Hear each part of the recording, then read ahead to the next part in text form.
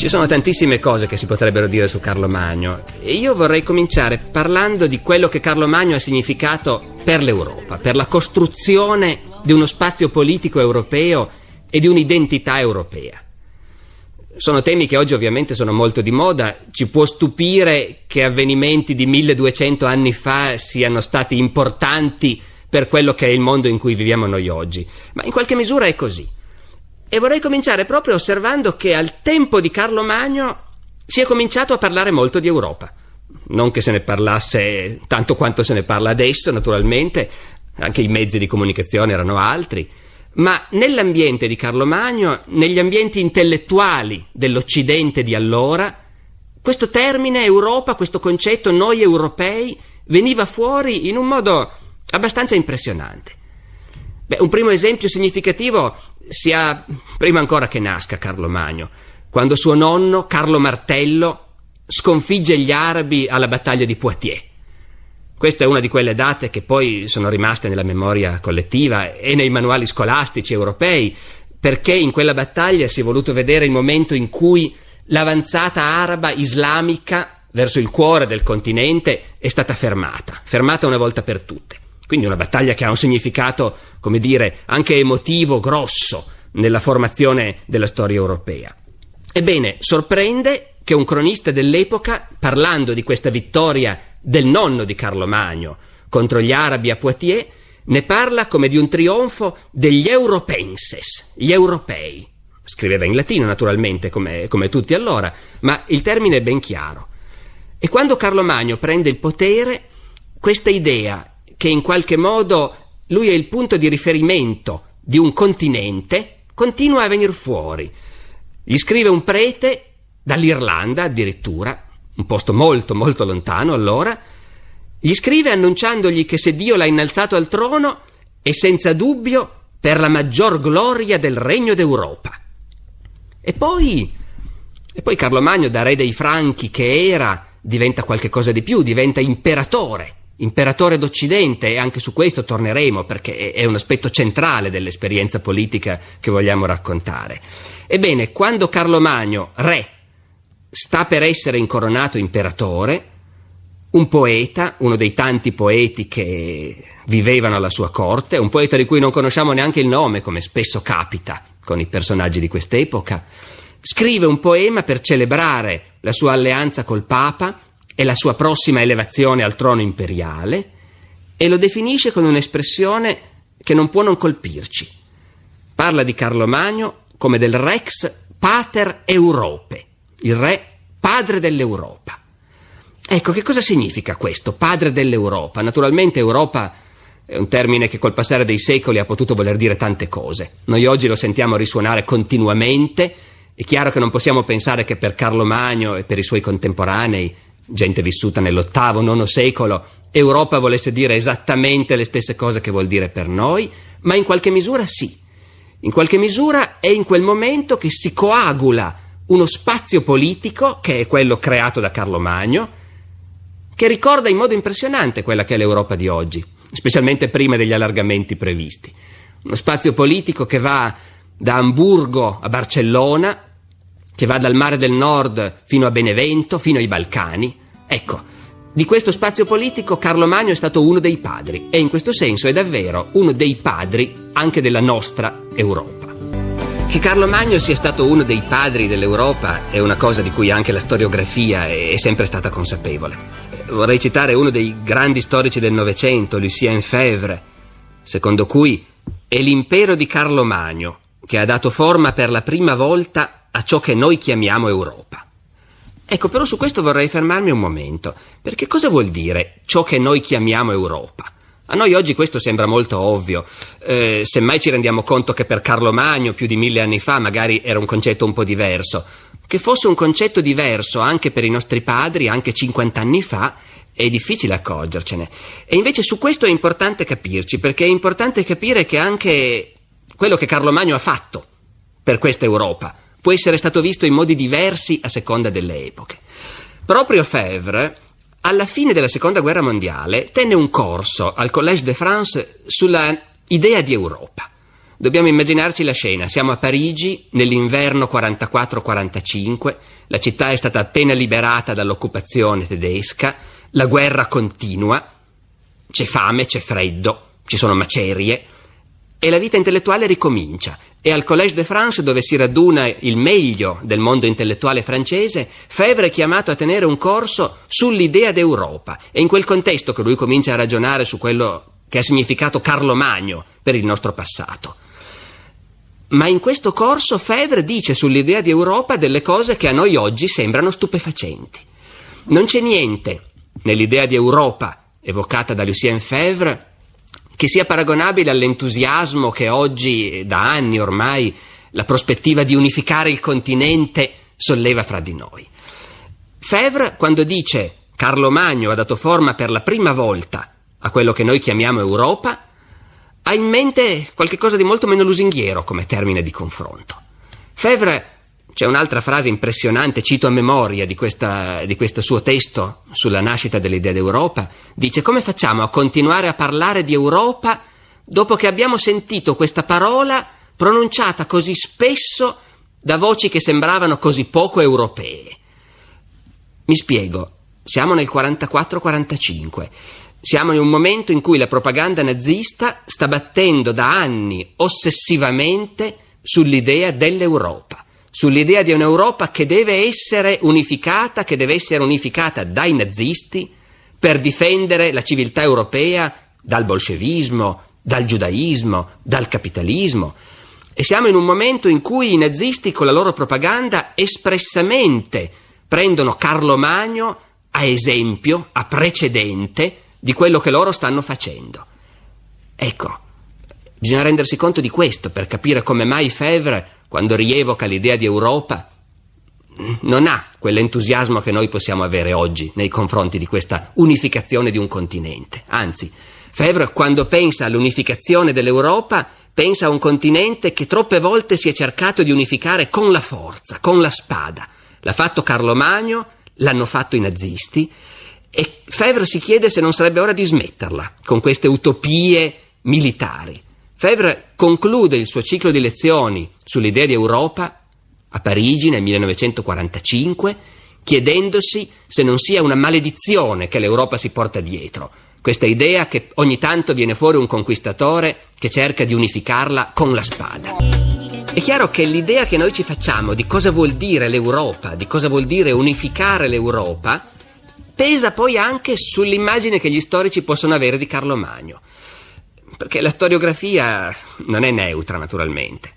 La storiografia risponde sempre alle esigenze del presente. È impossibile per noi che facciamo questo mestiere guardare al passato senza essere influenzati da quelle che sono le nostre priorità, da quella che è la nostra agenda. E questo è il motivo per cui Carlo Magno oggi in qualche modo sta godendo di una nuova fortuna fra gli storici, e anche come immagine, perché si associa l'idea di Carlo Magno a questo processo di costruzione europea che, insomma, forse proprio adesso in questi mesi comincia a mostrare un pochino di stanca, ma che insomma per anni è stata la forza dominante, no, della nostra politica internazionale. E Carlo Magno di questo è visto davvero come un nume tutelare. Addirittura viene assegnato dalla Comunità Europea un premio Carlo Magno che ogni anno viene dato ad Aquisgrana a un uomo politico che si è distinto particolarmente nello sforzo per la costruzione dell'Europa. Ecco, di nuovo, è impressionante rendersi conto che in altre epoche, anche non tanto lontane, l'immagine di Carlo Magno ha potuto sembrare molto diversa, proprio perché i precedenti che si avevano in mente erano diversi. Io vorrei citare ancora una volta un libro veramente fondamentale, un grande storico del Novecento che si è occupato di Carlo Magno, è uno storico austriaco, Heinrich von Fichtenau, che nel 1949 pubblica a Vienna quello che è forse tuttora il più grande libro sull'impero carolingio. Si intitola proprio così, L'impero carolingio. Ecco, anche qui, immaginiamoci il contesto, il 49 a Vienna. Cosa vuol dire occuparsi di Carlo Magno in quel momento, in una città occupata da eserciti stranieri, compreso quello sovietico, in una città in macerie, dove si continua a soffrire la fame, il freddo, e si continuerà ancora per anni a soffrirli.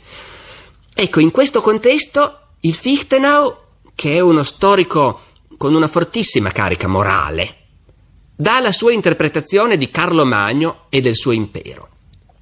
Non è naturalmente un libro viziato da una posizione, come dire, troppo soggettiva. È un grande libro di storia che analizza molto in profondità quello che Carlo Magno ha fatto e il modo in cui il suo impero funzionava e poi a un certo punto ha smesso di funzionare e si è sfasciato. E però il Fichtenau non può fare a meno di avere una sua prospettiva morale, appunto, uno sguardo etico su questa impresa, su questa costruzione di un continente. E di nuovo, agli occhi di questo storico austriaco che scrive negli anni 40, l'impresa di Carlo Magno, l'unificazione di un continente con la forza delle armi e con la forza dell'ideologia, perché anche questo aspetto è centrale in Carlo Magno, un'ideologia poderosa che sta dietro a questo sforzo imperialistico di unificazione di un continente. Ebbene, quando ragiona su questo, il Fichtenau non riesce ad avere nessun trionfalismo. La sua prospettiva è quella di chi guarda all'impresa di Carlo Magno con tutta anche la pietas, il senso di compassione che si può avere verso le grandi imprese del passato che poi però si sono disgregate, che sono fallite. Il suo tema è il fallimento dell'unificazione europea tentata da Carlo Magno. È il discorso di fondo che il Fichtenau non è così ingenuo da fare in modo espresso, ma che viene fuori comunque, si intuisce chiaramente che questo c'è nella sua anima. Il discorso di fondo è: guardate come vanno a finire i conquistatori che cercano di unificare l'Europa con la spada. Ecco, dal nostro punto di vista, oggi, nel 2003, cosa vuol dire allora a questo punto lo sforzo di Carlo Magno di unificare un continente? Io credo che l'importanza storica di questo evento si possa capire meglio se paragoniamo quello che è stata l'Europa di Carlo Magno con l'impero romano. Noi siamo abituati a pensare che anche l'impero romano sia in qualche modo un progenitore della nostra Europa, un punto di partenza della nostra civiltà. Ma cos'era l'impero romano dal punto di vista geografico? Era un impero che davvero poteva chiamare il Mediterraneo Mare Nostrum, perché questo mare era al centro dell'impero romano. Un antico romano era a casa sua non soltanto in Gallia, in Italia, in Spagna, era a casa sua nei Balcani, era a casa sua in Asia Minore. Un antico romano era a casa sua in Medio Oriente e in Nord Africa, e il Mediterraneo era il centro di questo impero. Mentre invece va anche detto che quando l'antico romano si spingeva fino al Danubio o al Reno, aveva veramente la sensazione di essere arrivato ai confini della civiltà. Si metteva le mani nei capelli se pensava a quello che c'era oltre questi fiumi. Ecco, paragonato a questo, il mondo di Carlo Magno invece assomiglia molto di più al nostro. Certo, non è soltanto Carlo Magno che ha fatto questo. Altrettanto importante è stato Maometto. Se vogliamo riprendere un ultimo grande libro del Novecento, Maometto e Carlo Magno di Henri Pirenne, certo, sono le invasioni arabe che hanno dato il primo colpo decisivo all'unità del Mediterraneo, che hanno portato via il Medio Oriente e il Nord Africa, che prima erano parte integrante della civiltà cristiana. Ecco. E però Carlo Magno è quello che in qualche modo trae le conseguenze di questo. È con Carlo Magno che si crea e che si unifica uno spazio geopolitico che da questo punto di vista non ha più niente del vecchio impero romano e che invece assomiglia in modo impressionante a quello che è la nostra Europa. Quello di Carlo Magno è uno spazio geopolitico per cui il Mediterraneo non è più il cuore, è un confine. Al di là c'è un'altra civiltà. Che poi quest'altra civiltà sia vista in modo ostile oppure con sforzi di collaborazione, questo è un tema interessante di cui magari riparleremo, ma certamente al di là ci sono gli altri. E invece questa Europa di Carlo Magno è uno spazio politico incentrato sul continente, incentrato sul Reno, che è il suo asse commerciale, con rapporti economici che vanno verso il nord, verso la Scandinavia, verso le isole britanniche. E al tempo stesso è uno spazio geopolitico che si sente molto diffidente verso il mondo dell'Europa orientale, verso i Balcani, verso la Chiesa greco-ortodossa. Ecco, a me sembra che tutti questi aspetti ricordano abbastanza da vicino, nel bene e nel male, certe caratteristiche dell'identità dell'Europa di oggi. E allora forse non è un caso se ancora oggi il cuore e il cervello dell'Unione Europea battono in luoghi che sono gli stessi luoghi dove si aggirava Carlo Magno. A Bruxelles, a Strasburgo, a Maastricht, a Ginevra. Ecco, questi luoghi che per noi sono in fondo così simbolici della modernità di un'Europa che si sta unificando, sono gli stessi luoghi dove Carlo Magno risiedeva, sono gli stessi luoghi dove radunava le sue assemblee, da cui partivano le sue guerre, erano il cuore dell'antico paese franco e in qualche modo, appunto, la continuità di questi luoghi traccia un filo rosso che unisce l'opera e il tempo di Carlo Magno con l'Europa come noi la concepiamo oggi. Carlo Magno nacque il 2 aprile 742. Forse. In realtà non siamo affatto sicuri che sia andata davvero così. Bisogna pensare che la gente dell'epoca non stava molto attenta in generale alla propria data di nascita. Uno potrebbe pensare che nel caso di un personaggio importante come Carlo Magno non sia così. E invece quando Carlo Magno nacque nessuno si prese la briga di registrare questo fatto. Tutto quello che sappiamo sulla sua data di nascita lo ricaviamo dalle informazioni relative alla sua morte. Quando morì, infatti, la gente si preoccupò di ricordarsi più o meno quanti anni aveva, solo che appunto, in generale si ricordarono più o meno. È abbastanza impressionante, anzi, vedere come le testimonianze, tutte dello stesso momento, divergono. L'autore degli Annali Regi, che sono la fonte più ufficiale che veniva prodotta dal governo dell'impero, scrive che l'imperatore morì circa nel 71° anno di vita. Siccome non erano tanto sicuri, sulla sua tomba si limitarono a mettere una lapide che diceva che aveva già compiuto i 70 anni, era septuagenarius. Il biografo di Carlo Magno, Eginardo, che scrive dopo la sua morte, è più preciso, dice che Carlo morì nel suo 72° anno di vita e, dando fede a Eginardo e tornando indietro, si arriva al 742. Ma appunto non dobbiamo fermarci troppo su questo. La gente dell'epoca, ripetiamolo, non dava importanza a cose di questo genere. Non si festeggiava il compleanno e, a dire la verità, all'epoca in cui Carlo Magno nacque si era appena cominciato a contare gli anni col nostro sistema a partire dalla nascita di Cristo. Era un sistema inventato da poco e di cui molto probabilmente la grande maggioranza della gente non sapeva nulla e a cui non si dava nessuna importanza. Noi anzi sappiamo che in generale la gente, quando doveva per forza ricordarsi la propria età, approssimava. Questo noi lo sappiamo perché sia nell'antichità sia nel Medioevo capita di incontrare dei testi, dei verbali di processi, per esempio. Si chiamano i vecchi del paese perché bisogna stabilire se tanto tempo fa un certo possedimento apparteneva al monastero oppure no. Quindi si chiamano questi testimoni e gli si chiede di dichiarare la loro età. E regolarmente nessuno mai dice ho 73 anni, ne ho 57, dicono tutti delle cifre tonde. Tutti dicono ho 50 anni, ho 60 anni, nel migliore dei casi dicono ne ho circa 55. Ecco che a questo punto non ci stupiamo per niente che nemmeno Carlo Magno si ricordasse esattamente quanti anni aveva. E forse se vogliamo capire la gente di quest'epoca dovremmo, cominciare a fare i conti con questa vasta indifferenza nei confronti del tempo, come ha scritto uno dei più grandi studiosi del Medioevo, Marc Bloch. Noi siamo ossessionati dal sapere in che anno esattamente viviamo, quanti anni abbiamo compiuto e così via. Loro prendevano le cose in altro modo. Per loro il tempo aveva tante dimensioni, intanto era qualcosa che apparteneva a Dio e non all'uomo, aveva una dimensione ciclica, che nella vita di un re specialmente conta molto, su questo torneremo, lo vedremo, il passaggio ciclico degli anni nel corso dei quali si fanno sempre le stesse cose. E quindi appunto, forse non dobbiamo ostinarci. Non sarebbe a questo punto una grande scoperta storica sapere che Carlo Magno non era nato nel 742, ma per esempio nel 743. Siamo più vicini a lui, alla sua mentalità, se impariamo a accontentarci di quello che abbiamo. E sappiamo che morì nell'814 e aveva più o meno 70 anni. Dove nacque Carlo Magno?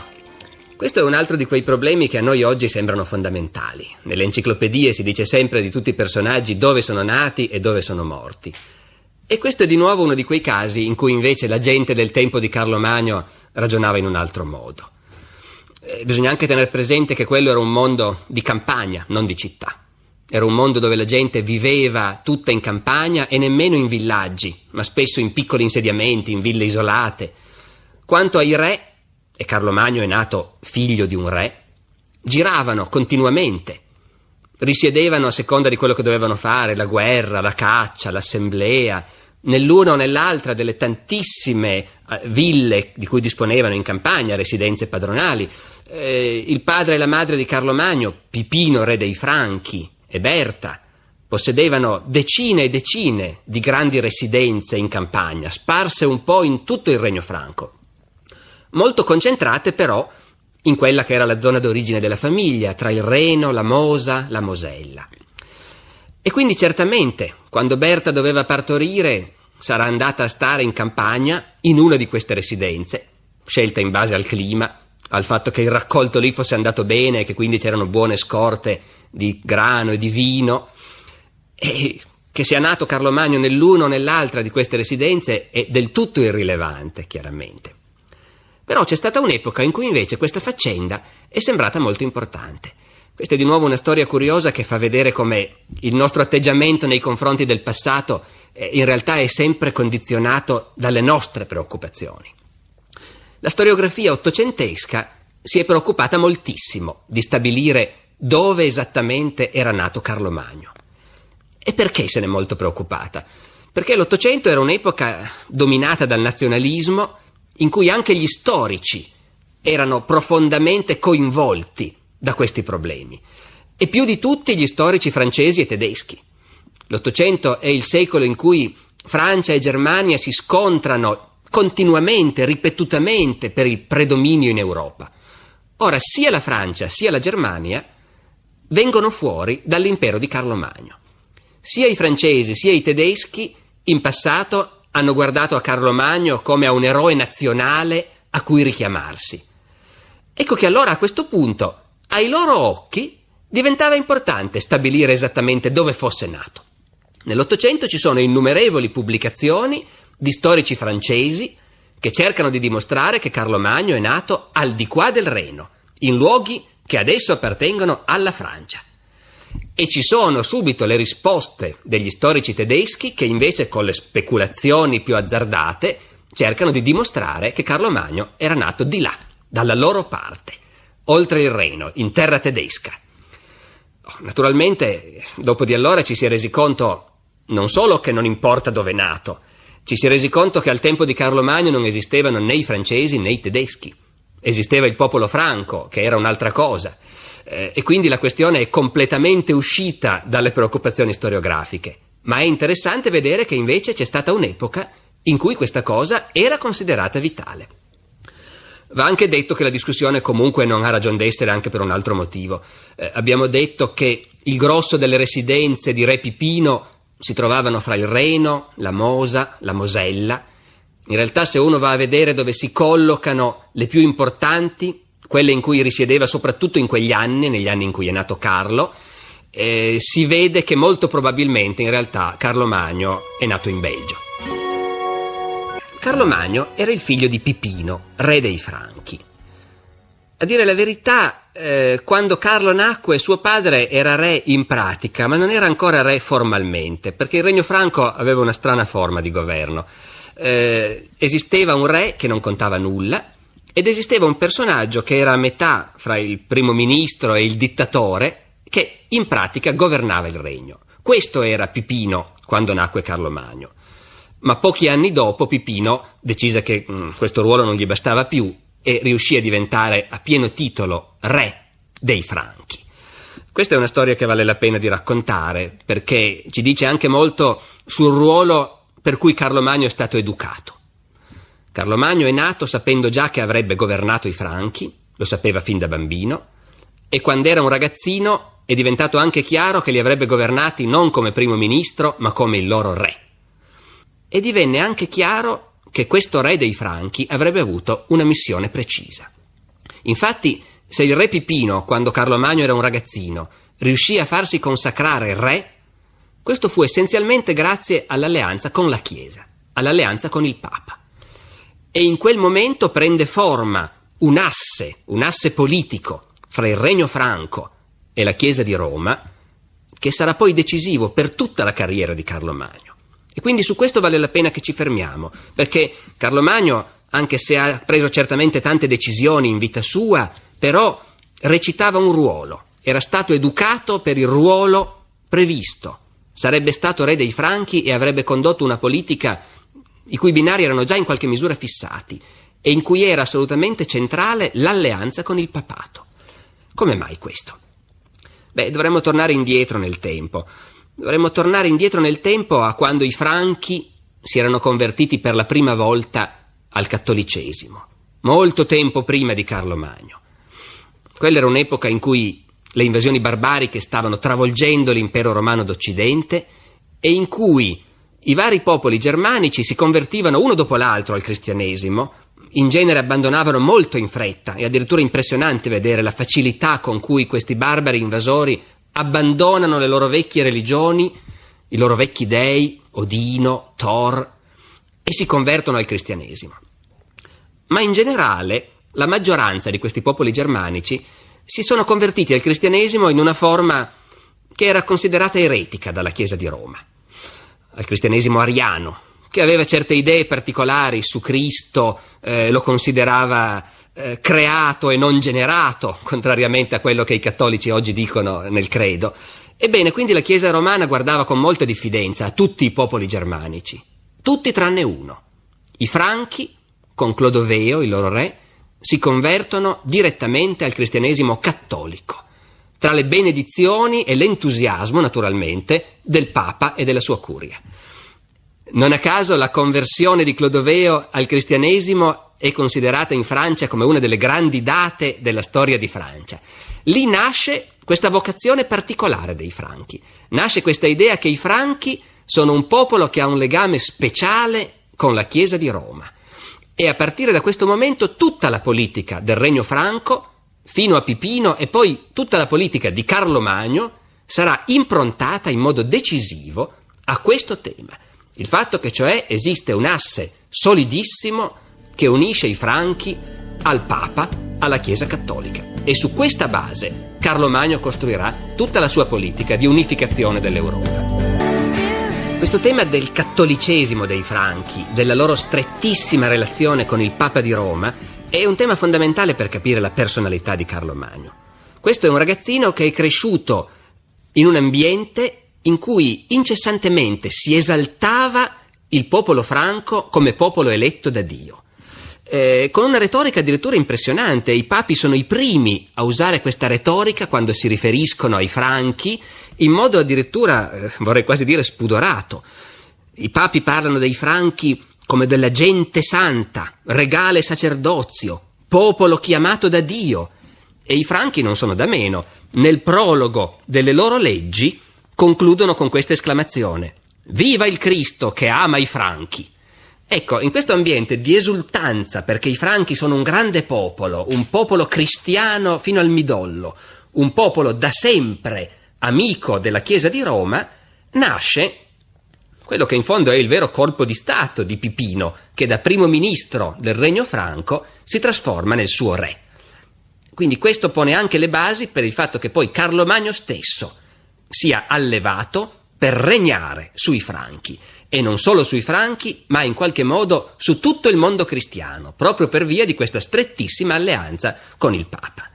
In effetti, anche se il re Franco al tempo di Pipino contava poco, però liquidarlo e prendere il suo posto non era uno scherzo, evidentemente. I popoli germanici davano molta importanza al sangue dei loro re, davano molta importanza al fatto che i re discendessero da una stirpe carismatica, voluta da Dio per governare. Carlo Magno non era nato in una stirpe del genere, era nato in una grande famiglia che da molto tempo governava il regno, ma i re erano degli altri. Non erano i Carolingi, la famiglia di Carlo, ma erano i Merovingi.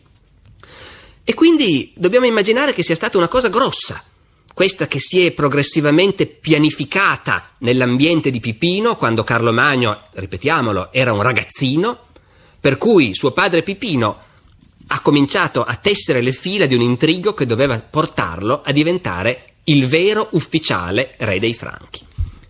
Per questo ci voleva il consenso del popolo, innanzitutto. Consenso del popolo che poi, questa non è certamente un'epoca democratica, era espresso dai suoi capi, dai potenti, dai grandi latifondisti, dai vescovi.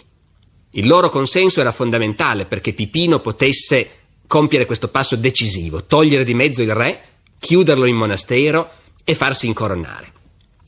Ma non bastava ancora. Non bastava ancora perché un re è un personaggio sacro, è un personaggio messo lì da Dio a governare e quindi ci vuole una sanzione superiore. Bisogna che sia il Papa a confermare che Pipino davvero deve essere re dei Franchi. E perciò l'intrigo va al di là della Gallia, raggiunge Roma. Noi possiamo solo provare a immaginare quanti colloqui, quanti negoziati siano stati necessari per convincere il Papa a questo passo. Alla fine il Papa è convinto e allora si può compiere il passo ufficiale. Pipino manda a Roma una lettera con un quesito. Chiede: Padre Santo, è giusto che presso i Franchi quello che porta il nome di re non governi, mentre quello che governa davvero non si chiama re? E il Papa risponde: no, non è giusto. Bisogna che quello che governa davvero i Franchi porti anche il nome di re. E a questo punto il Papa si muove, fa un lungo viaggio, una cosa assolutamente insolita per l'epoca, va in Gallia e pubblicamente incorona Pipino re dei Franchi e lo unge con l'olio santo. A partire da questo momento Pipino è un personaggio consacrato e Carlo Magno lo sarà dopo di lui. Sull'infanzia di Carlo Magno non sappiamo praticamente niente. Il suo biografo Eginardo dice che non c'è più vivo nessuno che si possa ricordare di queste cose e quindi non ne parla affatto. Naturalmente, trattandosi di un uomo dell'epoca, non è strano, i bambini all'epoca non erano considerati in modo particolare e comunque prima che si cominciasse a scrivere qualcosa sulle imprese di un uomo bisognava che avesse fatto qualche cosa che valeva la pena di menzionare. Noi però abbiamo un piccolo elemento che ci permette di aprire uno squarcio su quella che forse ha potuto essere l'infanzia di Carlo Magno, o perlomeno sul tipo di cose che gli venivano raccontate quando era bambino, su chi era lui, che cos'era la sua famiglia, quale sarebbe stato il suo destino. Uno degli intellettuali della corte di Carlo Magno, un italiano, Paolo Diacono, racconta che l'imperatore un giorno gli riferì una vicenda straordinaria che era avvenuta a un suo antenato. L'imperatore avrebbe raccontato questo: il suo antenato era un santo, vescovo di Metz, Arnolfo, uno degli antenati a cui la famiglia di Carlo teneva di più. Era un santo, ma essendo un vescovo e quindi all'epoca anche un uomo politico, poteva pensare di avere qualche cosa da farsi perdonare. Arnolfo, anzi, raccontava Carlo Magno, era in qualche modo ossessionato dal senso dei suoi peccati e perciò un giorno si rivolse a Dio e decise di fare un patto con lui. Avrebbe fatto penitenza fino a quando Dio stesso non gli avesse detto che poteva bastare. E per questo Arnolfo gettò nella Mosella un anello d'oro e si impegnò a fare penitenza fino a quando quell'anello non fosse tornato fra le sue mani. Molti anni dopo, raccontava sempre Carlo, un cuoco di palazzo trovò quell'anello nella pancia di un pesce che stava cucinando per il vescovo. Corse immediatamente a portarglielo e Arnolfo si rese conto che Dio aveva perdonato i suoi peccati. Ecco, quello che ci interessa di questo racconto, o meglio, sono tante le cose che ci interessano. Che rapporto c'è fra questa storia e il mondo della fiaba? Il tema dell'anello gettato nel fiume, ritrovato nella pancia di un pesce, è chiaramente un motivo folclorico, ricorre spesso nelle fiabe. Ma per Carlo Magno questa non era una fiaba. Quello che qui ci interessa di più è il fatto che Carlo Magno da vecchio si ricordava di questo racconto su un suo antenato che evidentemente gli era stato raccontato quando era bambino. Si sa fra l'altro che da vecchi si possono a volte dimenticare le cose recenti, ma invece le cose che abbiamo imparato da piccoli ce le ricordiamo. Carlo Magno da vecchio ricordava bene questa fiaba, che non pensava fosse una fiaba, ma che pensava fosse un avvenimento davvero verificatosi. E questo è lo squarcio che in qualche modo ci si apre, grazie a questo racconto di Paolo Diacono, su quella che ha potuto essere l'infanzia di Carlo Magno.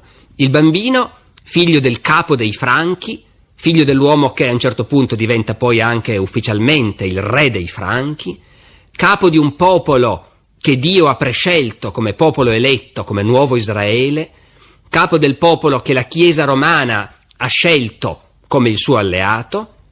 Ebbene, figlio di una famiglia che ha antenati come questo. Ecco, questo è quello che ci importa. Certamente Carlo Magno da bambino è vissuto in un ambiente in cui si stava costruendo la leggenda della sua famiglia.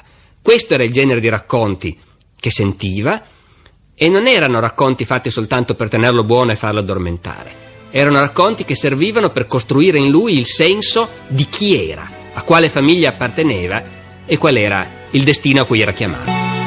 Nell'anno 769 il re Pipino morì, probabilmente di idropisia, e Carlo Magno divenne re dei Franchi. Ma non lui da solo, perché aveva un fratello minore. Questo fratello minore si chiamava Carlo Manno. Dobbiamo tenere presente naturalmente che a quell'epoca Carlo Magno non lo chiamava nessuno Carlo Magno, si chiamava Carlo e basta. Magno è un soprannome che gli verrà poi appiccicato in tarda età e soprattutto dopo la morte.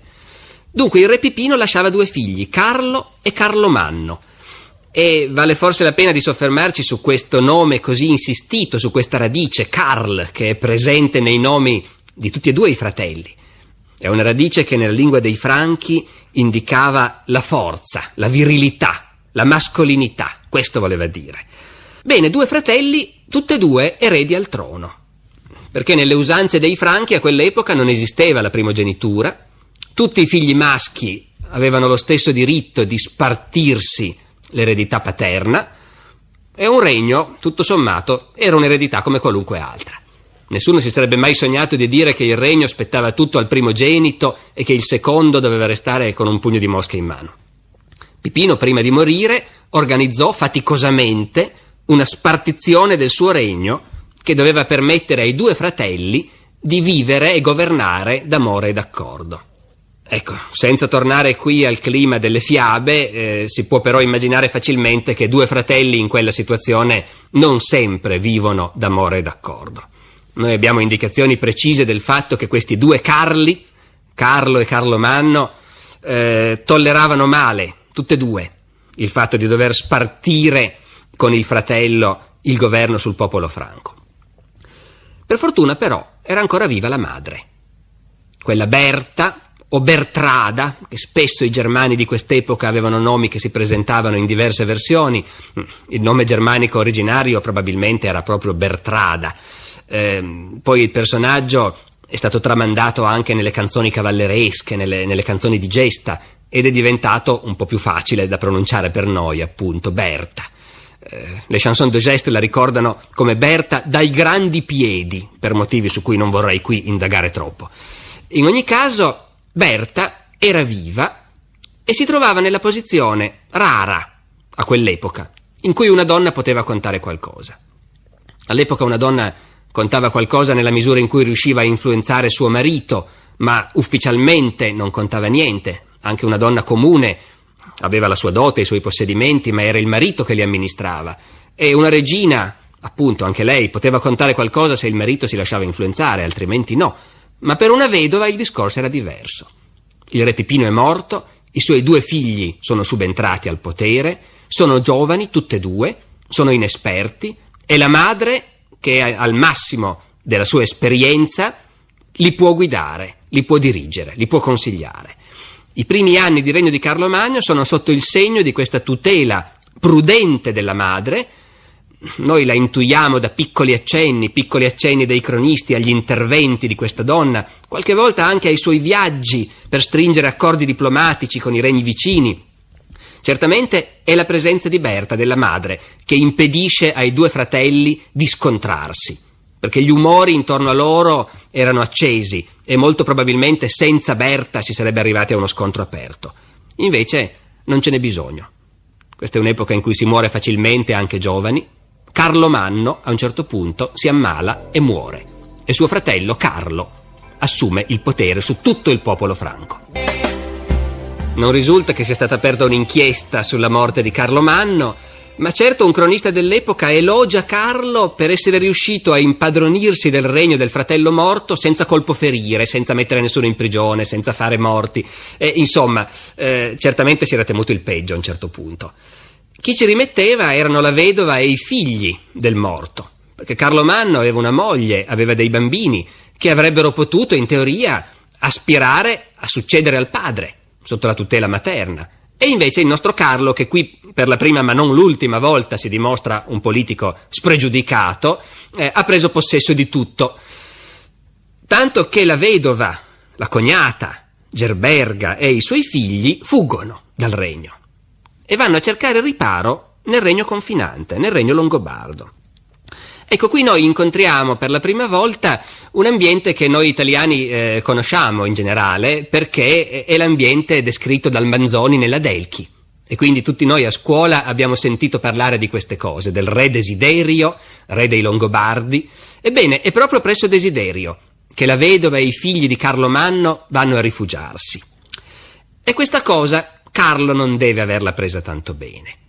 Anche se un cronista lo elogia anche in questo caso dicendo il re la considerò una cosa normale, ma sotto sotto non doveva essere tanto normale.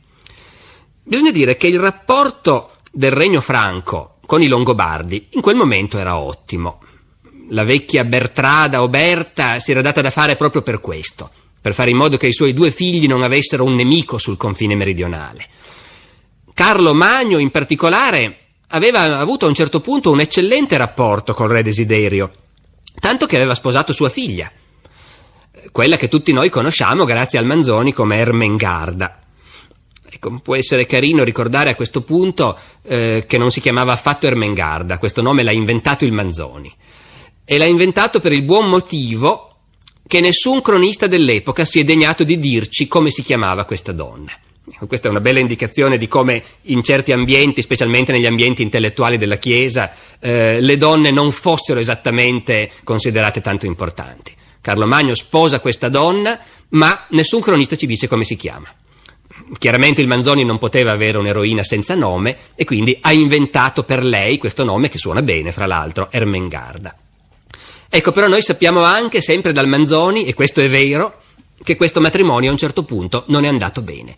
Ed è proprio all'interno di questo contesto politico che stiamo raccontando che naufraga il matrimonio di Carlo con Ermengarda, chiamiamola così anche noi. Naufraga perché Carlo Magno non è più così convinto di voler avere buoni rapporti col re Desiderio, con suo suocero.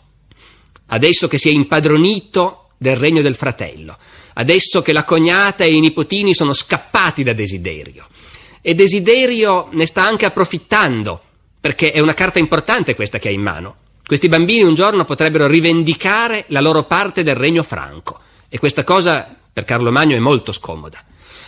Ecco, aggiungiamo che per quanto ne sappiamo, Ermengarda, sposata ormai da più di un anno, non aveva ancora dato figli a Carlo Magno, non era ancora neanche rimasta incinta, e questo per una regina in quell'epoca era molto pericoloso. Insomma, mettendo tutto insieme, Carlo Magno decide che è ora di cambiare politica. Rimanere amici con il re Desiderio non gli conviene più. Ripudia Ermengarda e comincia a pianificare quella che sarà la sua prima grande guerra vittoriosa, l'invasione del regno longobardo. Fare la guerra ai Longobardi era una cosa abbastanza naturale per un re franco. Anzi, a dire la verità, la cosa strana è che sotto Bertrada ci fosse stata una politica di pacificazione e di matrimoni, perché invece tradizionalmente il regno franco e il regno longobardo erano violentemente ostili. E non solo perché confinavano. C'era anche un motivo, come dire, ideologico, profondo di questa ostilità. I Longobardi avevano invaso l'Italia molto tempo prima, avevano conquistato tutto il centro-nord, si erano fermati davanti a Roma. Poi i gruppi longobardi si erano spinti anche più a sud, fino a Benevento, ma non avevano mai occupato Roma. E non aver preso Roma era sempre rimasta una spina per i re longobardi. Tutti i re longobardi, quando possono, cercano di occupare militarmente Roma. Roma che è difesa dai papi innanzitutto. I papi che sono stati praticamente lasciati lì dall'imperatore bizantino con l'incarico di difendere quel poco d'Italia che non è stato ancora sommerso dall'invasione longobarda. Quindi i papi sono per tradizione ostili, ferocemente ostili ai Longobardi. E contro i Longobardi si sono abituati a ricorrere all'aiuto franco. Non per niente i franchi sono il nuovo popolo eletto, il popolo cattolico prediletto da Dio, perché aiutano i papi a difendersi dalla pressione longobarda. Ci sono nelle lettere che i papi scrivono ai principi franchi, per esempio al tempo in cui Carlo Magno era bambino, espressioni straordinarie dell'odio contro i Longobardi e del bisogno di aiuto che i papi hanno. A un certo punto Papa Stefano II manda a Re Pipino un appello disperato in cui parla in prima persona l'apostolo Pietro: correte, correte, correte e aiutateci. E i franchi normalmente correvano. Erano più potenti, sconfiggevano i Longobardi, salvavano Roma, salvavano il Papa e rendevano ogni volta più stretto questo loro legame politico con la Chiesa di Roma. Come possiamo immaginare, la politica di pacificazione tra Franchi e Longobardi nei primi anni del regno di Carlo Magno non era piaciuta per niente al Papa. Il fatto che Carlo Magno a un certo punto abbia sposato quella povera Ermengarda, per esempio, suscita a Roma scandalo e costernazione. C'è una lettera formidabile che Papa Stefano III scrive a Carlo Magno per sgridarlo di avere sposato una Longobarda, e vale la pena di citarla perché fa vedere quale fosse il tono della retorica nella corrispondenza politica di quei tempi, che non era certo compassata come quella odierna. Scrive il Papa: «Che pazzia è mai questa? Il vostro nobile popolo franco, luce di tutti i popoli, e la vostra illustre e nobile stirpe regale, insozzati dal popolo puzzolente e traditore dei Longobardi, che non ha diritto nemmeno al nome di nazione, e dal quale, come è noto, provengono i lebbrosi». Ecco, sulla competenza medica di Papa Stefano III ovviamente non ci pronunciamo, ma certamente qui è all'opera una retorica che tende a spingere appunto su questo pedale. I Longobardi sono i nemici di Dio, mentre i Franchi sono i suoi amici. È innaturale che siano alleati. Ecco che quindi c'erano molti motivi per cui Carlo Magno a un certo punto poté decidere di cambiare linea politica. Quando decise di ripudiare la moglie longobarda e di invadere il regno longobardo per togliere di mezzo una volta per tutte questa potenziale minaccia al suo potere, il Papa naturalmente non poté che essere molto molto contento. E così questa prima grande guerra di Carlo Magno nasce, come poi nasceranno tutte le altre, sotto un segno ideologico molto preciso, quello di una guerra voluta e benedetta da Dio. Nella guerra contro i Longobardi noi vediamo per la prima volta Carlo Magno in veste di comandante militare, che è poi quello che ha fatto praticamente per tutta la vita, perché quello era il primo compito di un re dei Franchi. I Franchi erano un popolo militare, aggressivo, e il compito del loro re era precisamente quello di guidarli ogni anno in imprese militari, se possibile vittoriose, di invadere paesi nemici, sottomettere popoli, riportare a casa bottino. È questo che i Franchi chiedevano ai loro re, per questo li seguivano, per questo gli ubbidivano. Carlo Magno dunque è un militare, è uno che tutti gli anni della sua vita conduce spedizioni di guerra. Non è però un combattente. Non abbiamo nessuna testimonianza sul fatto che mai Carlo Magno abbia impugnato personalmente la spada. Non lo vediamo mai nelle fonti dell'epoca, le canzoni di gesta più tarde sono un'altra cosa, chiaramente, non lo vediamo mai combattere in mezzo ai suoi guerrieri. E non è neanche un generale, nel senso di un Napoleone, per dire, che sa con il colpo d'occhio vincere le battaglie, anche quando magari si trova in situazioni di inferiorità. In realtà Carlo Magno combatté in vita sua pochissime battaglie, combatté molte guerre, ma pochissime battaglie. Carlo Magno è però un grande generale, ma è un grande generale nel senso che noi oggi possiamo capire forse meglio, e cioè innanzitutto un grande organizzatore. Carlo Magno è uno stratega moderno, assomiglia molto ai generali di cui si parla oggi, quelli delle ultime guerre americane, il generale Schwarzkopf o pochissimo tempo fa Tommy Franks. Carlo Magno è uno che si trova a disposizione enormi risorse, perché è il re più potente d'Europa, e che eccelle nel pianificare l'uso di queste risorse. E pianificare le risorse non era uno scherzo, perché condurre una campagna militare nelle condizioni logistiche dell'epoca e condurla bene, con successo, come normalmente fa Carlo Magno, era una sfida in realtà abbastanza difficile. Noi dobbiamo immaginare che già nel corso dell'inverno Carlo Magno e i suoi consiglieri decidevano quale sarebbe stata la campagna dell'estate successiva. E il Regno Franco aveva nemici da tutte le parti: i Longobardi d'Italia, i Sassoni al nord, gli Avari all'est, gli Arabi di Spagna oltre i Pirenei. Quindi si poteva decidere di condurre la campagna in zone d'Europa diversissime fra loro. Ed era necessario pianificare l'afflusso dei soldati nella zona prescelta, con molto anticipo. Molti mesi prima dovevano partire le lettere per i comandanti locali, per i conti e anche per i vescovi, che erano incaricati di radunare gli uomini in tutte le province del regno e di condurli poi nel giorno stabilito al luogo fissato per l'incontro. Era quindi un'impresa anche amministrativa complessa, in un paese dove quasi non c'erano strade, dove quasi non esisteva un apparato di governo, la burocrazia era ridotta al minimo, dove tutte le lettere e gli ordini si spostavano a cavallo. Ecco, immaginiamo cosa vuol dire in queste condizioni pianificare il movimento di molte migliaia di uomini con i loro cavalli, i loro carri di rifornimenti, allo scopo di trovarsi poi tutti al momento stabilito alla frontiera longobarda oppure a quella sassone, per poi condurre una campagna che durerà tutta l'estate e l'autunno, quando poi normalmente si smette di fare la guerra, si torna a casa, si va a caccia, si fanno cose più piacevoli. Ecco, in questo senso Carlo Magno, che combatté pochissime battaglie in vita sua, però dovette pianificare ogni anno una campagna militare e in generale lo sapeva fare bene. Nel caso dell'invasione dell'Italia longobarda, il problema strategico che Carlo Magno doveva risolvere non era affatto semplice. Il regno longobardo occupava tutta l'Italia centro-settentrionale, il che vuol dire che le Alpi lo difendevano dai Franchi. Tuttavia il confine non era lo spartiacque, come oggi il confine tra Francia e Italia, e questo favoriva in realtà la pianificazione della campagna da parte di Carlo Magno. Infatti i Franchi sostanzialmente erano più forti dei Longobardi. Nel corso di secoli di guerre li avevano ricacciati indietro, avevano spinto il confine dei due regni dallo spartiacque alpino fino giù al fondovalle. Per essere concreti, quando i Franchi scendevano in Italia potevano passare dalla Val di Susa, ma la Val di Susa era tutta parte del Regno Franco. Il confine si trovava là dove la valle sbocca nella pianura italiana, vicino a Torino. Oppure potevano passare dalla Valle d'Aosta, ma anche la Valle d'Aosta era parte del Regno Franco. Il confine si trovava allo sbocco della pianura. Questo evidentemente era, un grosso vantaggio per Carlo Magno. Se i Longobardi avessero potuto fortificare le cime alpine, probabilmente le cose sarebbero andate in modo diverso.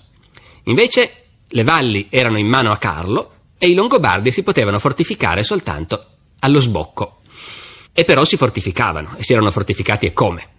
Esisteva fin dal tempo dell'impero romano una tradizione per cui venivano fortificati gli sbocchi delle valli alpine nella pianura padana.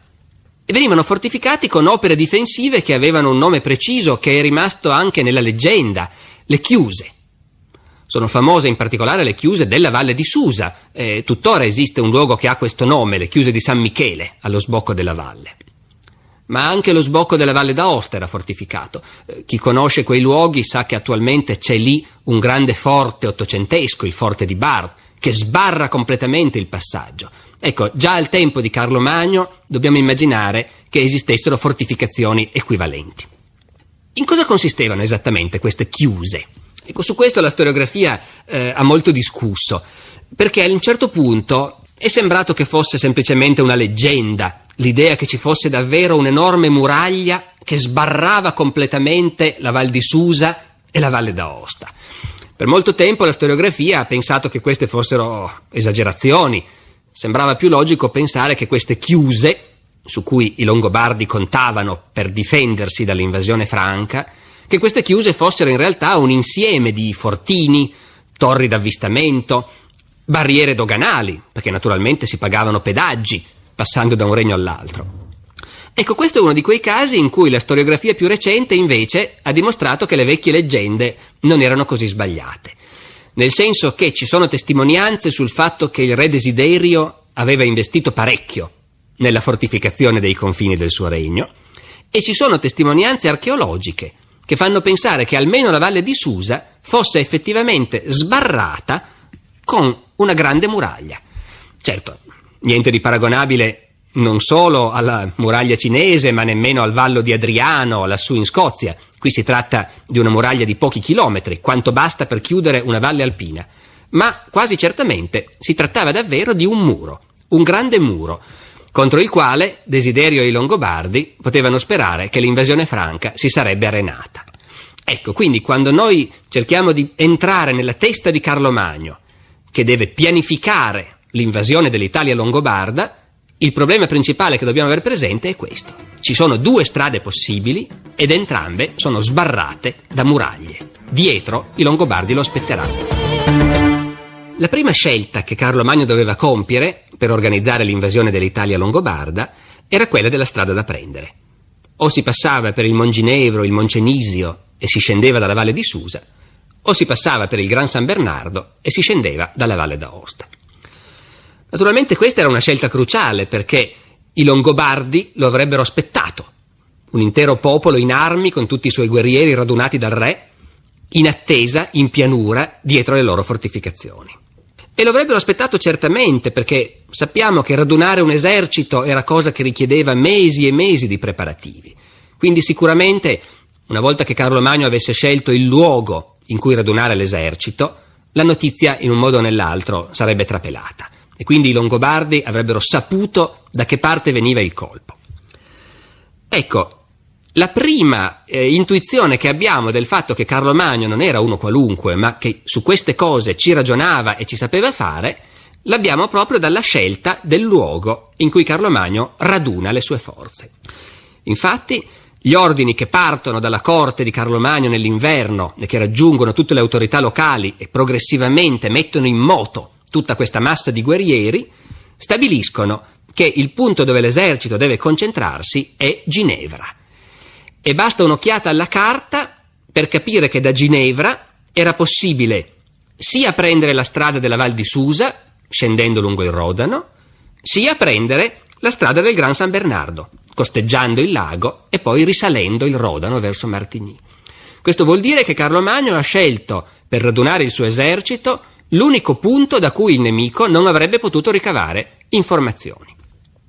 In realtà poi Carlo Magno va anche oltre. Infatti, per invadere l'Italia, decide di non affidarsi alla sorte, di non concentrare tutte le sue forze su un'unica strada. Organizza per la prima volta quella che poi diventerà la sua manovra preferita, e cioè una manovra a tenaglia. Carlo Magno farà scendere una parte del suo esercito dalla Val d'Aosta, sotto il comando di un suo zio, Bernardo, mentre l'altra parte dell'esercito franco, guidata personalmente da Carlo, scenderà per la Valle di Susa. Naturalmente non stiamo parlando qui di colpi di genio, ma di una pianificazione molto accurata che sfrutta al meglio le opportunità. E su questo vorrei fermarmi un momento, perché questa faccenda della manovra a tenaglia sarà poi una caratteristica della strategia di Carlo Magno in quasi tutte le sue campagne militari. E vorrei sottolineare che non si tratta soltanto di un'intuizione di Carlo, ma si tratta anche qui, quasi di trasformare in vantaggio uno svantaggio. La manovra a tenaglia è possibile, ma anzi è addirittura quasi necessaria, perché i franchi sono forti, sono tanti. Carlo è in grado di radunare tanti guerrieri. Tanti intendiamoci per l'epoca. Probabilmente un esercito franco non contava più di 10 o 15.000 uomini, ma per l'epoca erano molti, moltissimi. Una parte di loro erano a cavallo, tutti quanti dovevano stare lontani da casa per molti mesi, già mesi di marcia prima ancora di cominciare la spedizione, e dunque avevano un'enorme quantità di bagagli, salmerie, carri trainati da buoi. Far marciare un esercito di quelle dimensioni su un'unica strada sarebbe stato un azzardo e avrebbe comportato grossi problemi tecnici, logistici. L'acqua finisce, l'erba finisce. Perciò Carlo Magno trae vantaggio da questo, che invece potrebbe essere un impaccio, un imbroglio, e impara a organizzare diverse colonne che convergono sull'obiettivo passando da strade diverse, cosa che per un capo barbaro dell'Alto Medioevo non è trascurabile. La colonna guidata personalmente da Carlo Magno, dunque, scende per la valle di Susa. Scende per la valle di Susa e, arrivata in fondo, si trova di fronte le chiuse. E dietro le chiuse il re Desiderio col grosso dei suoi guerrieri. Ecco, a questo punto la sensazione forte che ci danno tutte le fonti è che Carlo Magno si sia trovato per un momento spiazzato. Come fare per superare questa muraglia? Tutti i testimoni dell'epoca ci dicono che il re riuscì a aggirare le chiuse, non fu costretto ad affrontarle. Alcuni dicono per la sua abilità riuscì ad aggirarle, altri, come voleva la mentalità dell'epoca, dicono con l'aiuto divino riuscì ad aggirare questo ostacolo. Un cronista molto tardivo, però, che chiaramente sta raccontando una favola, dice che un giullare longobardo traditore raggiunse Carlo e gli raccontò che si poteva passare da un'altra strada per sbucare alle spalle del re Desiderio e del suo esercito. Questa storia piacque al Manzoni. Torniamo sempre a lui, perché è attraverso l'Adelchi che tutti noi abbiamo sentito parlare per la prima volta di queste vicende. La storia piacque al Manzoni, che però non voleva un giullare traditore, voleva qualcosa di un po' più dignitoso, e che perciò inventa la storia del diacono Martino, che viene mandato da Dio, che scopre una strada alternativa e va a insegnarla a Carlo Magno. Quello che è certo è che effettivamente i Franchi, in un modo o nell'altro, riuscirono a trovare una via alternativa. Quale? Questo è uno di quei problemi di cui gli storici locali si sono appassionati. È come per la discesa di Annibale. Quando un grande esercito passa le Alpi, poi nella memoria collettiva rimane in qualche modo il suo ricordo, e se non rimane viene poi reinventato dagli eruditi, e allora molti si sono rotti la testa per stabilire esattamente da dove sia passato Annibale quando attraversò le Alpi, e allo stesso modo molti si sono chiesti da dove effettivamente Carlo Magno e i suoi Franchi siano passati per aggirare le chiuse. La cosa poi al giorno d'oggi può avere anche ricadute turistiche. Credo che in Val di Susa esista tanto di sentiero segnato come Sentiero dei Franchi, con i cartelli che invitano i turisti a ripercorrere la strada di Carlo Magno. Tanto sicuri non si può essere, ma chi conosce la zona sa che effettivamente una strada alternativa c'è. Si discende, arrivati a un certo punto, verso destra, si piega in una valle laterale, la valle del Sangone, e si va a sbucare in pianura, ai laghi di Avigliana, alle spalle delle chiuse. E molto probabilmente è proprio questo il percorso seguito da Carlo Magno. Quello che è certo è che non ci fu battaglia. Non ci fu battaglia, i Franchi comparvero all'improvviso alle spalle dei Longobardi e li misero in rotta. Naturalmente non vorrei escludere che a questa rotta dei Longobardi abbia contribuito anche l'altra colonna che scendeva per la Valle d'Aosta al comando dello zio di Carlo Magno, ma si sa, ai cronisti interessava dare il merito al re e quindi è essenzialmente di quello che fece Carlo che sentiamo parlare. Ma appunto l'idea che l'altra colonna, discesa da un'altra strada, sia comparsa anch'essa alle spalle dei Longobardi servirebbe certamente a spiegare ancor meglio la loro rotta improvvisa. Quello che è certo è che appunto, ripeto, non c'è battaglia, l'esercito longobardo si disperde, il re Desiderio in rotta va a chiudersi con i suoi fedelissimi dietro le mura della sua capitale, Pavia, mentre uno dopo l'altro i duchi longobardi, i potenti del regno, cominciano a chiedersi se non sia il caso di passare dalla parte dei vincitori, e uno dopo l'altro abbandonano il loro re e vanno a fare atto di sottomissione a Carlo Magno. La guerra di Carlo Magno contro Desiderio è praticamente vinta prima ancora che si sia combattuto. Carlo Magno assediò in Pavia il re dei Longobardi, Desiderio, per più di un anno. Questo a pensarci è straordinario. Carlo Magno aveva invaso la pianura padana senza incontrare praticamente resistenza. Il regno longobardo si era spappolato. Desiderio era stato abbandonato da quasi tutti i suoi duchi. Si era chiuso nella sua capitale, a Pavia, e lì resiste per più di un anno. È impressionante perché ci dà il senso della pochezza tecnica dell'epoca. Carlo Magno, nonostante tutto il suo potere, non aveva le macchine da guerra, le macchine d'assedio per conquistare una città, e quindi deve assediarla per più di un anno finché la città non si arrende per fame. Pavia cade, Desiderio si sottomette, viene spedito in un monastero a scontare i suoi peccati e la guerra questa volta è davvero finita. Ecco, questo assedio di Pavia è stato raccontato da un monaco dell'epoca in termini leggendari, fiabeschi, ma in un passo che vale la pena di leggere. Ecco, adesso vorrei fare una cosa diversa da quella che facciamo di solito. Vorrei leggere questo brano per intero, perché è veramente una testimonianza straordinaria della leggenda di Carlo Magno, della potenza di Carlo Magno così come era percepita dai suoi contemporanei. Ecco, questo monaco immagina che quando l'esercito di Carlo si avvicina alle mura di Pavia, il re Desiderio sale sulla più alta torre per vedere questi nemici che si avvicinano. Con lui c'è un franco, un traditore che è passato dalla parte dei Longobardi, Uggieri, e che conosce bene Carlo e il suo esercito. E il monaco racconta: quando comparvero le salmerie, che sarebbero state degne delle imprese di Dario o di Cesare, Desiderio disse a Uggieri: «C'è Carlo in quell'esercito così grande?» Gli rispose: «Non ancora». Vedendo poi la massa dei semplici combattenti radunati dall'immenso impero, disse con sicurezza a Uggieri: «Certo c'è Carlo in mezzo a queste truppe». E Uggieri rispose: «Ma non ancora, non ancora». Allora Desiderio cominciò ad agitarsi e a dire: «Ma che faremo se verrà con forze ancora maggiori?»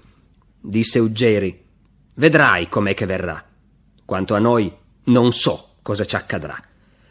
Desiderio, ormai spaventato dalla luce e desideroso solo della morte, balbettò singhiozzando: «Scendiamo giù e nascondiamoci sottoterra per non vedere il furore di un avversario così formidabile».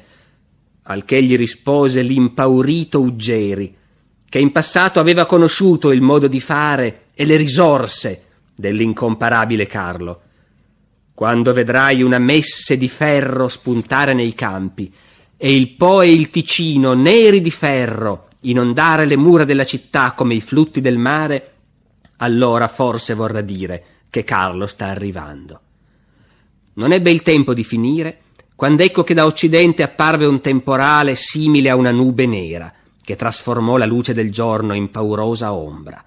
E allora videro il ferreo Carlo, crestato d'un elmo di ferro, alle braccia maniche di ferro, il ferreo petto e le spalle protetti da una corazza di ferro. Il ferro riempiva i campi e le pianure, i raggi del sole si riflettevano nella schiera di ferro. Al gelido ferro s'inchinava il popolo raggelato ed echeggiava il confuso clamore degli abitanti. «Oh, il ferro! Oimè, il ferro!»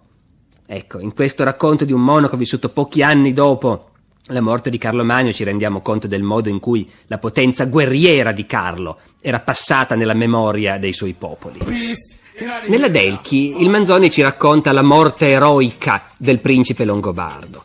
Quando Carlo conquista Pavia e sarebbe disposto a fare grazia della vita sia a Desiderio sia a suo figlio, ebbene in realtà Adelchi, sotto l'onta della disfatta, ha voluto farsi uccidere. Ricompare sulla scena moribondo e, insomma, con una grande uscita da eroe romantico, muore sulla scena.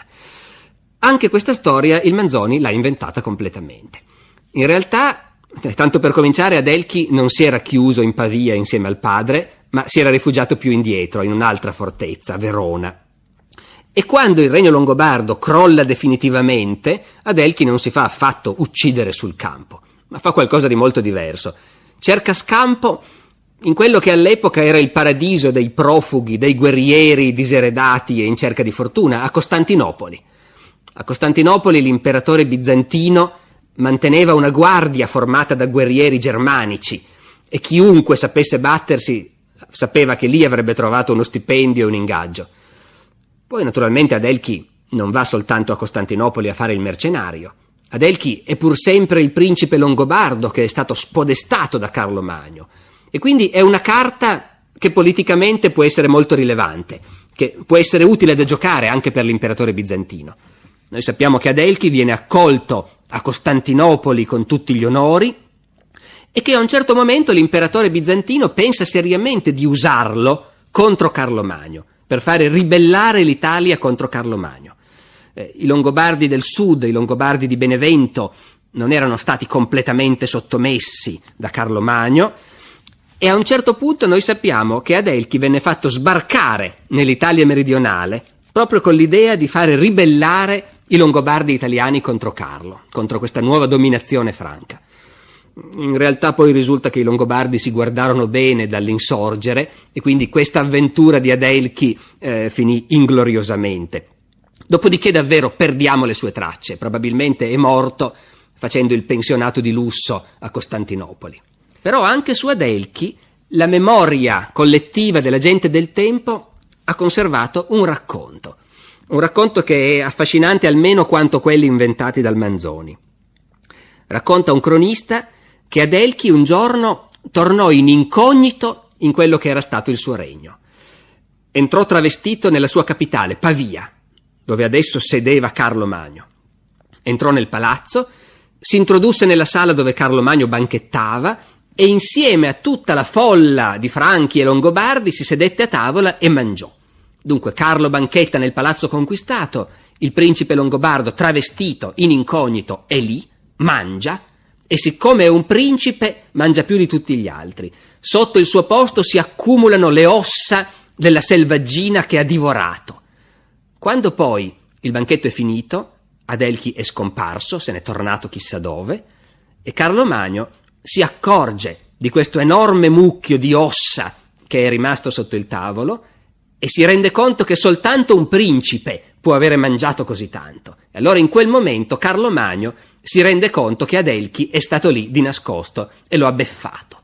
Ecco, questo è il modo in cui un cronista non molto tempo dopo inventava, ricamava su quella che era stata in realtà la grande tragedia dell'epoca, cioè il crollo improvviso e catastrofico del regno longobardo di fronte all'offensiva dei Franchi di Carlo Magno.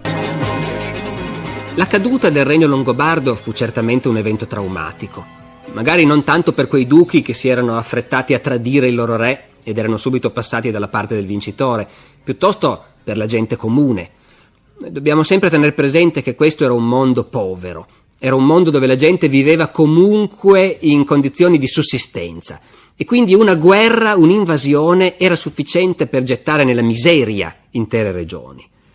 C'è un documento privato che fu redatto appena un mese prima della resa di Pavia, in una fortezza dell'Appennino emiliano ancora non occupata dai Franchi. Questo documento si apre con una formula senza precedenti, che testimonia il senso di catastrofe che si era impadronito della gente. Questo documento, anziché essere datato come al solito, è datato in questo modo: nel nome di Cristo, carta scritta in un periodo di barbari avvenimenti. Ecco, i barbari avvenimenti, cioè la calata dell'esercito franco in Italia, con tutte le devastazioni e i massacri che questo ha comportato, ecco, sono ben tangibili, ben riconoscibili nelle fonti dell'epoca. Noi sappiamo da una serie di indicazioni, per esempio da una lettera del Papa Adriano, che la guerra si era lasciata dietro uno strascico tale di fame e di miseria che il traffico degli schiavi era improvvisamente aumentato. Molti longobardi vendevano i loro schiavi, vendevano i loro stessi familiari, al limite vendevano se stessi in schiavitù perché non avevano più niente da mangiare. E siccome il traffico degli schiavi era permesso, ma non di schiavi cristiani, il Papa giustamente si inquietava per questa cosa. C'è proprio una sua richiesta di intervento presso Carlo Magno perché faccia qualcosa, perché risulta che i Longobardi si vendono ed è pieno di mercanti greci che approdano con le loro navi e sono pronti a imbarcare questa gente per portarla all'estero. E Carlo Magno effettivamente intervenne. È molto importante ed è proprio collocato in questo momento il primo intervento legislativo di Carlo Magno per l'Italia conquistata. È una legge estremamente significativa, che più o meno dice questo: il re è informato che laddove è passato il suo esercito, con le devastazioni conseguenti, molta gente è stata costretta a vendere la sua terra, è rimasta in miseria. Molti addirittura, costretti dalla fame, si sono venduti in schiavitù. Molti hanno regalato le loro proprietà alla Chiesa, sperando che almeno la Chiesa potesse mantenerli. Ecco, questo è il quadro delle devastazioni che hanno seguito la guerra. Ma altrettanto interessante è l'intervento legislativo con cui Carlo Magno decide di riportare l'ordine, di rimettere in ordine questo regno italiano che ha conquistato. Carlo Magno stabilisce che tutte le vendite di persone o di terre fatte dal momento della conquista siano annullate d'autorità. Si deve fare un'inchiesta su ogni vendita. Ogni volta che risulta che il venditore ha venduto spinto dalla fame, la vendita è cassata e i relativi atti devono essere stracciati. E per ogni vendita bisogna che una commissione d'inchiesta calcoli il prezzo e si accerti che il prezzo fosse giusto. Tutte le dedizioni in schiavitù sono automaticamente annullate. Ecco, questo, come dire, certo, Carlo Magno stesso era il responsabile di questa miseria, di questa fame, ma è indicativo che dopo la conquista immediatamente l'ordine del giorno cambia. Dopo la conquista l'ordine del giorno è rimettere in piedi questo paese conquistato, riportare la pace, riguadagnare in qualche misura il consenso della gente. E anche in questo appunto si vede in realtà la grandezza del politico Carlo Magno, che non è soltanto un generale, ma è anche uno che sa poi governare i popoli che ha sottomesso. Il modo in cui Carlo Magno organizza l'Italia conquistata, a partire dal 774, è estremamente indicativo delle idee politiche di Carlo Magno ed è anche qualche cosa che ha poi influito in modo notevole sul futuro dell'Italia, quindi vale la pena di parlarne. Carlo Magno aveva sottomesso e conquistato il regno longobardo. Potremmo aspettarci che questo regno fosse abolito, dissolto, che l'Italia fosse semplicemente annessa al regno franco. Invece questo non succede. Carlo Magno fa qualche cosa di completamente diverso. In buona sostanza Carlo Magno dice: io ho sconfitto il re dei Longobardi, Desiderio, che era un traditore, un malvagio, un nemico della fede, ma se volessimo parafrasare in modo moderno questo discorso, in fondo quello che il messaggio che Carlo Magno sta lanciando è: io non ce l'ho con il popolo longobardo. Tant'è vero che quando è padrone dell'Italia longobarda, Carlo Magno si fa incoronare lui stesso re dei Longobardi. In altre parole, il regno longobardo non viene sciolto. Tutta la sua struttura amministrativa, elementare, si capisce, i regni di quest'epoca sono strutture molto semplici, terra-terra, però comunque esistono, hanno leggi, consuetudini, un minimo di sistema fiscale, un apparato di amministrazione dislocato sul territorio. Ebbene, tutto questo non viene abolito. Il regno longobardo continua a esistere, continua a funzionare, semplicemente ha un nuovo re, Carlo. Quindi Carlo Magno, a partire da questo momento, sarà re di due popoli, re dei Franchi e re dei Longobardi. E devo dire che questa politica di Carlo Magno sostanzialmente ha successo. Magari non tanto con le élite longobarde, perché i ricchi e i potenti longobardi ogni tanto si ribellano, ci vorranno diversi interventi di Carlo Magno per liquidare certe frange poco affezionate, e in parte l'aristocrazia longobarda alla lunga viene effettivamente sostituita con gente nuova, con franchi che vengono importati da oltre le Alpi. Ma il grosso del popolo longobardo viene lasciato tranquillo, continua a vivere secondo le sue leggi, continua a pagare le tasse e a prestare servizio militare al re longobardo. Semplicemente questo re non è più Desiderio, ma è Carlo. E va detto che sostanzialmente i Longobardi si adeguano a questa nuova situazione. Le guerre successive di Carlo Magno sono spesso combattute con l'intervento di contingenti armati longobardi che combattono per lui, senza la minima difficoltà. Ancor meglio quando a un certo punto Carlo Magno si trova ad avere un figlio adulto e lo manda a governare il regno longobardo al suo posto. Uno dei figli di Carlo Magno, argomento questo dei figli di cui parleremo a lungo più avanti, uno dei figli di Carlo Magno, Pipino, a un certo punto viene nominato re dei Longobardi nel quadro complessivo dell'impero. E quindi i Longobardi sanno di essere ancor sempre un popolo, di avere il loro regno. E questo certamente serve a conquistarli alla causa dei conquistatori. È anche interessante vedere che lentamente la vecchia espressione regno dei Longobardi lascia il posto a una nuova espressione. Si comincia a parlare di regno d'Italia o di regno italico. Ed è per questo che poi, chi si ricorda qualcosa della vecchia storia medievale studiata a scuola, nell'epoca successiva a Carlo Magno incontriamo questi strani personaggi, i re d'Italia, Berengario, Arduino di Ivrea, intorno al 1000. Ecco, questi possono essere re d'Italia perché esiste in qualche modo un concetto politico di Italia all'interno dell'impero di Carlo Magno. Certo è un'Italia limitata, tutto il mezzogiorno è ancora in mani bizantine, ma quel che c'è, il centro-nord, è un'entità politica riconosciuta come tale, e questo evidentemente nella storia d'Italia è una cosa che ha contato. Bene, per oggi è tutto, ci risentiamo lunedì prossimo. Qual era l'aspetto fisico di Carlo Magno? Lasciamo parlare Eginardo, che lo conobbe personalmente e che dopo la sua morte scrisse la biografia più importante che noi abbiamo oggi su Carlo Magno.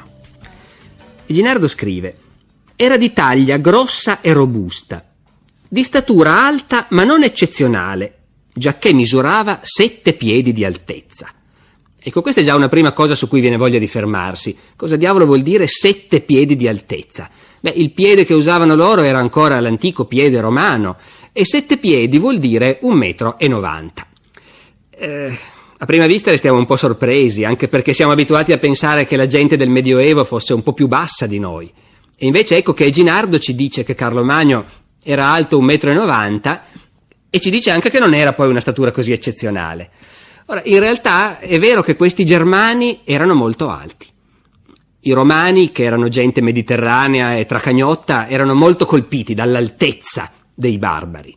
E in effetti 7 piedi è la misura che spesso anche i cronisti antichi attribuiscono ai germani. Detto questo, noi potremmo anche pensare che Eginardo magari stesse un po' esagerando. E invece anche questo è uno di quei casi in cui la ricerca moderna ha confermato quello che diceva l'autore medievale. Nell'Ottocento, a un certo punto, gli scienziati sono andati a aprire la tomba di Carlo Magno ad Aquisgrana, hanno tirato fuori lo scheletro e l'hanno misurato, ed era davvero alto 1,92 m. Oltre a questo, Eginardo ci dice che aveva la testa rotonda, gli occhi molto grandi e vivaci, il naso appena più grosso del normale, i capelli bianchi ma ancora belli, Eginardo l'aveva conosciuto quando era già vecchio, l'espressione allegra e ridente, il collo corto e grasso, il ventre un po' sporgente, la voce chiara ma un po' troppo sottile per la sua stazza. Ecco, questo è uno di quei particolari che ci fanno capire, o almeno che ci fanno pensare che siamo di fronte alla verità, perché Eginardo, che sta costruendo un ritratto ideale del suo padrone, non ci avrebbe detto questa cosa se non fosse vera. Quindi questo colosso, alto 1,90 m, grande, grosso, con anche un po' di pancetta, aveva una vocina un pochino effeminata, ma insomma, pazienza.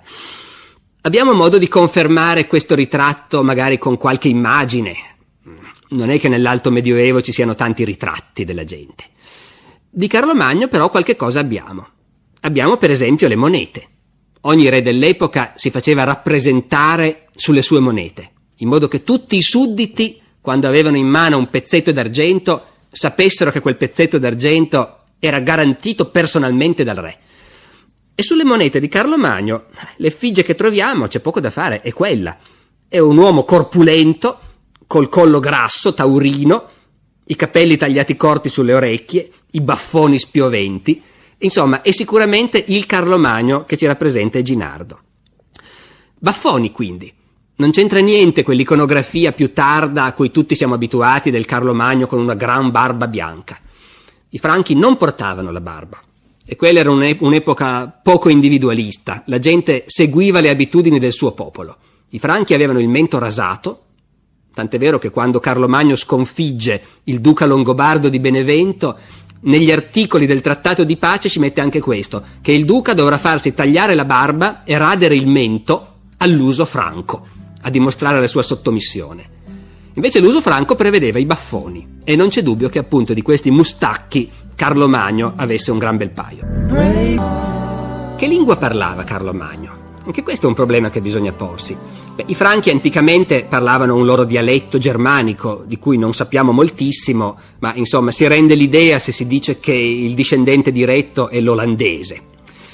Però i franchi da molto tempo erano distribuiti anche in mezzo ai romani della Gallia, e gran parte dei franchi parlavano ormai una lingua romanza, come dicono i filologi, cioè in sostanza un dialetto del latino, l'antenato del francese odierno. I franchi quindi erano spaccati. Una parte parlava in lingua germanica, una parte parlava in lingua neolatina. Ed è proprio in quest'epoca che nasce il concetto, che poi è destinato a avere successo nel mondo moderno, di tedesco, di lingua tedesca. Le prime testimonianze sono proprio di quest'epoca. Il dialetto germanico di quei franchi che sono rimasti più a nord e parlano ancora l'antica lingua, nelle fonti del tempo di Carlo Magno è chiamato lingua teodisca. E questo era certamente il dialetto di Carlo Magno, la lingua materna, voglio dire. Ci sono alcuni casi in cui lo stesso Carlo Magno, nelle sue leggi, cita delle espressioni in lingua germanica e le commenta proprio in questo modo, con la frase «come noi diciamo in lingua tedesca».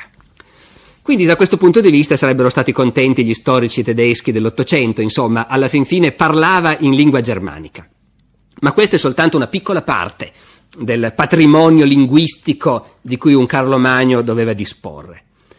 Tanto per cominciare, qualunque re di quest'epoca parlava latino. Parlava latino perché il latino era l'inglese dell'epoca, era la lingua internazionale, era l'unica lingua scritta. Chiunque volesse scrivere qualche cosa o leggere qualche cosa doveva sapere il latino. Tutte le lettere, tutti gli atti di governo, tutte le leggi sono scritti in latino. E quindi certamente Carlo Magno aveva imparato il latino e in latino poteva conversare con intellettuali che venivano dai 4 angoli d'Europa, perché alla sua corte si trovano intellettuali longobardi, intellettuali anglosassoni. Tutti costoro avranno anche imparato il franco, ma in latino potevano parlare fin dal primo giorno col loro re. Una versione più plebea del latino, una versione dialettale, era quella che parlavano i franchi della Gallia. E sicuramente Carlo Magno, re dei Franchi, doveva essere in grado di discorrere con tutti i suoi sudditi. Quindi non c'è dubbio che oltre al latino dotto, quello che serviva per parlare con gli ambasciatori dei papi, ecco, Carlo Magno sapeva anche parlare il dialettaccio della gente, quello che era l'antenato del francese moderno. E poi non basta, c'era ancora un'altra lingua internazionale dell'epoca, difficile, maledettamente difficile, ma senza non si poteva stare, il greco. Cioè, naturalmente, tutti quanti ne facevano a meno benissimo, ma non il re che doveva ricevere spesso ambasciatori bizantini, che doveva gestire una politica estera complicata con l'impero di Costantinopoli e che difficilmente poteva accontentarsi degli interpreti. Per certe questioni era importante che potesse discutere personalmente con gli ambasciatori. E Eginardo ci dice che Carlo Magno si impegnò molto seriamente per imparare il greco.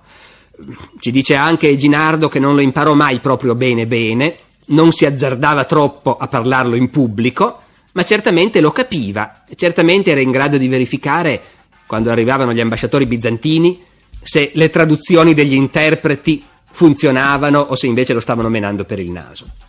Ecco quindi un aspetto che, se vogliamo, è facile dimenticare, che invece è importante. Essere un politico, anche a quell'epoca, significava saper padroneggiare le lingue straniere, e più uno le padroneggiava, più la sua politica poteva essere poi efficace. Come si vestiva Carlo Magno? Ecco, bisogna pensare che questa è un'epoca in cui ogni popolo, così come aveva il suo modo di tagliarsi i capelli, i baffi, la barba, allo stesso modo ogni popolo era reso immediatamente riconoscibile dal modo di vestirsi. Ripetiamolo, questa non era un'epoca individualista. Questa era gente che aveva molto forte il senso dell'identità etnica, dell'appartenenza a un popolo, che doveva essere immediatamente visibile anche nell'abbigliamento. E quindi Carlo Magno si vestiva alla maniera franca, e i cronisti questo lo sottolineano. Ma in cosa consisteva poi il modo franco di vestirsi? Noi abbiamo una descrizione incantevole di Carlo Magno che si alza all'alba per andare a sentire il mattutino in chiesa e che si mette soltanto la biancheria, mutande e camicia. Questo peraltro non era una raffinatezza da re, tutti all'epoca portavano la biancheria, è una leggenda il fatto che le mutande siano state inventate molto tardi.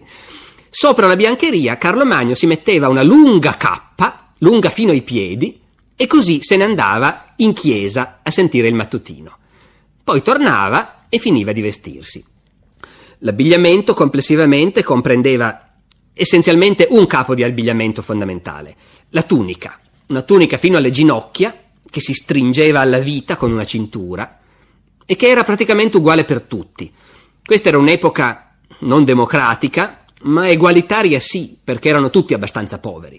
Anche il lusso che poteva concedersi il re non era poi qualche cosa di straordinario.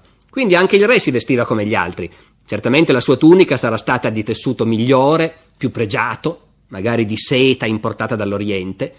La cintura sarà stata magari ornata d'oro, ma alla fine sempre quello era. Portavano i calzoni, che erano, come sappiamo, un'invenzione dei Germani. Gli antichi romani non li usavano i calzoni. Però potevano anche non metterli volendo, perché la tunica appunto arrivava fino alle ginocchia. portavano le calze, che spesso avevano una suola di cuoio e quindi sostituivano anche le scarpe. Quando faceva freddo, un pellicciotto, e ci dice Eginardo, Carlo Magno aveva pellicciotti di lontra, di agnello e di ratto, e anche questo è straordinario. Il padrone di mezza Europa che si fa fare una pelliccia di pelli di topo. Anche questo ci dà il senso della fondamentale povertà materiale di questo mondo. E poi naturalmente c'era la lunga cappa, la cappa lunga fino ai piedi, che Carlo Magno prediligeva. Questa cappa lunga fino ai piedi colpì i contemporanei per un motivo molto preciso e molto semplice, che era un capo di abbigliamento fuori moda. E però Carlo Magno, che era uno che faceva di testa sua in generale, continuò sempre a usarla, e non solo. Quando si accorse che la moda stava cambiando e che in giro si vedevano dei mantelli, delle cappe più corti, ebbene Carlo Magno trovò che quella era una pessima cosa. Questa novità non gli piaceva per niente. Introdusse addirittura una legislazione per scoraggiare i commercianti dal mettere in vendita cappe troppo corte. E giustificò questa cosa in un modo che è molto indicativo della personalità di Carlo Magno. Carlo Magno era un uomo sanguigno, sensuale, ne riparleremo, che cadeva spesso anche nella volgarità. E nel caso della cappa risulta che affermò chiaramente che le cappe dovevano essere lunghe, altrimenti quando uno si apparta fuori in campagna per un bisogno c'è da gelarsi i piedi se la cappa è troppo corta. E su questo pretesto intervenne per vietare che i mantelli in vendita nel suo regno fossero troppo corti. Solo 2 volte in vita sua Carlo Magno fu convinto faticosamente a non vestirsi alla moda franca. E sono le 2 volte in cui andò in visita ufficiale a Roma e i papi, suoi alleati, lo pregarono di vestirsi all'uso romano, visto che dopo tutto era pur sempre l'imperatore romano e sembrava una cosa sgradevole che si facesse vedere in giro per la città eterna abbigliato come un capo barbaro. Come si svolgeva la giornata di Carlo Magno? Oggi le nostre giornate sono scandite soprattutto dai pasti. In realtà all'epoca si faceva un unico pasto principale, quella che gli antichi romani chiamavano la cena, e che si svolgeva in realtà all'inizio del pomeriggio. Non era questo che scandiva la giornata di Carlo Magno. La sua giornata era determinata in modo molto più importante dai servizi liturgici. E questo è un aspetto che rischiamo di dimenticare pensando a questo re guerriero, cacciatore, sensuale, spesso violento. In realtà Carlo Magno era al tempo stesso un personaggio sacro. Era il re unto con l'olio santo e che doveva fare da tramite fra il suo popolo e Dio. E come tale aveva il dovere di colloquiare con Dio regolarmente, quotidianamente. Carlo Magno si svegliava come i monaci, estate e inverno, all'alba. Si vestiva alla belle meglio, come abbiamo appena detto, e protetto dalla sua lunga cappa andava in chiesa a sentire il primo servizio del mattino, il mattutino. Soltanto dopo questo primo servizio, che poteva essere anche molto lungo e impegnativo, tornava in camera e davanti al fuoco, se era inverno, si vestiva.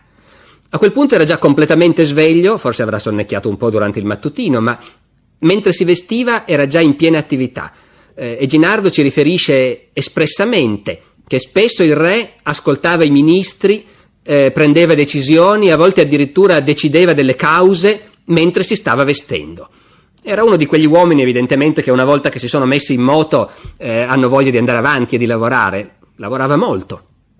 Noi di nuovo pensiamo a volte che un re barbaro passasse il suo tempo tra gozzoviglie e festini. C'era anche questo, ma Carlo Magno doveva lavorare. Lavorava parecchio e lavorava tutta la mattina praticamente, finché non andava a sentire messa. Di nuovo, questo aspetto, questa alternanza fra l'attività politica e il colloquio con Dio, che sono 2 aspetti, tutte e 2 indispensabili per il re. La messa normalmente concludeva la mattinata, che era la parte più lunga della giornata. Non sappiamo se nel frattempo trovava il tempo di fare colazione. Questo è uno degli aspetti della vita quotidiana più ovvi che per il passato lontano ci sfuggono. Facevano colazione e cosa mangiavano? Naturalmente il caffè non c'era il tè, non c'era la cioccolata. Alcune fonti parlano di pane inzuppato nel vino, o forse avrà mangiato una buona minestra, come facevano i nostri contadini ancora fino a non molto tempo fa. Probabilmente quello era il breakfast, il modo per rompere il digiuno di una lunga mattinata. Poi la messa, e dopo la messa finalmente il pasto principale. Questi pasti alla corte di Carlo Magno erano dei momenti impegnativi. Non che esistesse un'etichetta vera e propria come ci sarà poi alla corte del Re Sole molti secoli dopo, ma insomma una certa etichetta in realtà c'era. Il re mangiava da solo, servito da personaggi importanti, da vescovi o conti del suo regno. Quando lui aveva mangiato, si mettevano a tavola tutti i potenti, quando anche loro avevano finito, si metteva a mangiare la gente normale della corte, e quando anche la gente normale aveva finito, si mettevano a tavola i domestici, gli sguatteri. Un giorno Carlo Magno fu rimproverato da un vescovo che gli disse: «Non ho capito perché in tempo di Quaresima, quando le regole dicono che bisogna cominciare a mangiare solo quando fa buio, tu cominci a mangiare già prima». Carlo Magno gli disse: «Non hai capito? Allora d'ora in poi tu mangerai insieme ai domestici, con l'ultimo servizio». E il vescovo si rese conto molto rapidamente che i domestici si mettevano a tavola a notte fonda, solo dopo che tutti gli altri avevano mangiato, e quindi era una forma di cortesia, di umanità da parte del re decidere che si cominciasse ad andare a tavola un po' prima dell'ora stabilita. A Carlo Magno piaceva molto mangiare. Bere beveva, ma Eginardo assicura che non si ubriacava. La cosa, a dire il vero, è un po' strana per un barbaro e potremmo anche essere tentati di non crederci. Quanto al mangiare, non era soltanto un piacere, era quasi un dovere per un re. I re dovevano essere alla testa del loro popolo anche dal punto di vista della carnalità, della presenza fisica. Un re doveva andare a caccia, doveva far fuori molta selvaggina e poi doveva mangiarsela, e in questo modo i guerrieri avrebbero saputo che alla loro testa c'era un uomo che meritava di comandarli. Infatti Carlo Magno era un grande mangiatore di arrosti, e può anche darsi che l'alta statura di questi capi germanici dipendesse proprio dal fatto che erano allevati fin da bambini con questo tipo di dieta.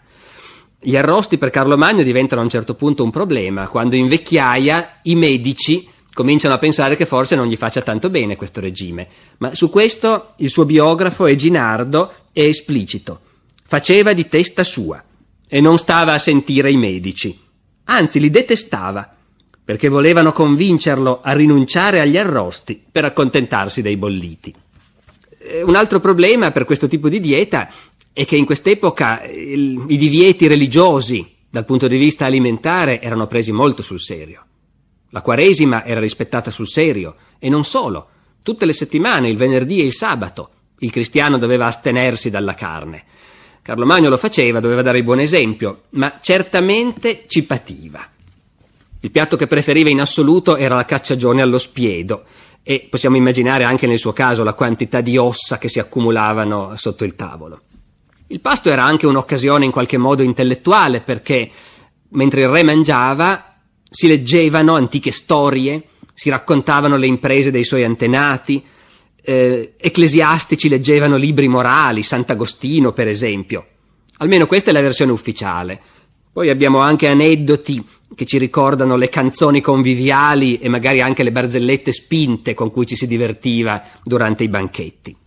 D'estate, mangiata la frutta, beveva un ultimo bicchiere e poi aveva l'abitudine di farsi una sana e lunga siesta. Si svestiva, andava a letto e dormiva anche 2 o 3 ore, e poi si risvegliava pronto a ricominciare.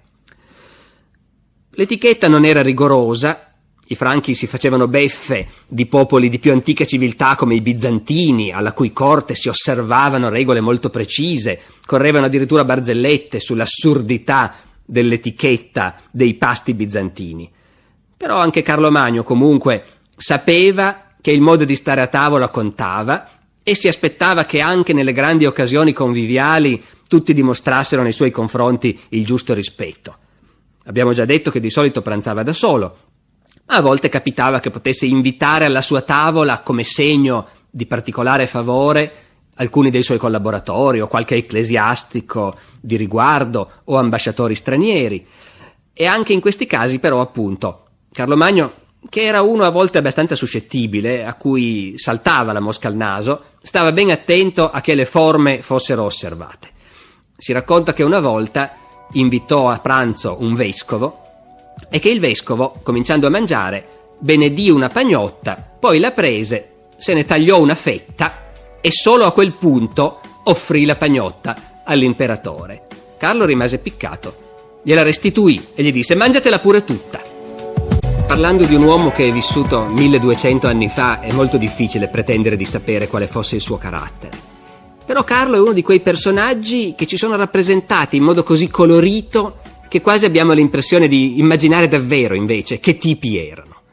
Carlo Magno certamente era un uomo sanguigno, sensuale, che si lasciava andare volentieri, molto sicuro di sé, con un grande senso pratico, capacità d'azione, amore per il piacere fisico, ma anche una tendenza, per esempio, a deprimersi nella solitudine.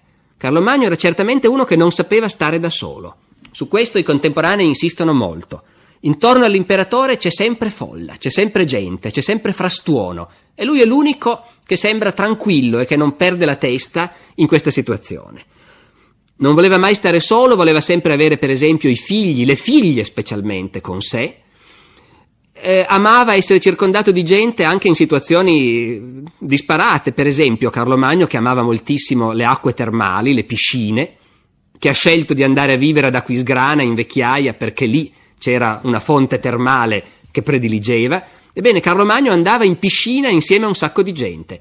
Ci sono lettere del suo consigliere Alcuino che raccontano di come certe volte si mettevano a discutere di teologia standosene a bagno in piscina, e certe volte l'imperatore ordinava che anche tutte le guardie del corpo scendessero giù nell'acqua, per cui c'erano occasioni in cui c'erano 100 persone insieme che facevano il bagno. Era dunque un carattere da un certo punto di vista aperto, solare, anche aperto alle spacconate naturalmente. Un giorno, riflettendo sul fatto che il suo impero era separato dall'impero bizantino soltanto dal mare, avrebbe detto: se non ci fosse questa pozzanghera, allora sì che potremmo spartirci i tesori dell'Oriente. Era molto convinto delle sue qualità e era sensibile all'adulazione. Uno dei suoi poeti, Teodulfo, scrisse che le doti di Carlo Magno erano più vaste del bacino del Nilo, più grandi del Danubio e dell'Eufrate, maestose quanto il Gange. E non risulta che Carlo si sia dispiaciuto. Un'altra volta, questo lo racconta Alcuino, uno dei suoi amici più intimi, uno dei suoi uomini di fiducia, Carlo Magno, riflettendo sui grandi santi del passato, di cui sentiva appunto leggere le opere mentre mangiava, si sarebbe fatto scappare un'esclamazione di questo genere: se potessi avere anche solo una dozzina di chierici dotti come Sant'Agostino e San Gerolamo. Al che Alcuino gli replicò prontamente: ma come? Perfino Dio ne ha soltanto 2 di quel livello e tu ne vorresti una dozzina. Certamente era comunque un uomo che sapeva stare allo scherzo. I suoi scambi di battute, di barzellette, di poesie con gli intellettuali della sua cerchia, da questo punto di vista sono molto indicativi.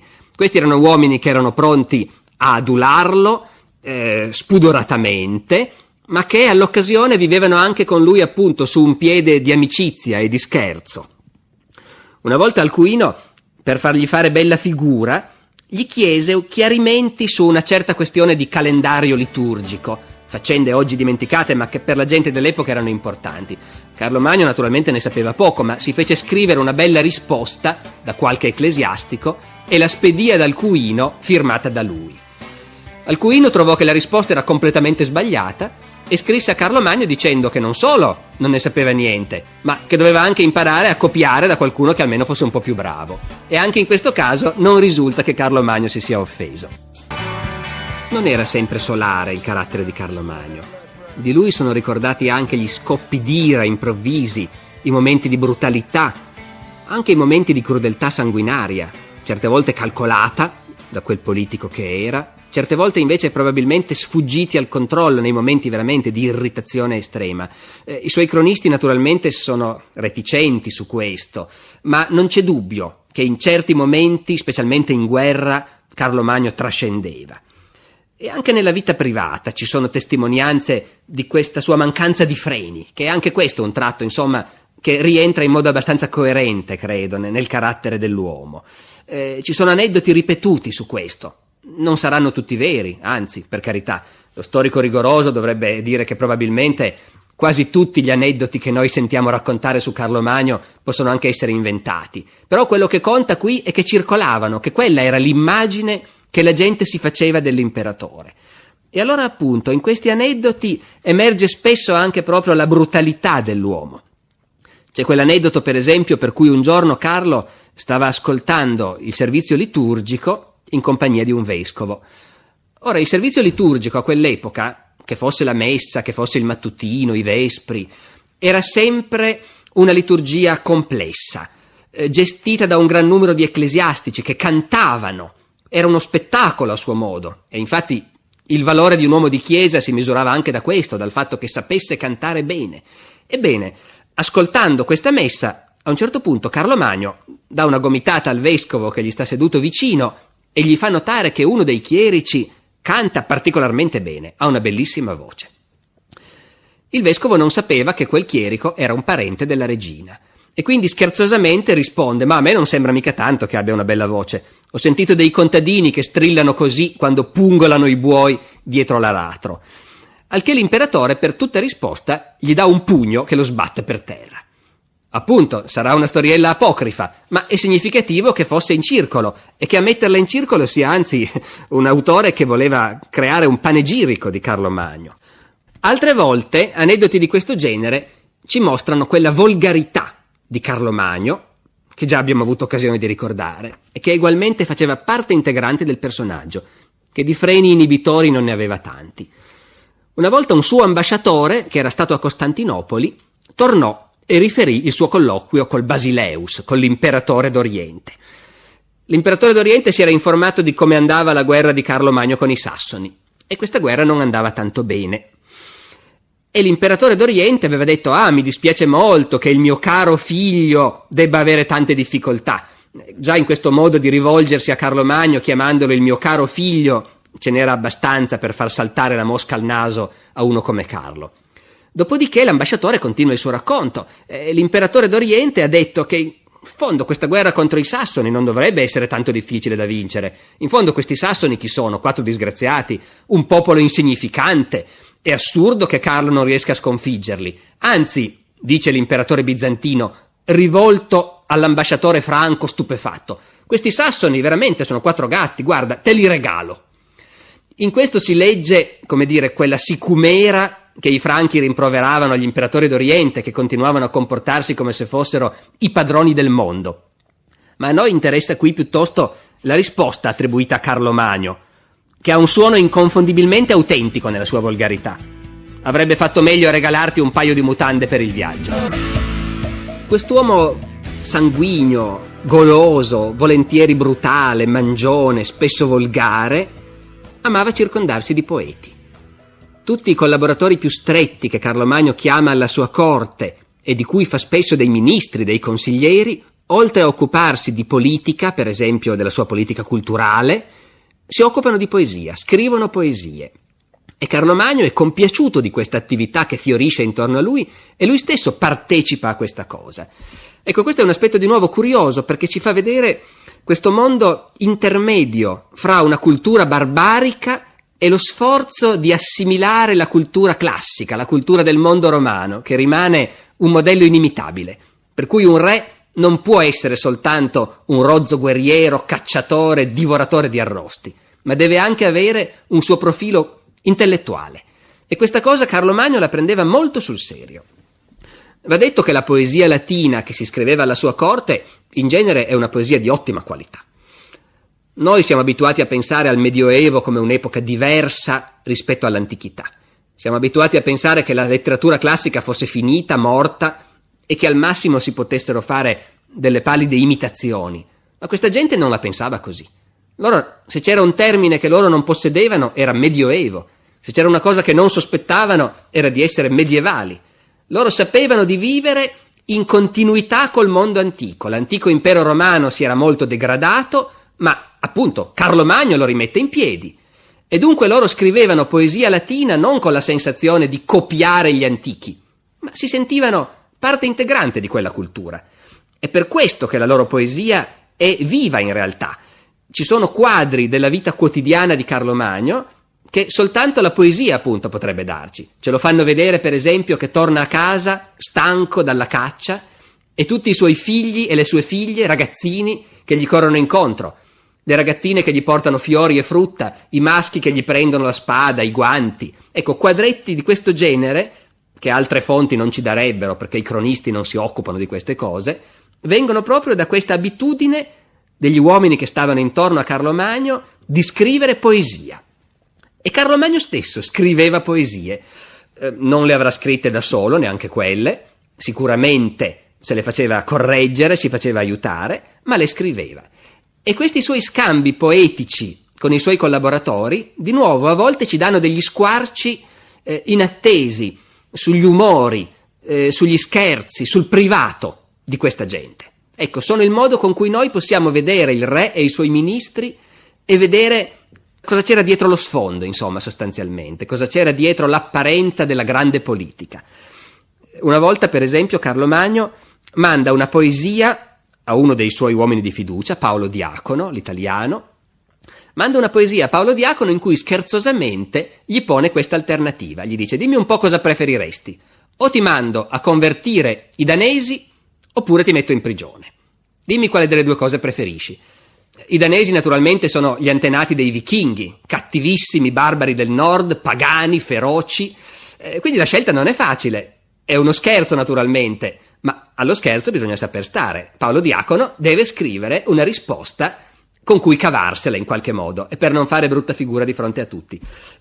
Paolo Diacono non è uno sciocco, se la cava. Scrive la sua bella poesia in perfetti esametri latini e la manda all'imperatore. E in pratica in questa poesia gli dice: ma io ci andrei molto volentieri a convertire i danesi, purtroppo non so la lingua.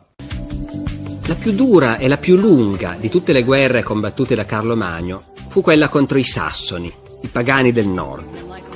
Carlo Magno marciò per la prima volta contro di loro nel 772, quando aveva 30 anni, e l'ultima grande deportazione in massa che conclude questa vicenda triste e sanguinosa è dell'804, quando Carlo Magno di anni ne aveva ormai più di 60. Per 30 anni, praticamente per tutta la vita, Carlo Magno combatté per sottomettere i sassoni. Come mai una guerra del genere? I sassoni occupavano praticamente tutta la Germania del Nord, fino al Mar Baltico e all'Elba, ed erano una grande popolazione ancora pagana. Questo dal punto di vista di Carlo Magno era decisivo. I sassoni per il resto erano molto simili ai franchi, il livello di civiltà non era tanto diverso, la lingua era simile, ma il regno franco, lo sappiamo, era da sempre un regno cattolico che su questa identificazione con la fede cristiana costruiva la sua politica. Perciò sottomettere i sassoni e cristianizzarli è uno degli obiettivi centrali di tutta l'attività politico-militare di Carlo Magno. Questo naturalmente significa anche, dal punto di vista delle conseguenze storiche, estendere l'impero, appunto, fino a occupare tutta l'Europa centrale. È un passo decisivo per la formazione dell'Europa come la conosciamo noi oggi. La guerra contro i sassoni in realtà ha due tipi diversi di motivazioni. Quelle religiose, che sono quelle ufficiali, non sono le uniche. Avere un confine aperto con questo popolo pagano, come lo chiamavano loro, era un problema costante.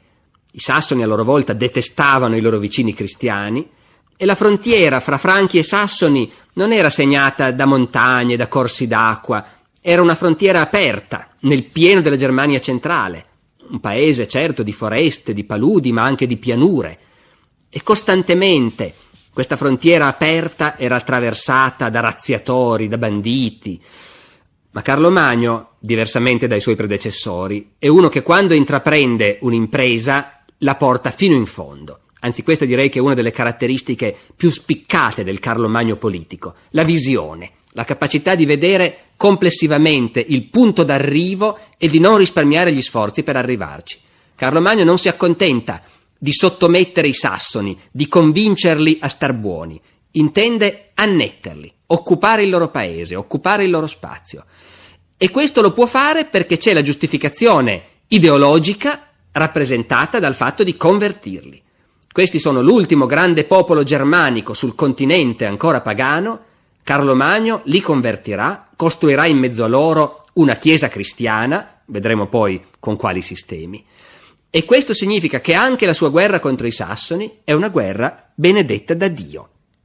Un missionario germanico che operava in mezzo ai sassoni, San Lebuino, di fronte alla loro ostinazione, al loro rifiuto di collaborare, a un certo punto gli disse proprio questo: se non accetterete di credere in Dio, c'è un re nel paese vicino che entrerà nel vostro paese per conquistarlo e devastarlo. E visto che i sassoni si ostinavano a non credere, quel re alla fine si mosse. La guerra di Carlo Magno contro i sassoni fu una guerra durissima, atroce. Fu la guerra di conquista e di sottomissione di un popolo che a nessun costo voleva farsi sottomettere, che a nessun costo voleva rinunciare alle sue radici, alla sua identità religiosa. Fu una guerra condotta in profondità, con incursioni nel paese nemico rivolte a portare il terrore, a stroncare la resistenza con l'esempio. Fu una guerra di colonne franche che penetravano nel paese sassone in forze, con forze così schiaccianti che i sassoni non potevano affrontarle in campo aperto, e quindi ovunque i franchi arrivassero, i capi sassoni erano costretti a sottomettersi, erano costretti a battezzarsi, a pagare il tributo, e ovunque arrivavano i franchi costruivano fortificazioni primitive, di legno, come potevano fare allora, e ci lasciavano delle guarnigioni. E poi veniva l'autunno e il grosso dei guerrieri franchi tornavano in patria, e queste guarnigioni e anche i preti che si erano portati dietro restavano soli in mezzo a un nemico che in apparenza si era sottomesso, e regolarmente ogni inverno o qua o là qualche capo sassone si ribellava. In una zona o nell'altra i sassoni insorgevano, aggredivano le fortezze, se riuscivano a prenderle sterminavano la guarnigione. Regolarmente arrivavano notizie di chiese attaccate, di sacerdoti uccisi, e allora regolarmente cominciavano le rappresaglie. Appena la stagione lo permetteva, nuove forze franche comparivano nel paese, si spingevano ancora più in profondità, saccheggiavano e distruggevano e bruciavano i villaggi e portavano via il bestiame e portavano via gli uomini in schiavitù per punire le province che si erano ribellate. E ancora una volta i sassoni apparentemente si sottomettevano perché non potevano fare diversamente, erano più deboli. Solo molto raramente dei capi sassoni sono riusciti a radunare delle forze per dare battaglia in campo aperto. Normalmente non lo facevano. E anche qui era una guerra di pianificazione dal punto di vista di Carlo Magno. Si trattava di avere ben chiaro come è fatto il paese, dove sono le strade, dove sono i fiumi. Molti rifornimenti potevano essere mandati alle guarnigioni su chiatte che discendevano i fiumi. Si trattava di stabilire ogni anno come fare per spingere ancora un po' più in là la rete delle fortificazioni. Ogni anno Carlo Magno radunava gente, entrava in paese nemico, riceveva sottomissioni di capi che poi l'anno dopo lo avrebbero tradito, e si spingeva un po' più in là, un po' più verso il mare del nord, un po' più verso l'Elba, edificava nuove fortezze, bruciava qualche villaggio, portava via prigionieri. Alla lunga i franchi hanno prevalso. Alla lunga questa guerra, che è diventata in certi momenti quasi una guerra di sterminio fra un regno poderoso e un popolo diviso, inferiore, ecco, alla lunga i franchi hanno prevalso. Questa guerra si è conclusa con la vittoria dei franchi. Ma certamente è un impegno con cui Carlo ha dovuto fare i conti per tutta la vita praticamente. La svolta decisiva si ha quando Carlo Magno per la prima volta si rende conto che non è possibile continuare a entrare nel paese dei Sassoni d'estate e poi ritirarsi lasciando soltanto delle guarnigioni.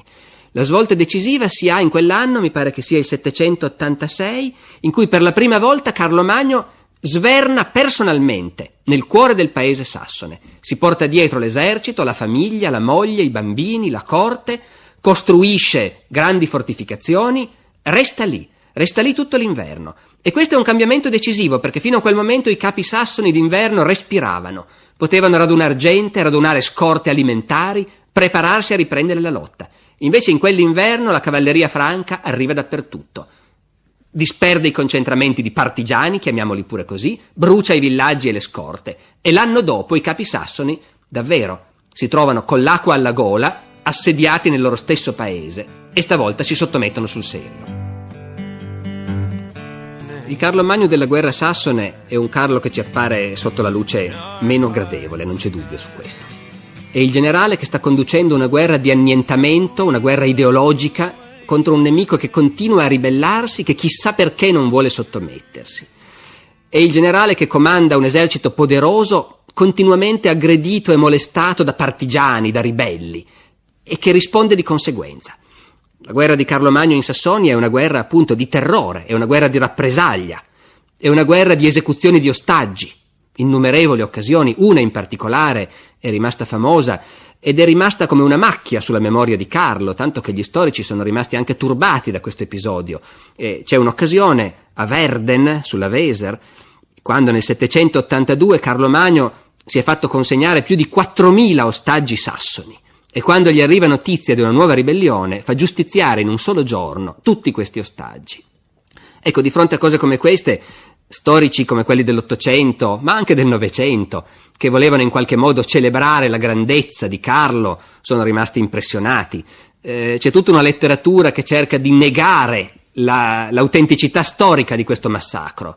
In realtà poi dopo ne abbiamo viste ben altre, quindi non c'è da stupirsi che in quest'epoca in particolare un comandante militare assediato in un paese nemico potesse ricorrere a misure di questo genere. Altrettanto sgradevoli sono le misure di deportazione. Ci sono più occasioni in cui Carlo Magno, per stroncare la resistenza di qualche capo sassone, decide di sgomberare il suo territorio. Tutta la popolazione viene radunata e deportata in altre zone. E nelle zone che sono rimaste libere, Carlo Magno fa affluire coloni. Fa affluire coloni franchi, fa affluire coloni slavi, cosa che poi gli storici tedeschi, specialmente in epoca nazista, non gli perdoneranno. Caccia via i sassoni, che sono dei puri e duri germani, e al loro posto fa venire gli slavi. Ma evidentemente a Carlo Magno non interessava l'aspetto etnico, razziale. Non era una guerra nazista questa, ma era una guerra di religione. I sassoni dovevano essere sottomessi e convertiti. E in questo senso tutti i mezzi erano buoni. Anche l'emanazione di una legge terribile, come il capitolare sassone di Carlo Magno, è la legge che stabilisce come dovranno essere puniti quei sassoni che si ostinano a non accettare il governo franco e che si ostinano a non accettare la nuova religione. Ed è appunto davvero una legge impressionante. È la legge che stabilisce che quando un sassone aggredisce un sacerdote o saccheggia una chiesa deve essere messo a morte, e quando un sassone viene colto nell'atto di non rispettare il digiuno della Quaresima deve essere messo a morte, e quando un sassone è sospettato di avere compiuto gli antichi riti pagani o di aver sepolto i suoi morti secondo l'usanza pagana e non quella cristiana deve essere messo a morte. È una legge la cui durezza si misura specialmente se noi sappiamo che normalmente le leggi di quest'epoca non condannavano a morte. Questa era un'epoca dura, rozza, ma era un'epoca in cui la legge dello Stato, la legge del re, non condannava nessuno a morte. La gente poteva cavarsela, qualunque cosa avesse commesso, pagando delle ammende, accettando di fare penitenza. Se poi uno aveva ammazzato qualcuno, se la vedeva con i parenti del morto. Questa è un'altra faccenda, e il re non ci metteva mano. Ma le leggi del re non condannavano a morte nessuno del suo popolo. Ecco, invece veramente incontrare questa legge sassone, che così spietatamente elenca tutta una serie di delitti, di colpe, di offese alla fede cristiana, per cui l'unica pena prevista è la morte, ci dà la misura di come Carlo Magno in certi momenti, per disperazione, abbia pensato che soltanto un regime di terrore gli avrebbe fatto vincere la resistenza dei sassoni. Abbiamo parlato a lungo degli aspetti più sgradevoli, anche impressionanti della guerra sassone, ma c'è anche un altro risvolto su cui vale la pena di fermarci. Questo, l'abbiamo detto più volte, era un'epoca dura, rozza, ma questo non vuol dire che la gente dell'epoca non sapesse ragionare, non sapesse riflettere e discutere su quello che stava facendo. A un certo momento, nell'ambiente di Carlo Magno, fra gli intellettuali della sua corte, fra gli uomini di chiesa dell'impero, si comincia a avere la sensazione che forse questo non è il modo giusto per convertire un popolo. Si comincia a dire che forse stiamo sbagliando. Ecco, questo è il discorso che viene fuori con insistenza. Stiamo attenti perché stiamo sbagliando. Ed è un discorso che diventa via via sempre più articolato. È una critica serpeggiante che viene anche da voci inaspettate, da persone molto vicine a Carlo Magno, Alcuino per esempio, il principale dei suoi consiglieri. Si comincia a discutere e si dice: ma siamo poi sicuri che si può convertire la gente con la spada, con la forza, che si può obbligarli a convertirsi? Ecco, questa non era gente, anche gli intellettuali, che amasse discutere molto in profondità di teologia, e però in occasioni come queste si vede che invece la discussione nasce. Cosa vuol dire convertirsi? È possibile costringere la gente a credere? No, non è possibile. Come pure si riflette sul modo in cui, in questo paese conquistato, si sta costruendo la Chiesa. Perché c'è anche tutto questo aspetto. La conquista, la conversione non hanno soltanto un aspetto militare, ma c'è un investimento grosso per portare fra i sassoni ecclesiastici, missionari, per edificare una struttura ecclesiastica. Un investimento grosso e anche costoso, perché questi missionari rischiano sul serio la pelle. Sono i primi che vengono fatti fuori quando i sassoni si ribellano. Allora, a questo punto si dice, benissimo, noi stiamo costruendo fra i sassoni la Chiesa cristiana. Ottima cosa. Stiamo costruendo la Chiesa, la rete delle parrocchie, abbiamo impiantato parroci un po' dappertutto e naturalmente la prima cosa che abbiamo detto è che adesso la gente deve pagare la decima al parroco. E questo è normale perché in Occidente, nell'impero, già da molto tempo è stato stabilito che tutti i fedeli devono pagare una tassa, la decima appunto, per mantenere il clero. E però Alcuino e altri cominciano a dire attenzione perché perfino noi che siamo cristiani da secoli ci secca lo stesso pagare la decima. Adesso noi abbiamo convertito questi sassoni, gli portiamo la parola di Dio e come prima cosa gli diciamo pagate. Forse non è la cosa giusta. E la cosa più impressionante è che queste discussioni non rimangono confinate ai circoli intellettuali, ma a un certo punto cominciano ad avere una ricaduta politica. Quando ormai i sassoni sono praticamente sottomessi, Carlo Magno intraprende una guerra contro un altro popolo pagano, gli Avari. Questi stanno in Oriente, in Pannonia, sono un popolo asiatico, una specie di Unni, anche loro pagani, anche loro vanno sottomessi e cristianizzati. Bene, nell'accampamento stesso dell'esercito che sta per marciare contro gli Avari si riunisce una conferenza episcopale per tracciare le linee, per pianificare la conversione degli Avari. E lì si dice: non rifacciamo gli stessi sbagli che abbiamo fatto nel caso dei Sassoni. Bisogna predicare la parola di Dio e non chiedere le decime. Bisogna parlare dell'inferno ma anche del paradiso. Bisogna convincerli perché obbligarli non serve a niente. Ed è in questo stesso contesto che Carlo Magno alla fine si lascia convincere a ritirare la legge sassone, a ritirare quella legge tremenda che in pratica imponeva lo stato d'assedio in tutta la Sassonia e a concordare con i capi stessi dei sassoni una nuova legge molto più moderata. Ed è in questo contesto che la guerra sassone si conclude davvero. Le donne hanno avuto un'importanza enorme nella vita di Carlo Magno. Basta qualche cifra per accorgercene. Carlo Magno ha avuto in vita sua 5 mogli e almeno 6 concubine. Almeno vuol dire che si tratta di concubine che conosciamo con precisione perché i cronisti ne hanno parlato. Su tutte le altre, di cui nessuno ha detto niente, il silenzio ovviamente rimane. Tutte queste donne, 11 donne conosciute, ripeto, gli hanno dato almeno 20 figli, 10 maschi e 10 femmine. E questi naturalmente sono soltanto quelli che conosciamo, quelli che hanno avuto fortuna e che sono vissuti. A quell'epoca un bambino su 2 moriva nei primi anni di vita. Quindi il numero di figli che Carlo Magno può aver generato rimane aperto alle supposizioni. Certamente 10 maschi e 10 femmine sono sopravvissuti. Però bisogna anche andare un pochino oltre queste cifre, perché detto così, insomma, appunto, 5 mogli e 6 concubine è un po' impressionante. In realtà bisogna fare un dotto discorso su cosa voleva dire il matrimonio e cosa voleva dire il rapporto con una concubina all'epoca di Carlo Magno. Perché se vogliamo capire che cosa davvero ha significato per lui, per quell'uomo, il rapporto con tutte queste donne, bisogna renderci conto di cosa significava nel suo mondo, nella sua società, il rapporto fra marito e moglie. E allora bisogna dire per prima cosa che a quell'epoca il matrimonio era una cosa lontanissima dal matrimonio cristiano come noi siamo abituati a conoscerlo. A quell'epoca la Chiesa si preoccupava abbastanza poco del matrimonio e in ogni caso non lo considerava un sacramento.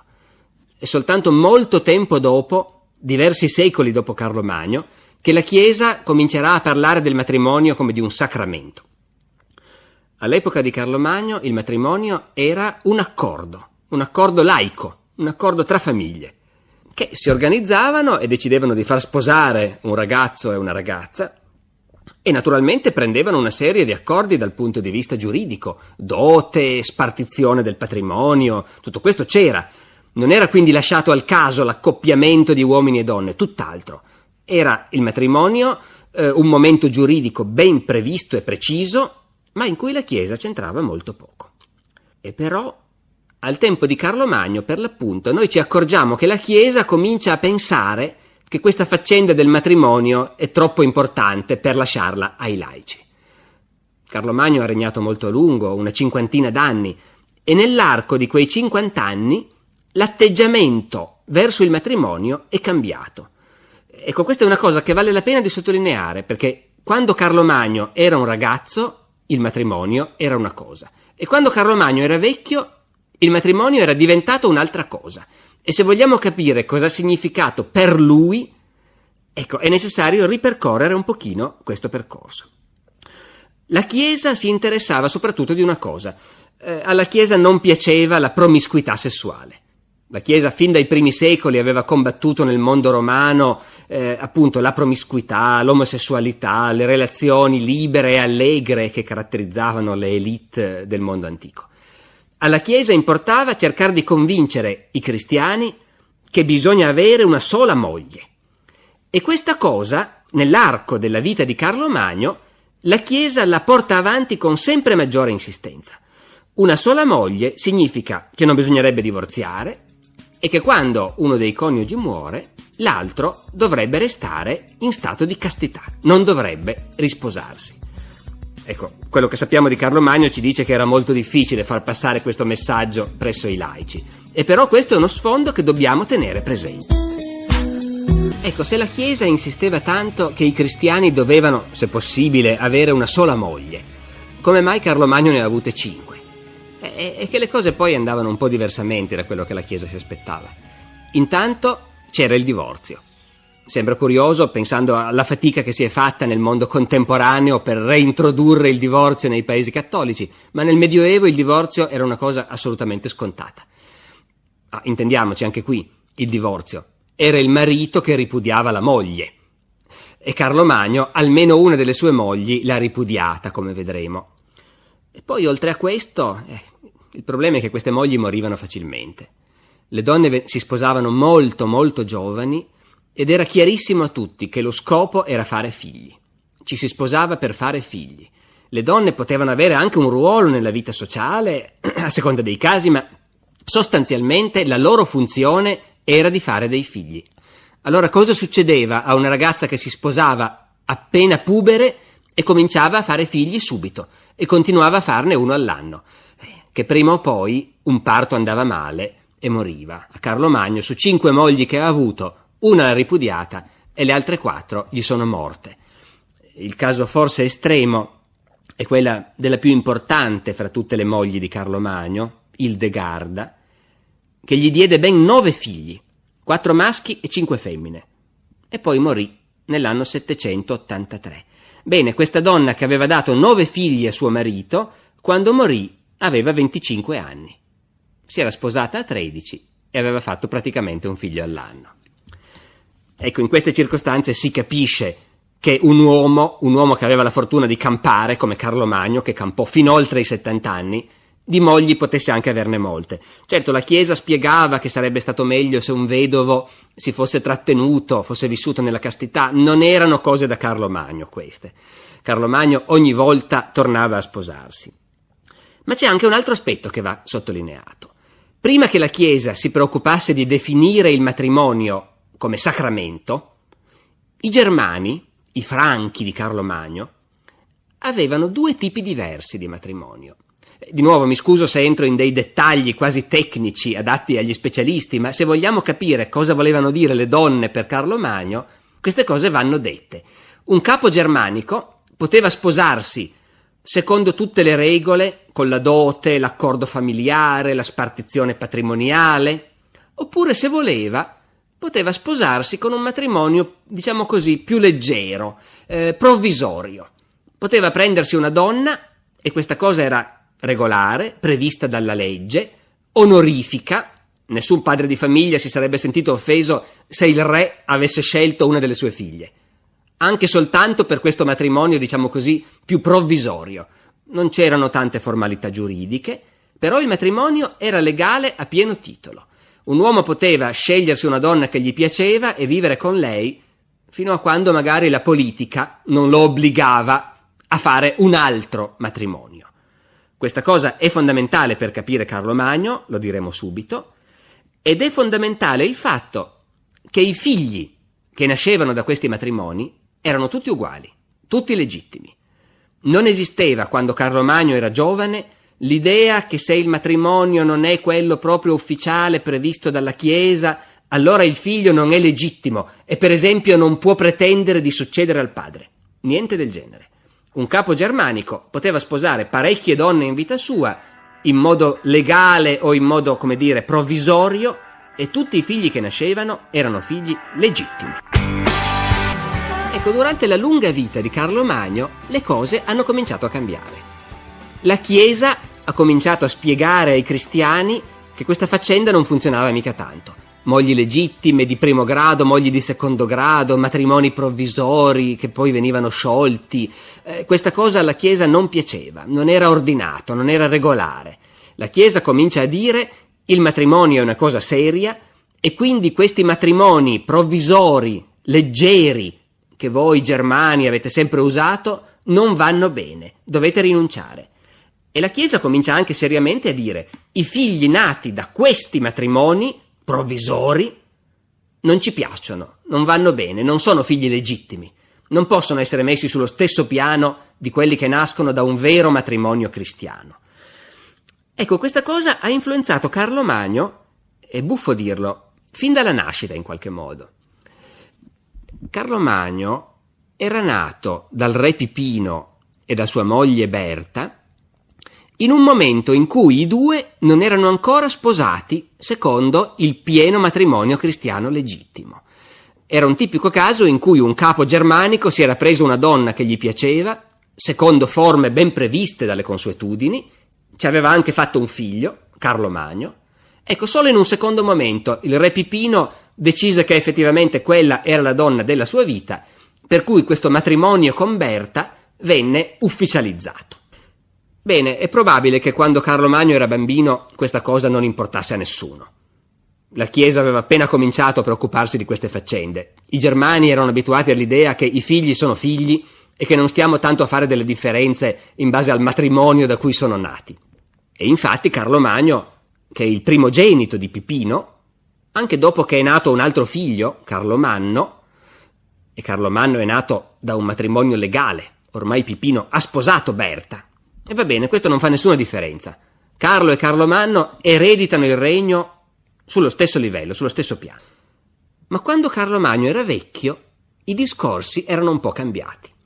Quando Carlo Magno era vecchio, i vescovi avevano convinto un po' tutti che ci sono figli legittimi e figli illegittimi, che quelli che sono nati da un vero matrimonio hanno tutti i diritti e invece quelli che sono nati da una relazione in qualche modo più informale di diritti non ne hanno. Ed è qui che noi intuiamo che i biografi di Carlo Magno si sono spaventati, perché fatti due conti si sono accorti che Carlo Magno, quando è nato, era nato illegittimo. Carlo Magno è nato quando suo padre e sua madre erano sposati secondo il matrimonio di tipo provvisorio all'antica, che nel frattempo la Chiesa aveva messo fuori legge. E invece quando poi era nato l'altro fratello, Carlo Manno, i genitori si erano sposati, tutto legale.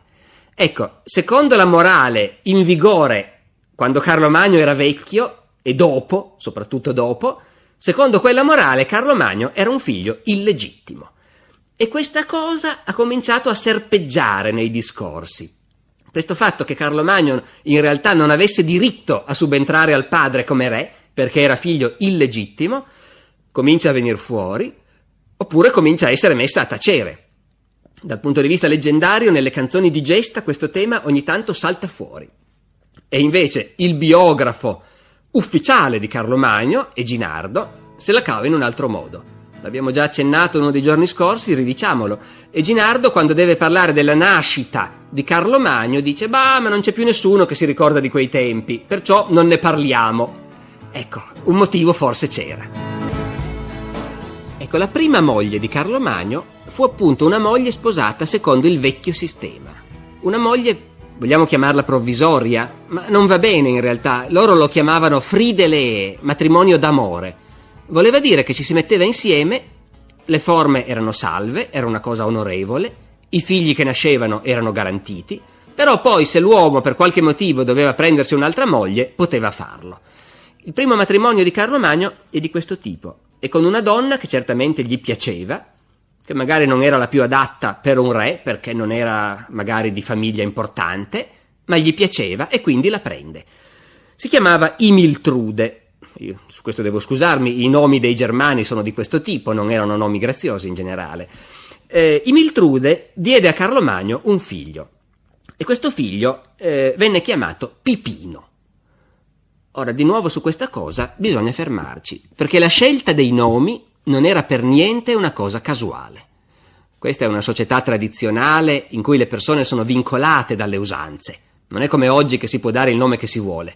E in fondo quelli che danno ai bambini il nome dei nonni, in fondo sono visti come qualcuno che aderisce a vecchie tradizioni. Al tempo di Carlo Magno invece era così e basta. Il primo figlio, se era un figlio destinato a continuare le orme del padre e del nonno, se era un membro a pieno titolo della famiglia, doveva avere il nome del nonno. Su questo non si discuteva. E quindi al bambino che nasce da Imiltrude, Carlo Magno dà il nome di suo padre, Pipino. Questa cosa è estremamente significativa, vedremo poi che ci sono delle conseguenze grosse di questa cosa. Questo bambino viene chiamato Pipino ed è chiaro che nelle intenzioni di Carlo è destinato a succedere al trono, perché altrimenti non l'avrebbe chiamato così. Il nome, per questi germani, è il destino di una persona. Se tu vieni chiamato come tuo nonno, il re Pipino, sarai il re dopo di lui. Questo è chiarissimo. E però a un certo punto Carlo Magno ripudia questa sua prima donna, ripudia Imiltrude. Ed è molto chiaro che è per ragioni politiche che è costretto a farlo. Ecco, forse non sono stato chiaro prima, più di una moglie per volta non si può avere comunque, su questo la Chiesa sta attenta. E allora viene un momento in cui il re dei Franchi non può più stare con la donna che si è scelto perché gli piace e che gli ha dato il suo primo figlio, perché deve fare un matrimonio politico. Viene il momento in cui le ragioni della politica prevalgono su quelle personali, sentimentali. Sono i primi anni di regno di Carlo Magno, quelli in cui c'è lo sforzo di fare accordi di pace con il regno longobardo, è il momento in cui Carlo Magno, per ragioni puramente politiche, sposa la figlia del re Desiderio. Ricordate quella che Manzoni chiama Ermengarda, ma che in realtà probabilmente non si chiamava così, perché nessun cronista si è degnato di dirci il nome di questa donna. Per sposare Ermengarda, Carlo Magno deve ripudiare Imiltrude, che in questo momento sparisce dalla storia. E Carlo Magno fa un nuovo matrimonio, questa volta ufficiale, con tutti i crismi, benedetto dalla Chiesa e politicamente significativo, con la figlia del re longobardo. Ecco, già in questo momento vediamo come appunto la vita privata di un re non esiste in realtà. Un re può essere, come era Carlo Magno certamente, affascinato dalle donne, attaccato a loro, ma la ragion di Stato c'è già e in qualche modo lo costringe a fare delle scelte che forse non avrebbe voluto fare. Il matrimonio con la figlia di Desiderio è una scelta di questo genere e le conseguenze si vedranno subito. Il matrimonio di Carlo Magno con Ermengarda finì malissimo. Finì malissimo un po' perché Carlo Magno litigò con il suocero, con il re Desiderio, e cominciò a pensare che forse era meglio fargli la guerra anziché cercare di mantenere buoni rapporti a tutti i costi. E un po' sicuramente perché Ermengarda non rimase incinta. Questa era la cosa fondamentale comunque che si chiedeva a una donna e specialmente a una regina. Non per niente si sposavano giovanissime. Erano lì per quello. Erano lì per produrre eredi. Questo chiaramente era una cosa che importava a tutti, chiunque voleva avere eredi e far proseguire il suo sangue, ma nel caso del re la cosa non era soltanto un fatto privato. Nel caso del re la cosa era un fatto pubblico. Carlo Magno deve avere eredi, perché il suo popolo dipende da quello, la pace del suo regno dipende da quello. E quindi quando una donna sposata da più di un anno non è ancora rimasta incinta, ebbene un uomo impaziente comincia a pensare che sarebbe meglio sostituirla. E Carlo Magno, ormai lo abbiamo capito, aveva tante qualità, tanti difetti, ma tanto paziente non era. Ne consegue che, insomma, a un certo punto Carlo Magno ripudia Ermengarda. Sappiamo poi tutto, come dire, il profitto che ricava il Manzoni da questa situazione tragica di questa donna, Ma naturalmente Carlo Magno non è che la ripudia per poi restare da solo, la ripudia per prenderne immediatamente un'altra, che finalmente gli dia dei figli. Ne ha già avuto uno, ricordiamocelo, Pipino. Ma un figlio è poco, un bambino muore facilmente. Ce ne vogliono molti perché il re possa essere sicuro che dopo di lui il regno resterà in buone mani. Quindi Carlo Magno sposa un'altra ragazzina, una ragazzina giovanissima, tredicenne, Ildegarda, appunto. Ragazzina e giovanissima perché così si comincia subito e ci sono buone possibilità che tanti eredi vengano a arricchire la famiglia reale. E infatti è così, Ildegarda farà molti figli a Carlo Magno e fra questi i suoi 3 figli più importanti, i 3 figli più importanti che dopo Carlo Magno devono proseguire la sua opera. C'è sempre il primo, Pipino, ricordiamocelo, rimane lì sullo sfondo e tornerà fuori fra poco. Ma intanto ne nascono altri. Ed è sui nomi di questi figli che ancora una volta ci fermiamo perché sono significativi. Se il primo figlio di Carlo Magno si era chiamato Pipino come il nonno, il secondo, ovviamente, riprende lo stesso nome del padre, Carlo. Il terzo riprende, a questo punto cosa rimane di nomi di famiglia? C'era lo zio paterno, Carlo Manno, quello che era morto al momento giusto, così Carlo si era potuto impadronire del suo regno. Il terzo figlio di Carlo rifà il nome dello zio, Carlo Manno. E poi nascono 2 gemellini. Nascono 2 gemellini e si capisce benissimo che Carlo Magno ha cominciato a ragionare con i suoi consiglieri. Come li chiamiamo questi? I nomi della nostra famiglia sono finiti, perché si chiamavano tutti o Pipino o Carlo. Almeno quelli che erano stati re, gli altri contavano poco. Ma la famiglia di Carlo Magno era subentrata alla vecchia dinastia regale, ai Merovingi, con un vero e proprio colpo di Stato. Anche se si cercava di fare finta che non fosse stato un colpo di Stato, il Papa aveva benedetto Pipino quando si era fatto consacrare re, ma prima di loro un'altra famiglia regnava, i Merovingi. Ebbene, impadroniamoci anche di loro. Sono nati 2 gemellini, gli diamo i nomi dei vecchi re Merovingi. I vecchi re Merovingi si erano chiamati Clodoveo, Clotario, riprendiamo i loro nomi. Intanto la lingua è un po' parlata, Clodoveo è diventato Ludovico, ma se proviamo a immaginare la forma germanica del nome capiamo che è la stessa cosa. Clotario è diventato Lotario, i 2 gemellini si chiamano Ludovico e Lotario. E questa è una cosa programmatica, vuol dire dopo i Merovingi ci siamo noi ed è sempre la stessa dinastia che regna sui Franchi. Bene, noi abbiamo detto che durante il lungo regno di Carlo Magno l'influenza della Chiesa diventa sempre più forte. E l'influenza della Chiesa tende a dire: distinguiamo i bambini. Quelli che sono nati da un matrimonio legittimo sono buoni, loro possono succedere al padre, il sangue è quello giusto. Ma quelli che sono nati da un matrimonio leggero, provvisorio, da una concubina, come dicono i preti che non si fanno tanti scrupoli, ebbene quelli non hanno diritto di succedere. Ora ricordiamocelo, lo so che questa genealogia è complicata, ma facciamo uno sforzo perché vale la pena di seguire questa vicenda che è pazzesca pensandoci. Carlo Magno aveva avuto un primo figlio da una moglie, diciamo così, di seconda categoria, e l'aveva chiamato Pipino come suo padre, un nome che era un programma.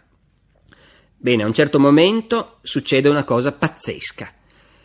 Carlo Magno, che ha avuto altri figli nel frattempo, Carlo, Carlo Manno, Ludovico, ecco, prende il secondo di questi bambini, che si chiama Carlo Manno, va con lui a Roma dal Papa, lo fa ribattezzare, gli cambia nome e lo chiama Pipino. Portare un bambino a Roma dal Papa e farlo battezzare dal Papa evidentemente è una cosa che ha un significato politico grosso. Questa è un'epoca in cui si sa bene cosa vuol dire padrino. Un rapporto di padrinaggio è una cosa importante. Se il Papa fa da padrino tuo figlio, bene, questo è una garanzia di alleanza. Ma non prende un figlio qualunque, prende quello che c'era già, che aveva già il suo nome, e gli cambia nome. Ecco, questa cosa si può interpretare in un solo modo.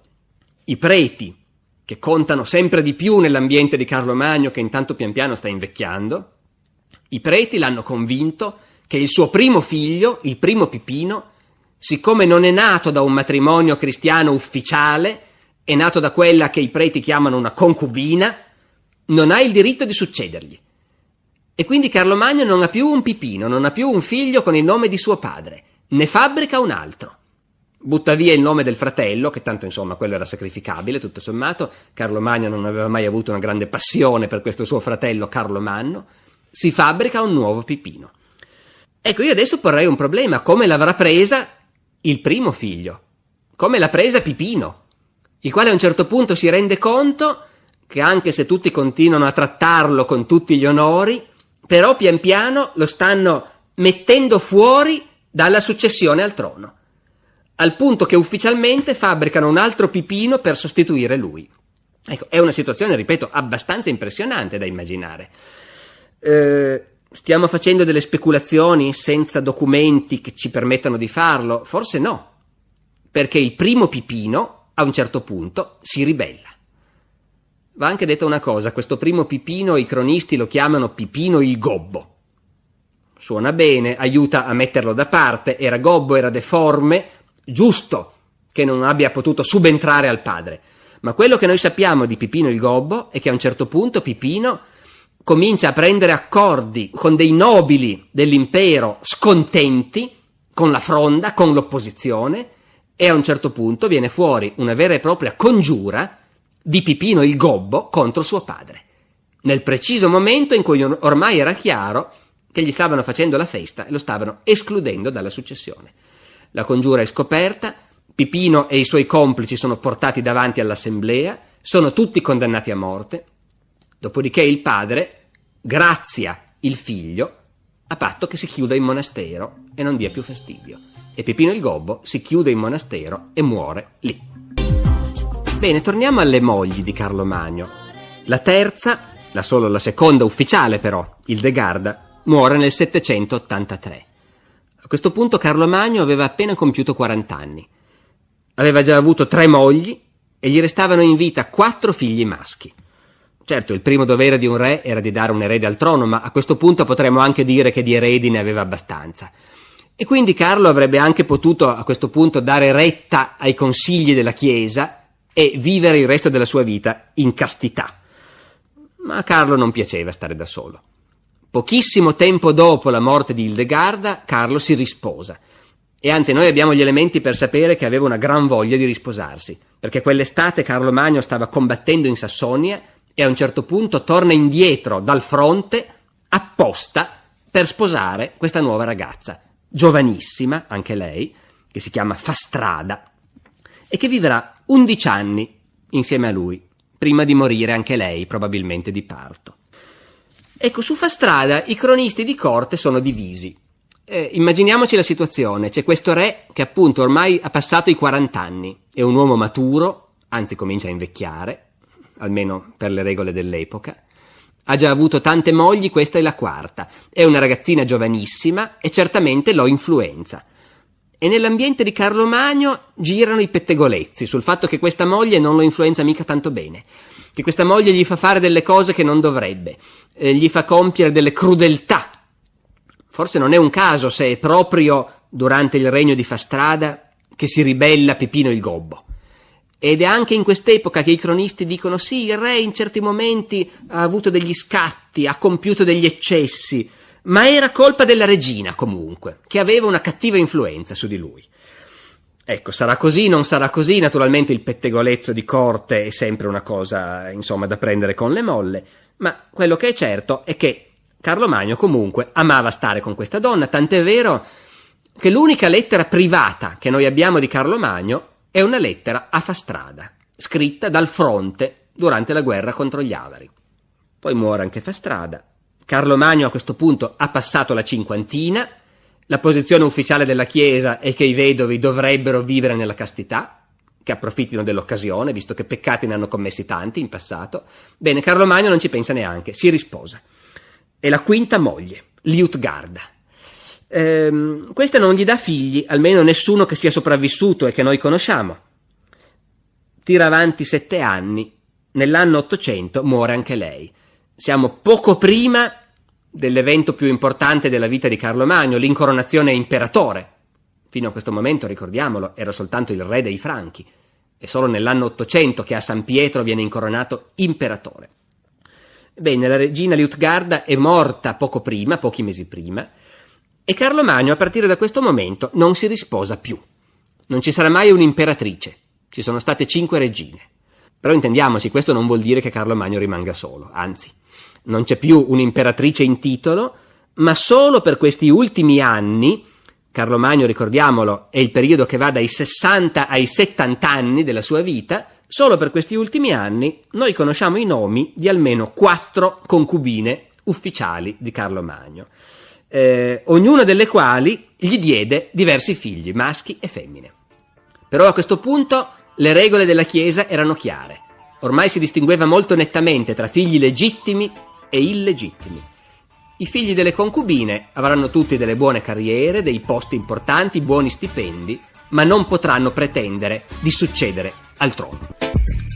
Dunque Carlo Magno nei suoi ultimi anni aveva con sé 3 figli maschi e a questi 3 figli maschi cercò di costruire una posizione in modo che tutti e 3 potessero collaborare con lui nella gestione del regno e poi un giorno succedergli, perché non dimentichiamoci che secondo il diritto franco la primogenitura non c'era. Tutti i figli maschi avevano diritto a una parte dell'eredità paterna. Poi in realtà Carlo Magno da questo punto di vista fu un padre sfortunato, perché di questi 3 maschi che avevano fatto in tempo a diventare adulti, che ricevono incarichi di comando anche importanti all'interno dell'impero e di cui Carlo Magno chiaramente cercava di fare i suoi collaboratori più stretti, ecco, di questi 3 maschi ben 2 muoiono prima del padre. Questo è certamente un aspetto che, insomma, se proviamo a pensare all'uomo e ai suoi sentimenti, avrà pesato. Carlo Magno, che ormai ha più di 60 anni, vede morire uno dopo l'altro 2 dei 3 figli maschi a cui si affidava per la sua successione. Ne rimane soltanto uno, e forse è quello che al padre piaceva di meno. Oddio, qui stiamo facendo dello psicologismo spicciolo, però alcuni elementi ci sono per farlo. Il figlio che sopravvive e che raccoglierà l'eredità dell'impero è quel Ludovico che alla storia è passato come Ludovico il Pio. Ora, Carlo Magno era certamente un uomo molto religioso, ma forse Pio non era.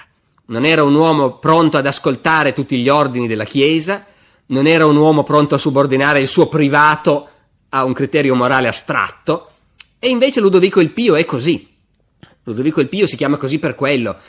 In genere nella storia bisogna diffidare dei sovrani che vengono conosciuti come il buono, il santo, il pio. In genere questi sono sovrani disastrosi che non sapevano governare. E Ludovico il Pio è un caso di questo genere, indubbiamente. E sicuramente Carlo Magno negli ultimissimi anni di vita deve avere pensato con rimpianto agli altri figli che gli erano morti. A riempire il vuoto della sua vita quotidiana, c'erano però tante donne, tante figlie, tante concubine naturalmente, ma soprattutto negli ultimi anni la sensazione è che quello che riempie la vita di Carlo Magno sono le figlie. Carlo Magno ha avuto tante figlie, sia legittime sia illegittime. Queste stanno tutte a corte con lui. Stanno a corte con lui e i cronisti sono perfino stupiti dall'amore che Carlo Magno ha per tutte queste ragazze. Ecco, attenzione, non credo che sia il caso qui di fare delle suggestioni, come dire, imbarazzanti, non c'è niente del genere. Però di sicuro Carlo Magno amava la compagnia delle sue figlie e anche delle sue nipoti, fa venire a corte le bimbe dei suoi figli appena può, gli piace stare in mezzo a tutte queste donne giovani, ed era talmente attaccato a queste figlie che non aveva voglia di lasciarle sposare. Questa è una cosa che specialmente Eginardo nota con un po' di sorpresa. Dice, le amava così tanto che non voleva che si sposassero e se ne andassero via. E pur di tenerle con sé, era disposto a chiudere un occhio. Mi spiego. La corte di Carlo Magno negli ultimi anni dà la sensazione di un posto dove si conduce una vita molto libera.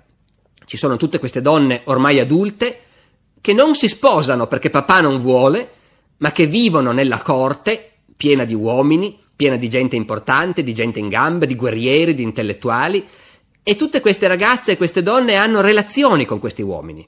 Diverse figlie di Carlo Magno hanno delle relazioni ufficiali con personaggi importanti della corte, nascono anche dei bambini, e non si sposano.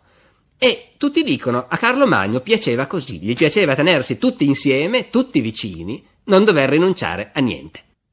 Bene, sulle donne di Carlo Magno credo che abbiamo detto abbastanza, ci sentiamo lunedì prossimo. Carlo Magno ha avuto rapporti molto variegati con il mondo arabo e islamico. Gli arabi li aveva vicini, erano gli arabi di Spagna, che prima della sua nascita avevano conquistato tutta la Spagna e si erano anche spinti a un certo punto fin nel cuore della Gallia Franca. Era stato proprio il nonno di Carlo Magno, Carlo Martello, a fermarli a Poitiers. Per cui quando Carlo Magno sale al trono, il confine meridionale del suo regno, che è segnato più o meno dai Pirenei, è un confine con l'Islam. Questo Islam ispanico, questo Islam della Spagna, non va però frainteso. Non era certamente un Islam militante e integralista. Noi sappiamo che sotto il dominio arabo in Spagna la maggioranza della popolazione continuava a essere tranquillamente cristiana, le chiese cristiane continuavano a funzionare. Noi abbiamo notizia di vescovi spagnoli che si fanno i loro ragionamenti teologici e si inventano le loro eresie e poi vengono a partecipare ai concili in Occidente senza che le autorità arabe gli impediscano assolutamente di muoversi. Quindi è una di quelle realtà oggi un po' difficili da immaginare purtroppo, ma di cui i manuali ci parlano spesso, insomma, dell'Islam tollerante del passato. Però comunque si trattava di un confine e, come sappiamo, Carlo Magno sui confini non stava mai tranquillo. Se non era minacciato lui, era più facile che fosse lui a minacciare gli altri. E questo è proprio quello che succede sul suo confine pirenaico con gli arabi. Bisogna anche dire che il mondo arabo di Spagna al tempo di Carlo Magno non era compatto, non era unito. La Spagna araba era divisa in tanti governatorati, ciascuno col suo emiro, che spesso faceva la guerra al vicino. In questo contesto, chiaramente, un potente regno confinante come quello franco poteva intervenire facilmente. E quindi Carlo Magno a un certo punto decide di fare la guerra anche a questi suoi vicini arabi di Spagna. Non c'è dubbio che decide di farla soprattutto per ragioni imperialistiche, perché gli piace l'idea di espandere il suo potere al di là dei Pirenei, ma ci sono poi anche motivazioni religiose che magari non sono quelle iniziali, ma che vengono buone per la propaganda. In Spagna vivevano i cristiani e certamente alcune di queste comunità cristiane avranno visto di buon occhio l'idea che il re Franco, protettore di tutta la cristianità, scendesse giù dai Pirenei e venisse a liberarli dal giogo arabo. Poi magari il giogo arabo non era così pesante, ma nella propaganda tornava buono anche questo. E quindi Carlo Magno a un certo punto pianifica una grande campagna contro gli arabi nell'anno 778. Approfitta del fatto che gli emiri di Saragozza, di Barcellona stanno litigando fra loro, che uno di questi emiri chiede aiuto ai franchi contro il suo rivale e immediatamente i franchi arrivano in suo soccorso. Dopodiché va anche detto che questa guerra va a finire male. È una delle campagne più fallimentari di Carlo Magno. Non riesce a conquistare Saragozza, che aveva assediato, e alla fine se ne torna indietro senza avere concluso niente. Questo però è solo l'inizio. Negli anni successivi Carlo Magno non verrà più personalmente in Spagna, ma i suoi generali e poi suo figlio Ludovico, che viene incaricato di questo, continuano per parecchi anni a guerreggiare al di là dei Pirenei. E alla fine un piccolo pezzo di Spagna viene annesso al regno franco. Il potere di Carlo Magno viene spinto al di là dello spartiacque pirenaico fino all'Ebro. È quella che è poi rimasta sempre una regione un po' speciale della Spagna. Quella regione dove si parla un dialetto che assomiglia molto al provenzale e che si è sempre considerata più europea del resto della Spagna, la Catalogna. La campagna condotta personalmente da Carlo Magno contro gli arabi di Spagna nel 778 andò molto male, soprattutto per la sua conclusione. È un episodio molto famoso su cui vale la pena che ci fermiamo. L'esercito franco dunque stava risalendo le valli dei Pirenei per tornarsene in patria senza avere combinato niente, quando improvvisamente la retroguardia dell'esercito viene assalita a sorpresa e praticamente sterminata. E il cronista Eginardo ci dice che in questo combattimento morirono parecchi personaggi importanti della corte di Carlo Magno, e fra gli altri uno che Eginardo chiama Hruodlandus e che era, dice, il comandante responsabile del confine con la Bretagna. Ora, questo Hruodlandus, per citarlo appunto nel latino di Eginardo, non è nient'altri che Rolando, o se preferite Orlando, il paladino che è protagonista delle canzoni di gesta della chanson de Roland e che poi è protagonista appunto di tutta l'epica successiva della nostra epica rinascimentale, l'Orlando innamorato e l'Orlando furioso. Ecco, tutta la saga di questo personaggio, che come sappiamo ha un ruolo abbastanza centrale nella nostra letteratura cavalleresca, sia quella medievale sia poi quella dei poemi rinascimentali, del Boiardo, dell'Ariosto, ecco, e per non parlare poi dell'opera dei Pupi, naturalmente. Questo personaggio che nel nostro immaginario collettivo ha sicuramente un suo ruolo, il paladino Orlando, il suo aggancio storico è tutto qui. Il racconto di Eginardo, per cui durante la ritirata dell'esercito franco dalla Spagna, la retroguardia venne assalita e sterminata, e fra i morti ci fu appunto questo Hroðlandus. Cosa sappiamo di più su questo episodio?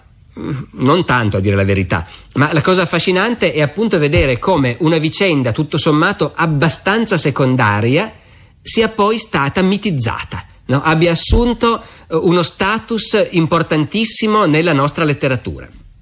Tanto per dire, questa è la battaglia che tutti noi conosciamo come la battaglia di Roncisvalle.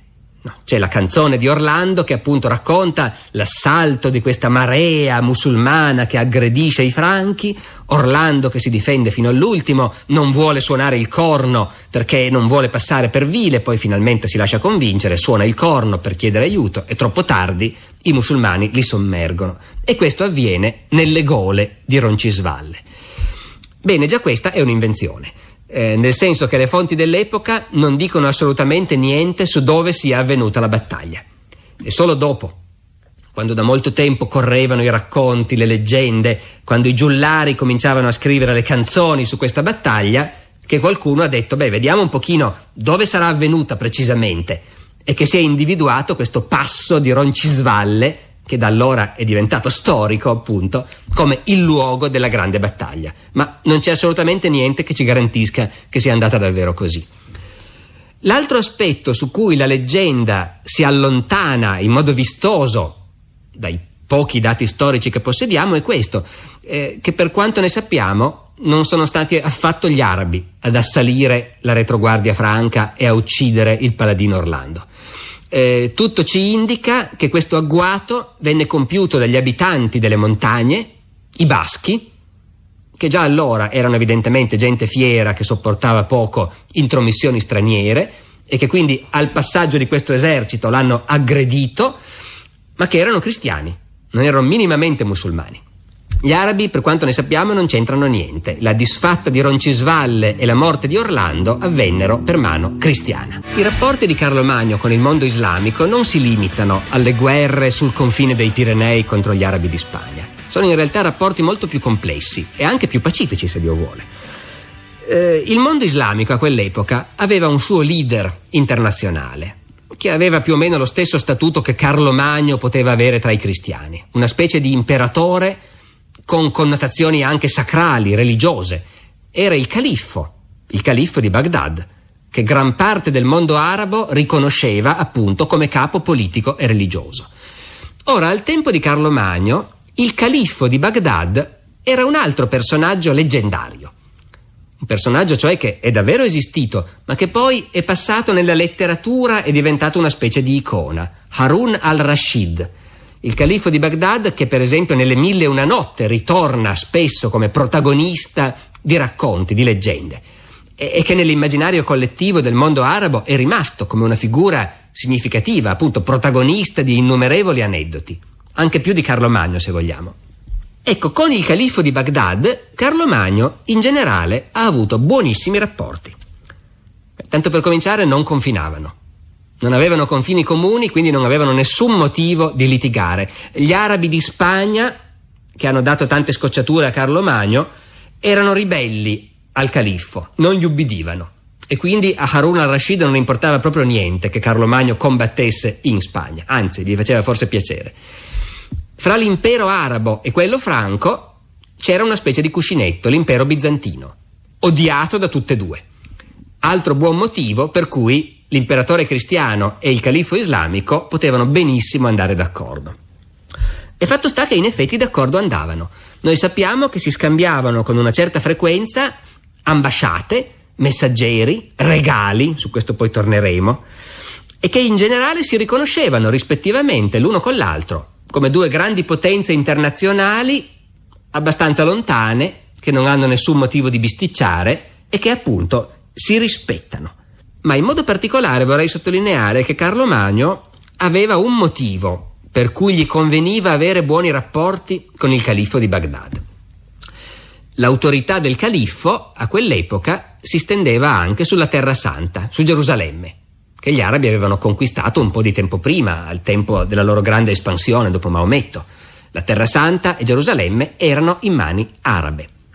E siccome appunto in quell'epoca l'Islam era una civiltà aperta e tollerante, in Terra Santa continuavano a esistere comunità cristiane, continuava a esserci una chiesa cristiana, un patriarca cristiano insediato a Gerusalemme, e i pellegrini europei andavano in pellegrinaggio al Santo Sepolcro.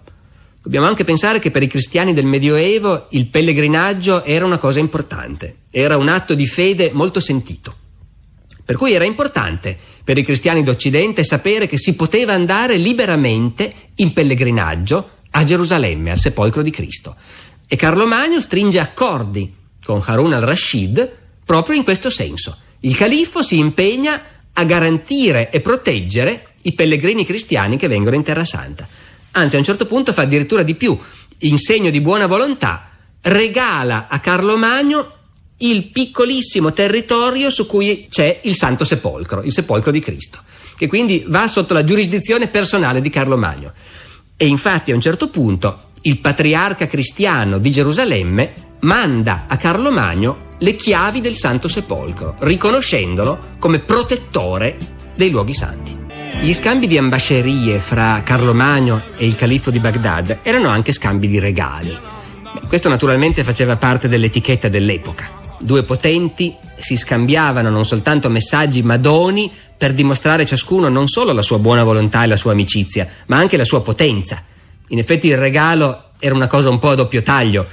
Più è lussuoso il regalo e più in qualche modo guadagna in termini di immagine chi lo fa, non chi lo riceve. E quindi chiaramente era una gara per chi faceva i regali più sontuosi, una gara che il califfo vinceva a mani basse, perché non dobbiamo dimenticare che in quest'epoca, come dire, il livello di vita e di tecnologia dell'Occidente è molto molto basso.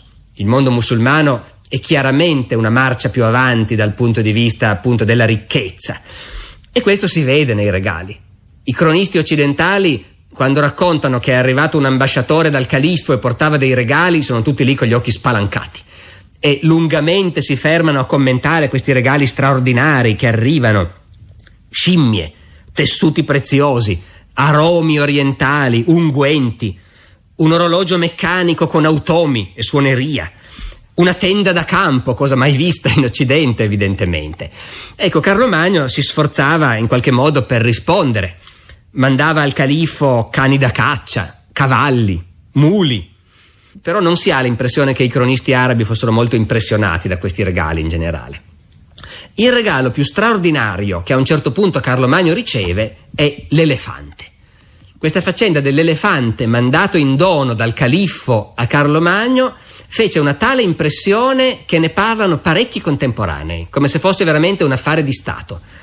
Aveva anche un nome questo elefante, si chiamava Abul Abbas, nome arabo che tutti i cronisti franchi devotamente ricopiano con precisione. Questo elefante Abul Abbas arriva in Occidente, arriva al palazzo e fa sensazione. Questa non era un'epoca scientifica, abbiamo pochissimi interventi di intellettuali di quest'epoca che abbiano un tono in qualche modo appunto di osservazione scientifica. L'elefante fa eccezione. Nel caso dell'elefante c'è un intellettuale di corte, un irlandese, Dickwil, che a un certo punto si mette a fare delle osservazioni scientifiche sull'elefante, cosa appunto assolutamente inaudita per questi barbari. Questo irlandese dice: i geografi romani quando parlano degli animali esotici dicono che l'elefante non si sdraia, che dorme in piedi. Non è vero. Io ho visto che si sdraia come un bue e tutto il popolo del regno dei Franchi ha visto la stessa cosa quando c'era l'elefante al tempo dell'imperatore Carlo. Ecco, possiamo solo immaginarci queste folle che stazionavano fuori dal palazzo per vedere l'imperatore, sì, ma soprattutto per vedere l'elefante, che era evidentemente la cosa grandiosa. Tant'è vero che quando l'elefante muore, poco tempo prima della morte di Carlo Magno, la cosa viene vista come un pessimo presagio e gli annali di corte registrano questo fatto: è morto l'elefante. Ecco, detto questo, dispiace dirlo, ma va detto, se uno va a vedere il protocollo del governo del califfo, dove tutti i regali erano accuratamente graduati in base all'importanza di chi li riceveva, l'elefante, secondo l'etichetta araba, era classificato come un regalo di seconda categoria, di quelli che si facevano ai sovrani subordinati, inferiori. Questo naturalmente i franchi non lo sapevano e comunque gli ambasciatori di Carlo che sono tornati con l'elefante, anche se l'avevano capito, all'imperatore non l'avranno detto. Ma cerchiamo un po' di capire perché questo fu davvero l'avvenimento più importante, non solo e non tanto forse per Carlo Magno, che in fondo aveva già 60 anni, aveva già compiuto il grosso delle sue imprese, quanto per la posterità, quanto per la storia d'Europa. Ecco, per capire la rilevanza di questo evento nella nostra storia bisogna tornare indietro, bisogna ricordare che al tempo di Carlo Magno da parecchi secoli non c'era più un imperatore romano in Occidente. Tutti ricordano la data del 476, quando venne deposto Romolo Augustolo e l'impero romano in Europa occidentale cessò di funzionare. Naturalmente c'era ancora un imperatore romano, quello d'Oriente, quello che sedeva a Costantinopoli. Ma l'Occidente era stato conquistato dai barbari, fra cui i franchi, che ormai ben conosciamo, e i capi di questi barbari, per quanto potenti, non avevano mai osato prendere il titolo di imperatore. Si chiamavano semplicemente re, un titolo che secondo l'etichetta romana e bizantina era un titolo in realtà inferiore, indicava il capo di un singolo popolo, ecco, era un titolo etnico in qualche modo, mentre il concetto di imperatore aveva tutta un'altra portata. Imperatore voleva dire qualcuno che può governare una moltitudine di popoli. E il concetto di imperatore aveva anche un senso religioso in questa Europa che ormai era tutta integralmente cristianizzata. Imperatore voleva dire uno che può pensare di dominare su tutto il mondo cristiano. Ecco, Carlo Magno era inizialmente soltanto il re dei Franchi, ma noi sappiamo che progressivamente la sua attività politica e militare lo porta appunto a allargare il suo potere. Sottomette i Longobardi, diventa re dei Longobardi. Allarga la sua dominazione in Germania su popoli nuovi, i Sassoni. Allarga il suo potere al di là dei Pirenei sui cristiani che vivono in Catalogna. In buona sostanza, Carlo Magno nella sua maturità, anche se continua a essere soltanto un re, di fatto si trova a essere il capo praticamente di tutti i cristiani che vivono in Occidente, con pochissime eccezioni, giusto quelli delle isole britanniche sfuggono al suo controllo, ma in quel momento si tratta di territori lontani, marginali. Invece, per esempio, anche tutti i cristiani che vivono in Spagna sotto dominazione araba riconoscono in Carlo Magno la loro guida, il loro protettore. Perfino le comunità cristiane in Terra Santa, anche quelle sotto dominazione musulmana, riconoscono nel re dei Franchi il leader del mondo cristiano. Ecco, questo nuovo statuto che Carlo Magno assume a un certo punto viene apertamente discusso dai suoi contemporanei. Nella letteratura prodotta alla sua corte e anche nelle lettere, nella corrispondenza diplomatica, si comincia a parlare appunto di Carlo Magno come del capo di un nuovo Israele. Se ne parla come del nuovo Davide e del nuovo Costantino. E questo è fondamentale, perché Costantino era stato l'imperatore che tanti secoli prima aveva traghettato l'impero romano verso il cristianesimo, che per la prima volta aveva dimostrato che queste due realtà che fino a quel momento si erano combattute, l'impero e il cristianesimo, potevano invece collaborare, addirittura sovrapporsi. Ecco, quando noi vediamo che ancora prima dell'anno 800, prima dell'incoronazione imperiale, intorno a Carlo si comincia a parlare di lui come di un nuovo Costantino e si comincia a parlare dei suoi possedimenti come di un impero cristiano, ecco, ci rendiamo conto che qualcosa è cambiato profondamente negli equilibri politici dell'Europa. L'incoronazione imperiale di Carlo Magno avviene a Roma, in San Pietro, e questo è un dato estremamente significativo. Diventare imperatore non è qualcosa che un re, anche un re potente come è diventato Carlo, possa fare di sua iniziativa. Per assumere un titolo del genere e non farsi ridere dietro dalla gente, ma al contrario far accettare questo nuovo rango dai popoli sottomessi, anche Carlo Magno ha bisogno di una legittimazione. Ha bisogno che un potere ancora superiore garantisca che lui davvero è il nuovo imperatore. E questo potere ancora superiore è soltanto Dio, che può darlo. Dio è il suo rappresentante in terra, il Papa a Roma. Il fatto che i papi a un certo punto abbiano cominciato a prendere in considerazione l'idea che forse il re dei Franchi poteva essere trasformato in un nuovo imperatore romano è una svolta politica enormemente importante. È veramente difficile esagerare l'importanza di questa cosa anche per la formazione di una certa idea d'Europa. Perché appunto, ricordiamocelo, anche se noi in Occidente lo dimentichiamo facilmente, l'impero romano non era morto, continuava a esistere e a prosperare nella parte orientale del mondo cristiano. E però questa parte orientale lentamente si stava distaccando dall'Occidente.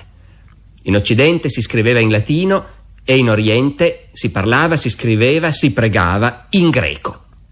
In Occidente più o meno tutte le chiese locali accettavano di riconoscere nel vescovo di Roma, nel successore di San Pietro, il loro leader, mentre le chiese greche erano molto meno convinte del fatto che davvero si dovesse in qualche modo subordinarsi a un vescovo occidentale, latino, sia pure prestigioso come quello di Roma. Ora, i papi di Roma da molto tempo avevano capito di aver bisogno di un forte alleato in Occidente. Da molto tempo avevano avviato un rapporto, come dire, privilegiato con il re Franco. Sappiamo che le guerre di Carlo Magno erano sempre state benedette dai papi come guerre contro i pagani, contro i nemici di Dio. Però al tempo stesso i papi avevano sempre mantenuto uno stretto rapporto col vero imperatore romano, chiamiamolo così perché in fondo è così, col vero imperatore romano che stava a Costantinopoli. Bene, quello che succede a un certo punto e che rende possibile l'incoronazione imperiale di Carlo Magno è che questo rapporto fra Roma e il mondo greco-cristiano entra in crisi.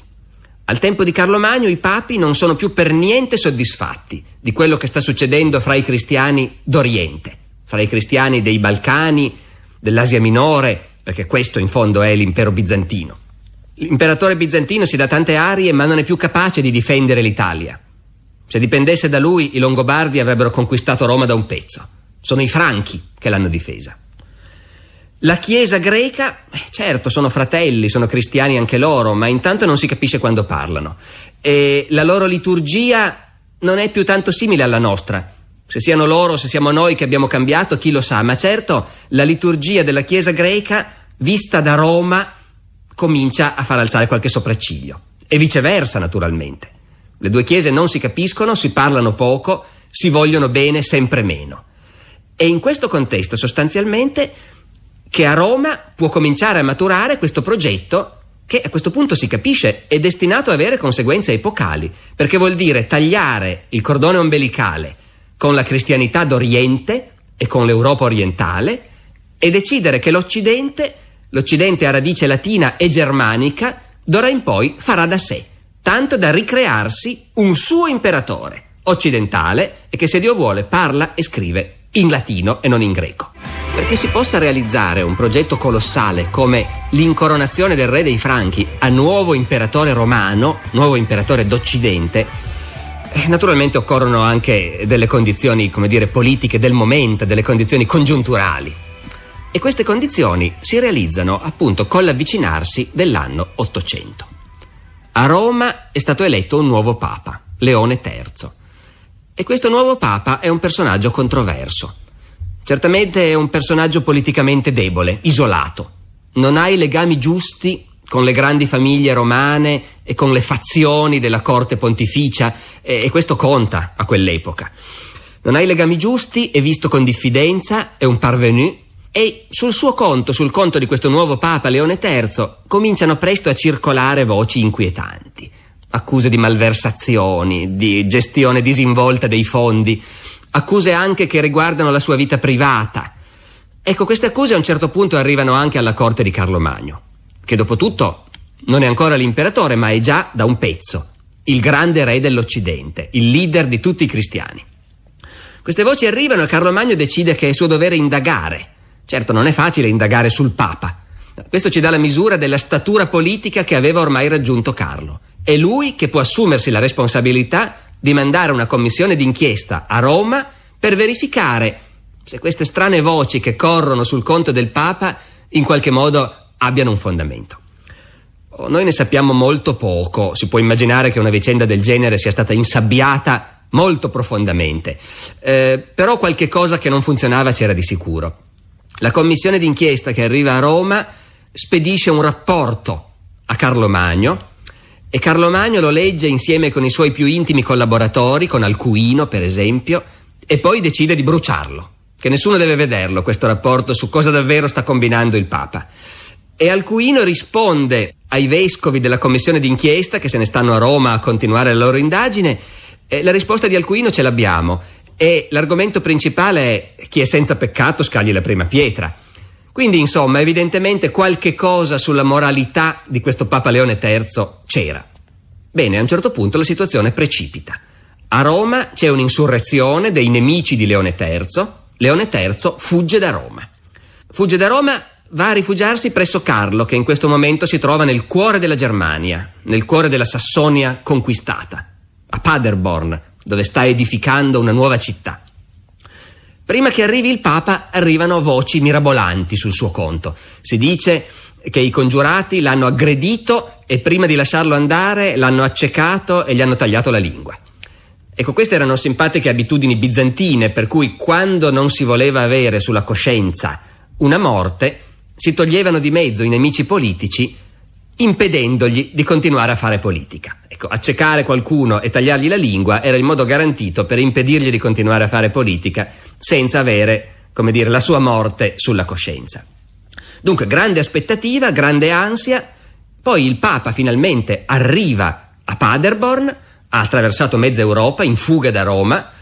Momentanea delusione. A quanto pare il Papa ci vede benissimo e parla. Ma Leone III spiega che davvero gli avevano cavato gli occhi e gli avevano strappato la lingua e poi la provvidenza miracolosamente gli ha fatto ricrescere tutto. E tutto sommato, per cortesia, si fa finta di credergli. Ecco, è in questo momento, nell'estate 799, nel caldo soffocante di Paderborn, che Carlo Magno e il Papa cominciano seriamente a discutere di questa cosa grandiosa che vogliono fare, l'incoronazione imperiale di Carlo Magno. Nel corso dell'anno 800 vengono perfezionati i dettagli della cerimonia. Possiamo soltanto immaginare, perché ne sappiamo poco, ma certamente ci saranno voluti negoziati anche intensi fra la corte papale e quella del re Franco per arrivare a stabilire, insomma, i particolari di una svolta politica così grossa.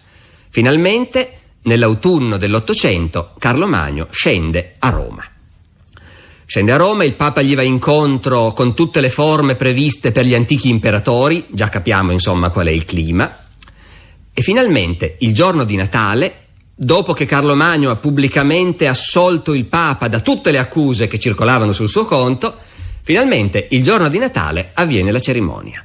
Carlo entra nella Basilica di San Pietro per pregare e mentre è inginocchiato a pregare, il Papa gli si avvicina e gli mette sulla testa la corona imperiale. Il popolo circostante, che poi sarà stato essenzialmente il clero della Basilica Vaticana, acclama Carlo come imperatore Augusto dei Romani.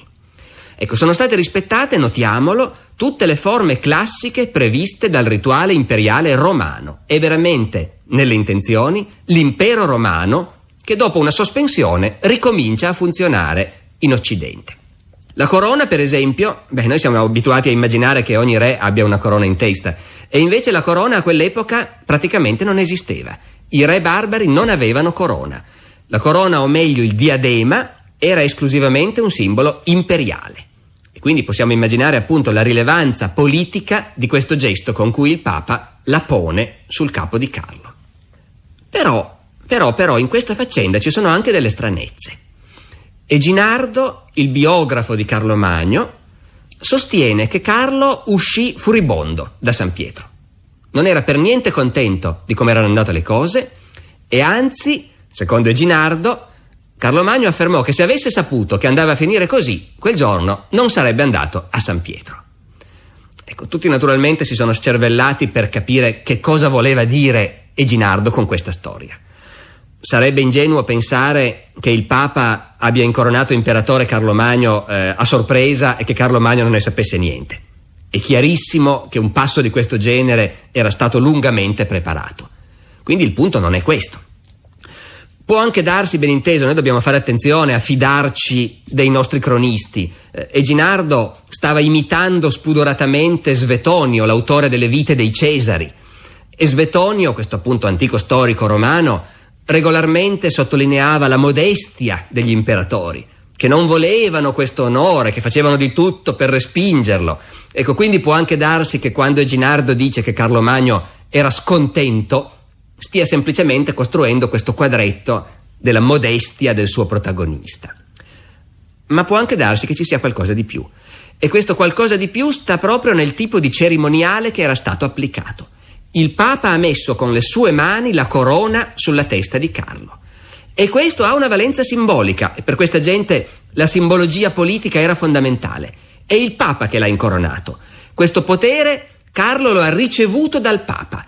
È come sottolineare che il Papa in qualche modo sta su un gradino superiore. E siccome noi sappiamo bene che per tutto il Medioevo gli imperatori, successori di Carlo Magno, avranno interminabili fastidi da parte dei papi, che appunto pretendono di essere superiori, ecco, possiamo immaginare che un politico sveglio come Carlo Magno abbia colto subito queste implicazioni. E forse è per quello che dopo tutto non era tanto contento quando uscì da San Pietro. Già come re dei Franchi, e poi ancora di più dopo la sua incoronazione a imperatore, Carlo Magno esercitava un potere assoluto sui suoi sudditi. Era una figura sacra del resto. L'incoronazione comportava anche l'unzione con l'olio benedetto, e questa unzione faceva del re un personaggio diverso dai semplici laici. Ne faceva quasi un sacerdote, tanto che la formula ricorre a proposito di Carlo Magno: re e sacerdote. Certo, Carlo Magno non si è mai messo in testa di dire messa e non avrebbe potuto farlo, ma era sacerdote in quanto in qualche modo rappresentava il tramite fra i suoi popoli e Dio. Era una figura sacra, e non per niente sappiamo che nella giornata di Carlo Magno avevano così tanta importanza i rituali religiosi. Non per niente Carlo Magno si svegliava ogni mattina all'alba per sentire il mattutino e concludeva la sua giornata con la messa. Questo colloquio quotidiano con Dio era parte integrante dei suoi doveri. E da questo derivava il potere di vita e di morte che il re, e poi imperatore, aveva sui suoi sudditi. Normalmente a quest'epoca, se qualcuno commetteva un omicidio, non era neanche la legge che si preoccupava di punirlo, era la famiglia del morto, che aveva il diritto di trarre vendetta. E il re rispettava questa vendetta. Era parte delle regole del gioco. Ma invece, se il re faceva mettere a morte qualcuno, nessuno aveva il diritto di vendicarlo. Questo era stabilito chiaramente nella legge. Se qualcuno, insieme col re, avrà ucciso un uomo, non sia colpevole di nulla, poiché infatti crediamo che i cuori dei re siano nelle mani di Dio, e questa è una citazione dalla Bibbia, dal libro dei Proverbi, non è possibile vendicare colui che il re ha ordinato di uccidere. Però dobbiamo fare attenzione, perché questo potere di vita e di morte che Carlo Magno aveva su tutti i suoi sudditi era temperato, era moderato da obblighi molto precisi. Un re, un imperatore, non poteva essere un tiranno. Il suo potere doveva essere esercitato con moderazione, e la Chiesa sorvegliava l'esercizio del potere. Tutti sapevano distinguere perfettamente un re che esercitava il suo potere assoluto nell'interesse collettivo, mentre invece il sovrano che lo esercitava in modo capriccioso perdeva i suoi diritti. Contro di lui era possibile ribellarsi, e anzi, in generale, i sovrani capricciosi non duravano a lungo. Carlo Magno dunque si trovava in questa situazione contraddittoria: personaggio sacro che faceva da tramite fra Dio e i suoi sudditi, che esercitava sulla gente un potere di vita e di morte, ma che era tenuto a esercitarlo con moderazione, con clemenza. Ecco, su questo ultimo punto della clemenza vale la pena di fermarci, perché ci dà anche il senso delle differenze fra un'epoca e l'altra. Carlo Magno, lo sappiamo, era un personaggio facilmente collerico, che in vita sua ha commesso anche eccessi, crudeltà, ma appunto erano eccessi di cui poi doveva fare penitenza. Il suo ruolo era un altro, e quello che colpisce di più è il fatto che molto spesso i nemici peggiori di Carlo Magno, i ribelli più ostinati, quando vengono alla fine catturati, non sono messi a morte.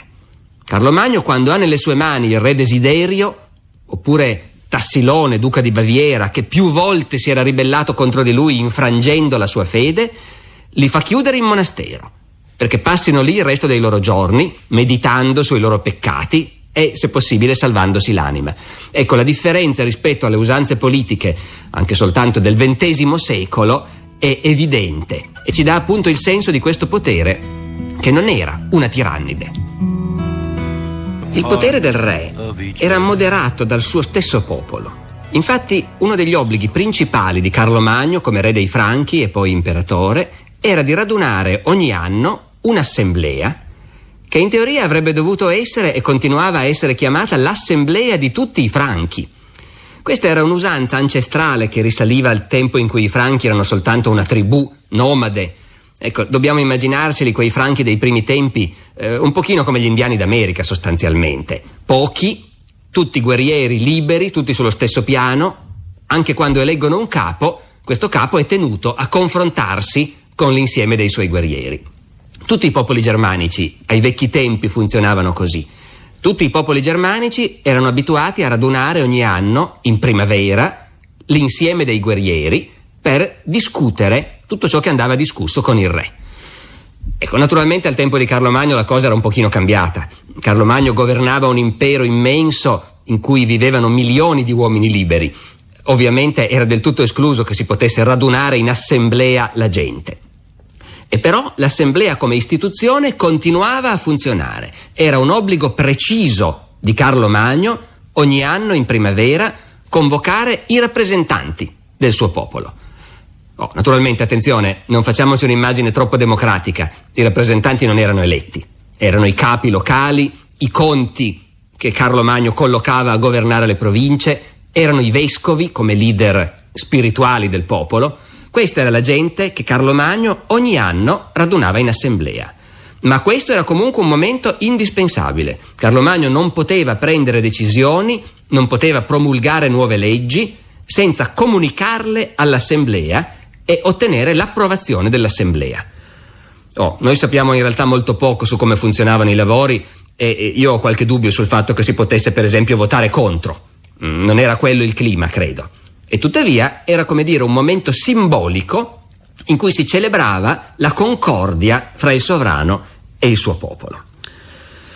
Questa assemblea si teneva in origine all'inizio della primavera, a marzo. Infatti aveva anche un suo nome, si chiamava il Campo di Marzo. E si teneva a inizio primavera perché poi i Franchi impiegavano il resto dell'anno a fare quello che gli piaceva fare di più e che sapevano fare bene, cioè la guerra. Siccome nell'esercito di Carlo Magno, e ne parleremo poi anche di questo, la cavalleria contava sempre di più e quindi le spedizioni militari di Carlo comportavano lo spostamento di un gran numero di cavalli e poi di buoi per trainare i carri dei rifornimenti, col tempo la data dell'assemblea si sposta sempre più avanti, perché si deve aspettare che ci sia l'erba nei prati in abbondanza, perché subito dopo l'assemblea si parte in guerra. Quindi le assemblee di Carlo sono convocate sempre più tardi, in tarda primavera a inizio estate. Ma il momento rimane, è davvero, come dire, fissa ciclicamente l'andamento degli anni. Ogni anno c'è l'assemblea e poi la guerra. E questa cosa è talmente fondamentale che una volta succede nell'estate del 790 che Carlo Magno non ha nessun nemico da combattere, non è riuscito a mettere in piedi una guerra, è l'unica volta in vita sua. Bene, scrivono i cronisti che il re, quell'anno, per non dare l'impressione di intorpidirsi nell'ozio e buttare via il tempo, navigò lungo il fiume Meno fino al suo palazzo di Zels e da lì ridiscese il fiume e se ne ritornò a Worms. Ecco, finché la vecchiaia non lo inchioderà, il re non può fermarsi, perché tutto il popolo franco vive in lui. Una caratteristica fondamentale del potere di un re franco come Carlo Magno era anche il fatto che il re doveva continuamente spostarsi all'interno del suo regno. Non esisteva in quest'epoca nemmeno il concetto di una capitale. Certo, altri stati ben più antichi, come l'impero di Costantinopoli, per esempio, avevano una capitale. Perfino i Longobardi in Italia avevano una loro capitale, a Pavia. I Franchi non avevano la capitale. Carlo Magno passa tutta la sua vita spostandosi incessantemente all'interno del suo regno, dove possiede grandi proprietà fondiarie, ville in campagna, e Carlo Magno col suo seguito si sposta da una di queste ville all'altra, oppure visita le diverse città, va a controllare e sorvegliare i vari vescovi, sorveglia il funzionamento degli uffici periferici dell'impero, non si ferma mai. Ecco, una volta si credeva che questo dipendesse dal fatto che l'economia era talmente primitiva che non era possibile neanche l'approvvigionamento della corte, e quindi Carlo Magno con tutti i suoi uomini si doveva spostare da una zona all'altra come un branco di cavallette per consumare sul posto le scorte alimentari, i sacchi di grano, i porci salati, le botti di vino. Quando tutto era finito si spostavano da un'altra parte. In realtà questa è un'immagine in qualche misura anche esagerata. Spostarsi era parte dell'arte di governo. Il re doveva farsi vedere, doveva far sentire fisicamente la sua presenza, farsi vedere dai sudditi, in un'epoca senza mass media, evidentemente, e soltanto dove lui era presente di persona le cose funzionavano. Dunque non c'era una capitale vera e propria. Questo può entrare in contraddizione con l'immagine che abbiamo di solito della capitale di Carlo Magno a Aquisgrana. Ma in realtà Aquisgrana non è una vera capitale. Aquisgrana è semplicemente un posto dove Carlo Magno, specialmente negli ultimi anni, ama tornare, molto più spesso che altrove. E per un motivo semplicissimo: Aquisgrana era un centro termale. A Aquisgrana c'erano le acque calde che fin dal tempo degli antichi romani erano famose in tutta Europa, e a Carlo Magno queste cose piacevano. Carlo Magno ha sempre amato stare nell'acqua, la piscina, le acque calde, le terme, e quando trova questo posto che ha appunto degli impianti termali formidabili, decide che quello è il posto dove gli piace stare, specialmente nell'età appunto matura e poi in vecchiaia, quando gli acciacchi si fanno sentire. Carlo Magno sempre più spesso torna ogni anno dopo la guerra ad Aquisgrana a riposarsi e a passare l'inverno in piscina. E quindi Aquisgrana naturalmente ha anche un grosso sviluppo urbanistico. Carlo si fa costruire un palazzo e naturalmente, siccome queste cose hanno una valenza simbolica, manda degli architetti a Costantinopoli per vedere un po' come sono i palazzi dell'imperatore bizantino e poi se li fa copiare. Manda gente in Italia, a Roma, a portar via statue, marmi preziosi. Però comunque questo palazzo è una residenza, non si tratta di una capitale nel senso di governo. Il governo è ovunque si trova il re con i suoi collaboratori. Lo stesso termine di palazzo, che loro usano molto, non indica tanto l'edificio. Il palazzo, nelle fonti dell'epoca di Carlo Magno, è l'insieme dei collaboratori del re, di quelli che fanno andare avanti la macchina amministrativa. Sono la gente del palazzo, i palatini. E questa parola è quella che poi in italiano, con pronuncia modificata, ha dato i paladini. Ecco, i paladini che noi immaginiamo appunto in un'aura gloriosa, il paladino Orlando, sono in origine semplicemente il gruppetto, la squadra dei collaboratori amministrativi del re, che si spostano con lui e da qualunque sede sono in grado di far funzionare l'impero. La preoccupazione di mantenere, come dire, un filo diretto con il popolo, con la gente, è molto forte in Carlo Magno, e ci sono alcuni momenti della sua vita in cui questo rapporto diretto con i sudditi emerge in modo che è abbastanza impressionante anche per noi oggi. Se poi pensiamo ai mezzi dell'epoca, la cosa è ancora più impressionante. Ecco, in primo luogo Carlo Magno, che come sovrano emanava leggi, le faceva approvare dall'assemblea, lo sappiamo, ma sappiamo anche che questa approvazione, insomma, non era difficile da ottenere. Ebbene, però, quando queste leggi andavano a cambiare le consuetudini tradizionali dei suoi popoli, perfino Carlo Magno, il sovrano che dominava tutti i cristiani d'Occidente, perfino lui sente il bisogno di far approvare queste novità dalla gente. Ci sono alcuni momenti straordinari in cui Carlo Magno emana nuove leggi che cambiano, magari anche in aspetti marginali, le leggi tradizionali, ancestrali, per esempio dei Bavari.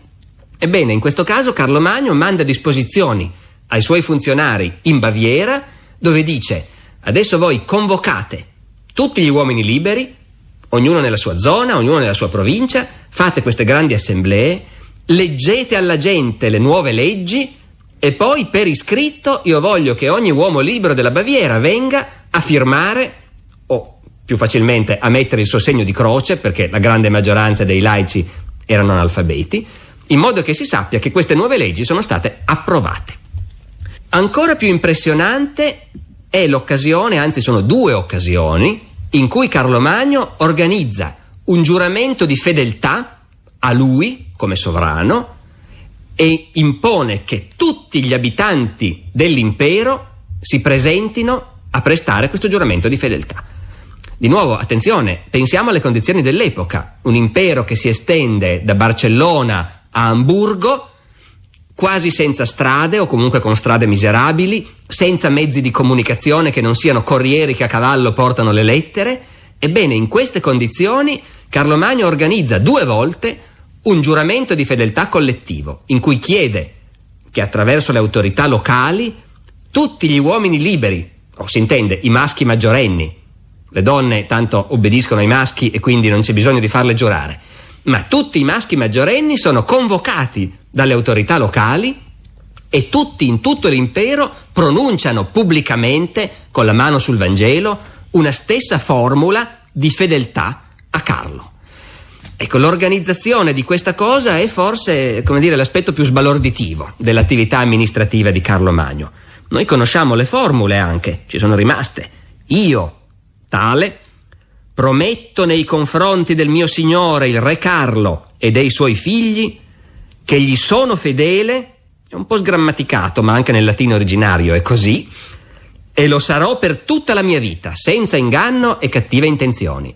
E a noi sono rimaste le lettere che dicono: tutti i monaci convocati dal loro abate devono giurare, tutti i preti convocati dal vescovo, tutti i servi convocati dai loro padroni, e così via, insomma.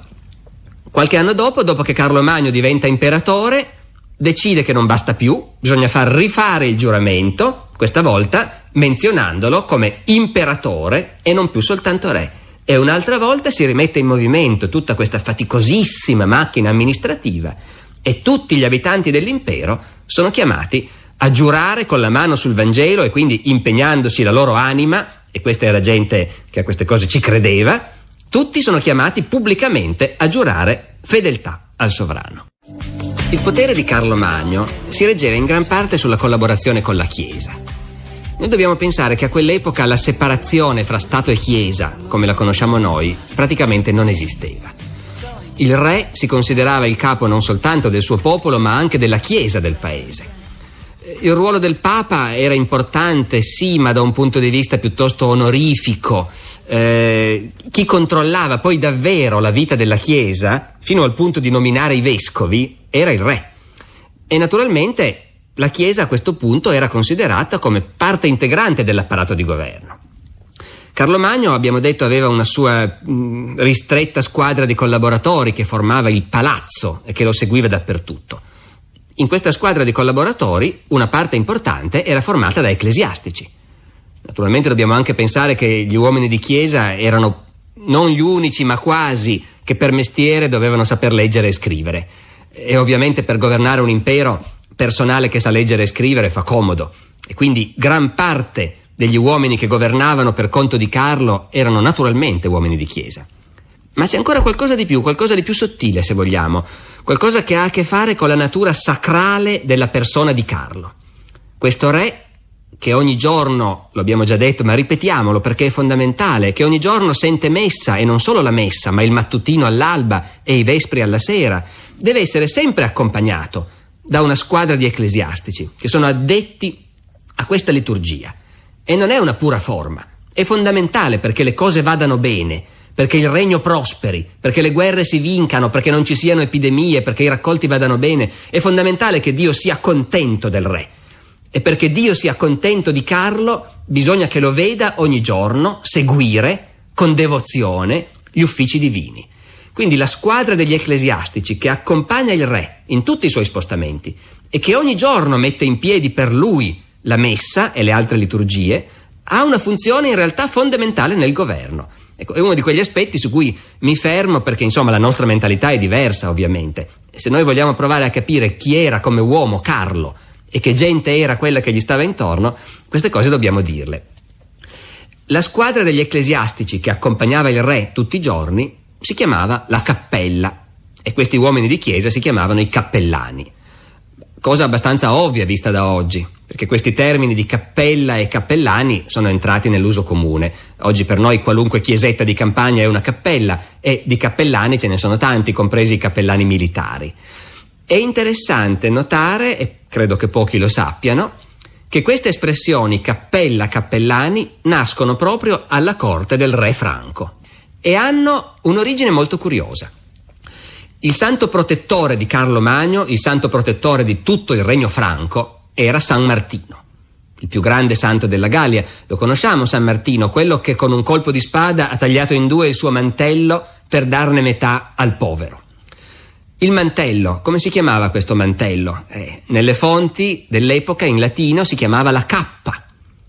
Ora, la reliquia più preziosa che i re franchi possedevano e che li accompagnava sempre per garantirgli la protezione di San Martino era appunto un frammento della cappa di San Martino. Avevano questo frammento, lo conservavano gelosamente. Questo frammento della cappa era conservato in quella che veniva chiamata appunto la cappella, e gli uomini addetti a conservarla, gli uomini addetti a conservare questa cappa erano i cappellani. Quindi in origine cappellani sono soltanto gli ecclesiastici della corte di Carlo Magno che custodiscono la cappa di San Martino. La sorveglianza di Carlo Magno sulla Chiesa era molto stretta. Carlo Magno era quello che nominava i vescovi, lo abbiamo detto, ma anche questo vale la pena di ripeterlo perché è qualcosa che entra in contraddizione con le nostre abitudini. Noi oggi siamo abituati a una Chiesa cattolica in cui è il Papa che da Roma nomina e sorveglia tutti i vescovi della cattolicità. Ecco, allora era un po' diverso. Il prestigio del Papa non si spingeva fino a permettergli di nominare i vescovi. Era l'imperatore che li nominava. Oddio, se volessimo essere veramente precisi, l'imperatore si limitava a suggerire i candidati giusti, in modo che poi il clero di ogni città potesse procedere a un'elezione. Ma tutto quello che sappiamo ci fa pensare che questi suggerimenti di Carlo Magno dovessero essere presi molto sul serio. Questo vuole anche dire che la squadra dei cappellani intorno a Carlo Magno era un po' come il vivaio, dove lui sceglieva le persone che lo avevano colpito e gli faceva fare carriera. Essere cappellano del palazzo voleva dire essere ben avviati per diventare un giorno vescovo. Possiamo immaginare che quando arrivava la notizia che un vescovo era morto si mettessero subito in movimento parecchi candidati. Tra la soddisfazione generale si era liberato un posto e quindi era il momento di fare intervenire le amicizie importanti. Chi era ben piazzato presso la regina la pregava di dire una parola buona al marito, chi aveva amici importanti si faceva raccomandare e Carlo Magno sceglieva. Su questa sua capacità appunto di promuovere gli uomini della sua corte e di creare i vescovi c'è un gran numero di aneddoti e chiaramente questa insomma è una facoltà che colpiva i contemporanei, questo re che di sua iniziativa nomina i vescovi. Per esempio si racconta di quel chierico della corte che venne informato che sarebbe stato nominato vescovo. La nomina era già pronta solo da firmare. Il chierico naturalmente comincia a festeggiare, invita tutti gli amici, fanno una grande bevuta, questa era gente che beveva molto e che si ubriacava volentieri, fanno una grande bevuta e finiscono tutti sotto il tavolo. All'alba Carlo Magno si alza e va in chiesa per il mattutino. Come al solito tutti i chierici sono presenti. Il mattutino, dobbiamo tenere presente anche questo, era una liturgia complessa, cantata. Richiedeva la presenza di molti preti ed ecclesiastici che dovevano cantare a turno i vari pezzi della liturgia. Benissimo, Carlo Magno è lì, avvolto nel suo lungo mantello, forse sonnecchia anche un po', ma intanto segue quello che sta succedendo. Tutti cantano a turno, improvvisamente la liturgia si interrompe. Costernazione generale, Carlo Magno si scuote, comincia a guardarsi intorno con aria seccata. Ovviamente quando Carlo Magno era seccato il clima non era dei migliori. Cosa succede? Manca uno. La liturgia si è interrotta perché manca un chierico. E naturalmente era proprio quello che era stato appena nominato vescovo e che aveva passato la notte a bere e che in quel momento giaceva ubriaco sotto il tavolo. Carlo Magno, definitivamente stizzito, grugnisce: che qualcuno canti. E a questo punto un ecclesiastico molto povero, sconosciuto, appena arrivato a corte, prende il coraggio a due mani e canta il versetto giusto. Il finale naturalmente possiamo immaginarcelo. Il poveretto appena arrivato viene nominato vescovo e quello che si era ubriacato e non era intervenuto perde il posto. Naturalmente alla gente piaceva pensare che l'imperatore fosse, come dire, un uomo sì, emotivo come tutti noi, simile a noi, ma in fondo buono e giusto. È probabile che dietro le nomine dei vescovi ci fossero appunto scelte politiche, calcoli di amicizie, di raccomandazioni ben diverse. Però tutto sommato anche a noi piace immaginarci che ogni tanto episodi di questo genere potessero succedere davvero. Carlo Magno sfruttava molto liberamente le ricchezze della Chiesa. A dire la verità le considerava un po' roba sua e i vescovi li considerava un po' come gente sua che veniva piazzata nelle varie diocesi, che doveva amministrare le ricchezze della Chiesa e tenerle sempre a disposizione del sovrano, che le usava appunto con la massima libertà. In modo particolare l'abitudine era che ogni anno ogni vescovo e ogni abate di un monastero doveva trasmettere al palazzo dei regali. Non dobbiamo però immaginarci dei regali del tipo appunto di oggetti o pensierini, no. Regali erano i carri carichi di provviste, le mandrie di bestiame, gli uomini armati pronti a combattere, tutto un insieme di risorse che erano indispensabili per il funzionamento dell'impero e specialmente delle sue guerre. Questi regali che Carlo Magno si aspettava dalla Chiesa erano una parte istituzionale, strutturata nel funzionamento dell'impero. È curioso notare che la parola stessa regalo, che noi usiamo, nasce da questo. Gli antichi romani non usavano la parola regalo, dicevano donum, dono. Come mai noi usiamo poco la parola dono e invece la parola che è entrata in uso normalmente è appunto regalo? Qual è l'origine? Regalo viene da re. Il regalo è ciò che spetta al re. Ogni vescovo, ma anche ogni notabile dell'impero, sa che il re ogni anno vuole grossi regali da lui. Sa che l'impero funziona grazie a questi regali, grazie a queste risorse. Quindi il regalo è ciò che spetta al re. E da qui la parola entra in uso, si diffonde, sostituisce la vecchia parola latina dono. Questi regali, come potete immaginare, non erano a questo punto granché spontanei. Abbiamo conservato una lettera di Carlo Magno a un abate che nell'anno 806 gli dà istruzioni. Gli indica il luogo in cui si radunerà l'assemblea e gli dice: quanto ai regali che ci devi portare all'assemblea, mandali entro la metà di maggio. E se per caso potrai organizzare il tuo itinerario in modo da portarceli di persona, preferiamo che tu faccia così. E vedi di non essere negligente se vuoi conservare la nostra grazia. Ecco, come si vede, originariamente il concetto di regalo non prevedeva la spontaneità. E a questo Carlo Magno teneva molto. Ci sono aneddoti in cui lo vediamo anche, come dire, nella sua versione più spiacevole e implacabile, quando qualche vescovo lo deludeva dal punto di vista dei regali. Per esempio si racconta di una volta che Carlo Magno arriva improvvisamente in una città. Naturalmente cosa fa? Si insedia a casa del vescovo. Il vescovo sta lì anche per quello, per poter ospitare l'imperatore ogni volta che passa, sperando che se ne vada presto, perché ovviamente è piuttosto costoso ospitare Carlo e il suo seguito. E venerdì non si può mangiare carne, il vescovo non trova neanche pesce, si riduce a servire a Carlo Magno un formaggio. Carlo Magno comincia a mangiare questo formaggio. Il vescovo, che assiste al pasto, non è seduto a tavola naturalmente, ma insieme con i domestici sta lì in piedi ad assistere, vede che Carlo Magno taglia via la crosta del formaggio e non si trattiene. Gli dice: ma cosa fai? Guarda che quella è la parte più buona. Ora, Carlo Magno era uno che a volte stava allo scherzo, a volte invece gli saltava la mosca al naso. Stavolta si offende. Assaggia la crosta, dice: però è vero, hai ragione. Benissimo, d'ora in poi ogni anno mi manderai in regalo 2 carri di questi formaggi.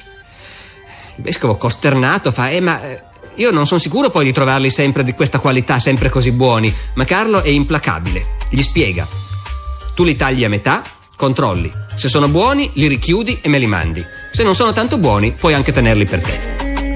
Finora abbiamo visto un impero in cui l'economia era molto più naturale che monetaria, in cui perfino le tasse si pagavano in natura, carri carichi di grano, bestiame.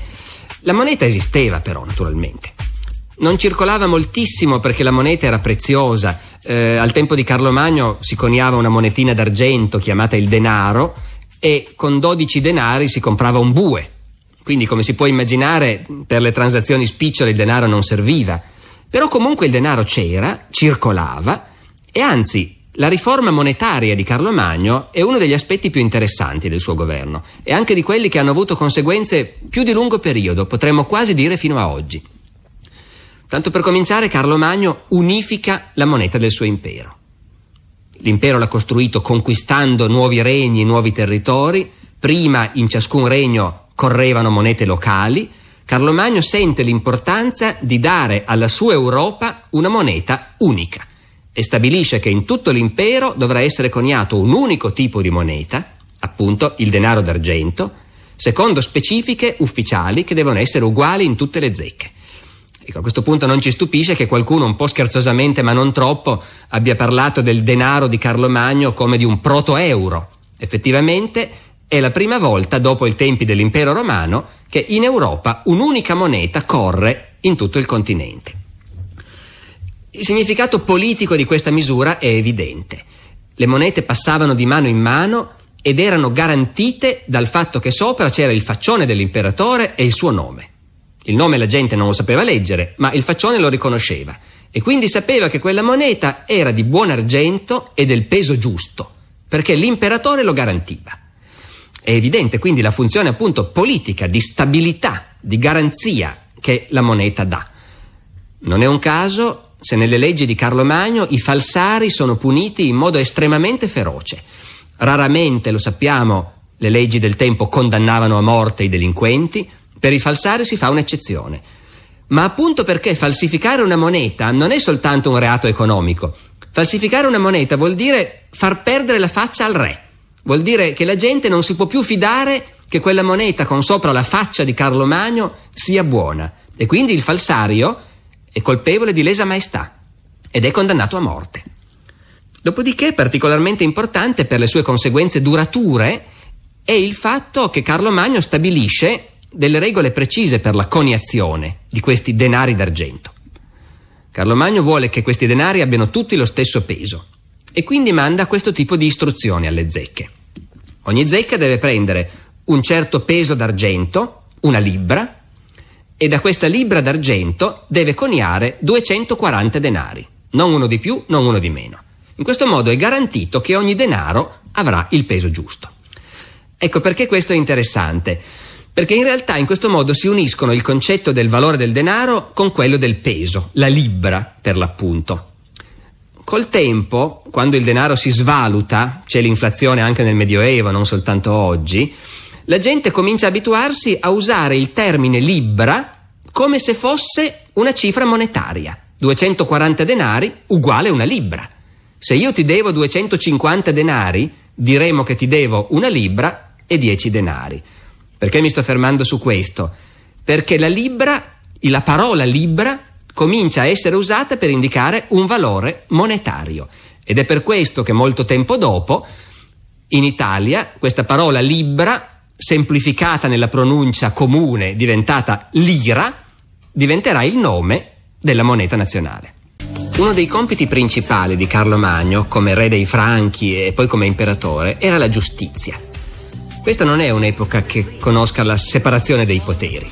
Il re incarna nella sua persona sia il potere di fare le leggi, sia quello di farle rispettare, sia il potere giudiziario. Carlo Magno è il giudice supremo del suo popolo. Questo vuol dire molto concretamente che chiunque, almeno in teoria, ha il diritto di sottoporre le sue cause all'imperatore. Chiunque sia stato giudicato dalle autorità locali e voglia fare ricorso ha il diritto di ricorrere personalmente all'imperatore. Naturalmente Carlo non può gestire davvero lui di persona tutte queste cause, ha bisogno di collaboratori a palazzo che in qualche modo devono filtrare e istruire queste cause, ma certamente una delle funzioni principali che ogni giorno Carlo era chiamato a svolgere era di dare sentenze. E noi sappiamo che appunto a volte già al mattino, mentre si vestiva, quando c'era molto lavoro arretrato, cominciava ad ascoltare le cause e a sentenziare.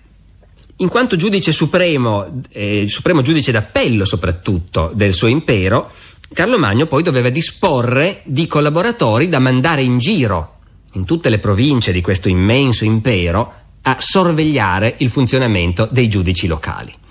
Su questo abbiamo abbastanza informazioni e in genere sono informazioni che ci fanno mettere le mani nei capelli. Cioè, la sensazione è quella di una giustizia incredibilmente corrotta, dove dappertutto le amicizie, le raccomandazioni, le bustarelle sono quello che fa vincere le cause.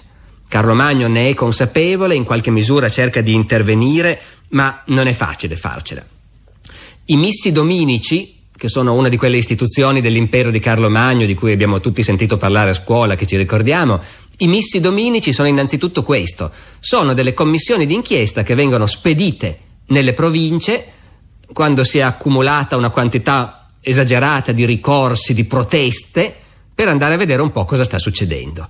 E in genere appunto succedevano cose tremende. Noi abbiamo una circolare che una commissione di missi mandata da Carlo Magno spedisce ai giudici della provincia dove sta per arrivare. E dicono i missi dominici di Carlo Magno ai giudici locali: badate bene, non dovete dire a quelli che vogliono presentare una querela: state zitti finché i missi non se ne saranno andati e poi ci faremo giustizia fra di noi, perché è in questo modo che i processi vengono insabbiati. Sforzatevi piuttosto di concluderli prima che veniamo da voi. Ecco, se non altro non si può dire che a Palazzo si facessero delle illusioni su quello che succedeva nella giustizia delle province. In realtà però anche i missi dominici erano facilmente corruttibili. Quando Carlo Magno manda nella Francia meridionale uno dei suoi collaboratori più stretti, il vescovo Teodulfo, Teodulfo scrive a casa dicendo: ma appena arrivato mi hanno offerto dei regali. Io ho detto che non li volevo e sono rimasti tutti stupitissimi. Hanno detto: ma tutti gli altri giudici che vengono da Palazzo li hanno sempre accettati. Abbiamo notizia di una causa fra due abati in cui uno dei due abati protesta perché dice: come? Il giudice ha accettato i regali dell'altro e non ha accettato i miei. È come se in sostanza accettare regali dalle parti per i giudici dell'epoca non fosse un abuso, ma al contrario era quasi un obbligo. I litiganti ci rimanevano male se i loro regali non venivano accettati, quello sì che era un cattivo segno. Contro questo Carlo Magno, come vedremo fra poco, faceva quello che poteva, ma certamente la giustizia non era l'aspetto più brillante dell'impero di Carlo. Se vogliamo capire contro cosa lottava Carlo Magno nei suoi sforzi di fare funzionare un minimo la giustizia, dobbiamo pensare che non esisteva un personale specializzato. Ogni conte che veniva piazzato in una provincia con l'incarico di governarla, di riscuotere le imposte e soprattutto di radunare i guerrieri ogni anno e condurli in guerra, ebbene, era la stessa persona che doveva giudicare i processi. Molti conti erano analfabeti, avranno avuto qualche collaboratore che era in grado di leggergli i codici, ma insomma sostanzialmente si trattava di guerrieri, anche piuttosto rozzi, che decidevano le cause come possiamo immaginare. Le lagnanze sono innumerevoli. I conti, quando si presentano finalmente in tribunale, molte ore dopo che la gente li sta aspettando, sono ubriachi. E allora Carlo Magno pubblica una legge: nessun conte deve presentarsi in tribunale dopo pranzo, devono andare prima. I conti si informano se c'è qualche causa che coinvolge personaggi importanti, quelle le decidono, le chiudono e poi se ne vanno a caccia. La povera gente può anche aspettare. E questo è il meno, perché ci sono anche storie di mala giustizia che sono degne di un romanzo nero. Per esempio, a un certo punto salta fuori questa storia. C'era un giudice in Italia che era stato nominato tutore di una ricca vedova. Le donne meglio che da sole non stiano, devono avere qualche uomo che si occupa dei loro interessi. Questo poi è un giudice, funzionario pubblico, viene nominato tutore e amministratore dei suoi possedimenti. Il giudice falsifica i titoli, caccia via la vedova dalle sue terre e se ne impadronisce. La vedova, che qualche amico evidentemente ce l'ha, manda un ricorso al palazzo, manda un ricorso a Carlo Magno, spiegando cosa è successo. Carlo Magno manda subito un misso dominico per verificare. Misso dominico arriva, convoca i testimoni e tutti i testimoni dicono: ma no, non è vero, quella è una pazza, assolutamente, questi possedimenti di cui si parla appartengono al giudice, non sono mai stati di questa vedova. La cosa viene insabbiata. A questo punto la vedova parte personalmente per Aquisgrana. Lascia l'Italia, attraversa mezzo impero, raggiunge Carlo Magno passando le Alpi nel cuore dell'inverno, arriva a supplicare personalmente Carlo Magno. Dice: guarda che i testimoni che sono stati ascoltati erano pagati e io sono povera, non sono in grado di farmi giustizia. Allora Carlo Magno nomina un nuovo giudice, suo cugino, Vala. Ecco, a quel livello in genere si può fidare. Il cugino ha altri modi per fare soldi, può anche darsi che non accetti regali e che giudichi come si deve. Vala viene in Italia. Quando arriva in Italia trova che la vedova è morta. Indaga e scopre che l'avversario, il giudice, l'ha fatta ammazzare. Poi ha fatto ammazzare anche i sicari, in modo che non si risapesse niente. E quando Vala faticosamente fa saltar fuori questa storia e comincia a intervistare testimoni, tutti quelli che parlano dicono: no, ma guarda che quello, io non vorrei dire niente, non mi fido a pronunciarmi contro di lui, quello è uno potente, quello qui nell'amministrazione ha troppi amici, noi non sappiamo niente di questa storia. Insomma, è il cugino dell'imperatore, ma ci mette mesi per tirare fuori il retroscena di questa vicenda e per riuscire finalmente a incriminare questo assassino che aveva appunto così tanti amici influenti e così tanti mezzi di pressione da poter insabbiare una vicenda come questa. Ecco, questo è il caso limite, ma la sensazione è che il livello di funzionamento della giustizia nell'impero di Carlo, nonostante tutti gli sforzi personali dell'imperatore, non si allontanava molto da questo. Quando pensiamo all'amministrazione della giustizia nel Medioevo, spesso ce ne facciamo un'immagine violentemente barbarica e irrazionale. In genere, quando in un film, per esempio, si rappresenta un processo medievale, di solito vediamo subito il ricorso all'ordalia, al giudizio di Dio. In realtà non si tratta di questo. L'ordalia esisteva, ne parleremo subito, ma non dobbiamo immaginare che questa gente fosse più stupida di noi. Questa era gente che aveva modi di ragionare in parte diversi dai nostri, ma che aveva un suo concetto di razionalità. E questo si vede molto bene quando noi vediamo Carlo Magno impegnato a decidere una causa. Normalmente Carlo Magno sapeva benissimo che innanzitutto se c'erano dei documenti scritti, i documenti scritti erano quelli che stabilivano i diritti e quindi carta canta. Se ci sono documenti scritti il processo si chiude e non c'è bisogno né di giudizio di Dio né di nient'altro. Anche la gente sapeva questa cosa, i documenti scritti erano importanti, tanta gente magari non li sapeva leggere, ma ci restava attaccata perché lì c'era la prova che quella proprietà, quel possedimento è mio e non di qualcun altro. Al tempo stesso lo scritto aveva anche una sua sacralità, forse proprio per il fatto che tanti non lo sapevano leggere. E così ecco che intorno all'esistenza o alla soppressione di documenti scritti spesso vengono fuori storie curiose. Carlo Magno a un certo punto si trova a dover giudicare un prete che era accusato da un altro prete di avergli fregato la chiesa, sostanzialmente, mettiamola così per semplificare. Diciamo pure che le chiese a quel tempo potevano essere di proprietà privata. Allora, siamo a Lucca, fra l'altro, non so perché vengono sempre fuori dall'Italia le storie più nere di mala giustizia. Il prete possedeva una chiesa, aveva promesso di cederla a un altro, gli aveva anche fatto un documento scritto di cessione.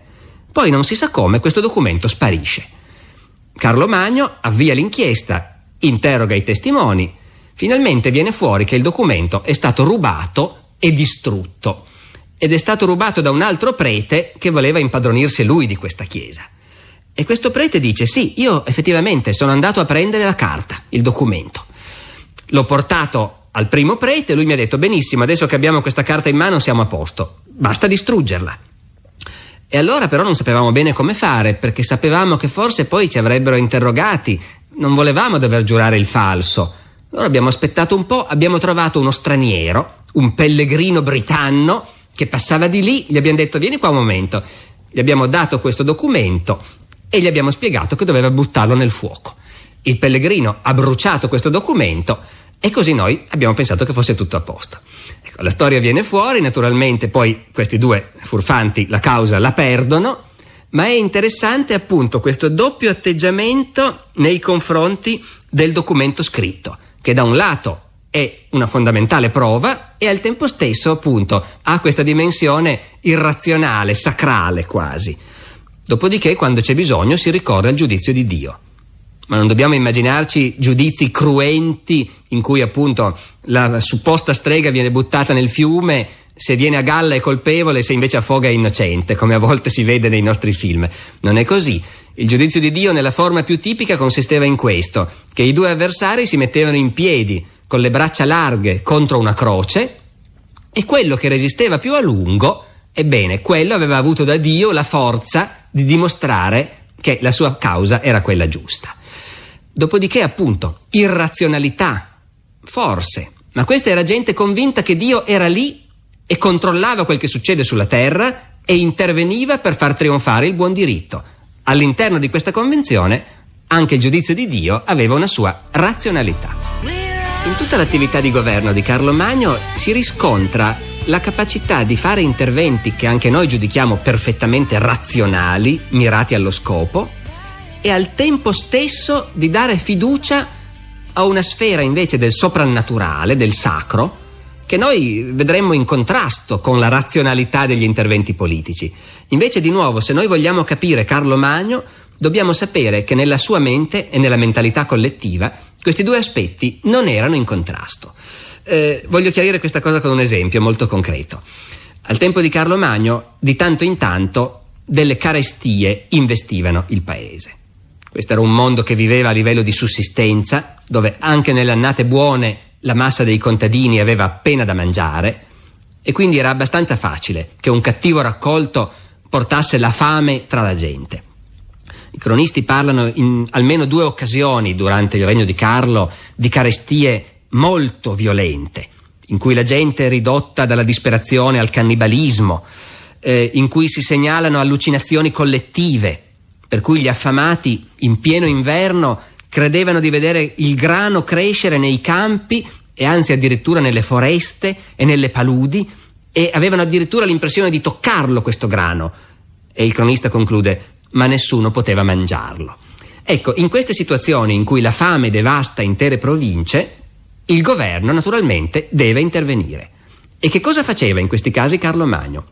È proprio qui che vediamo questa mistura di motivazioni diverse.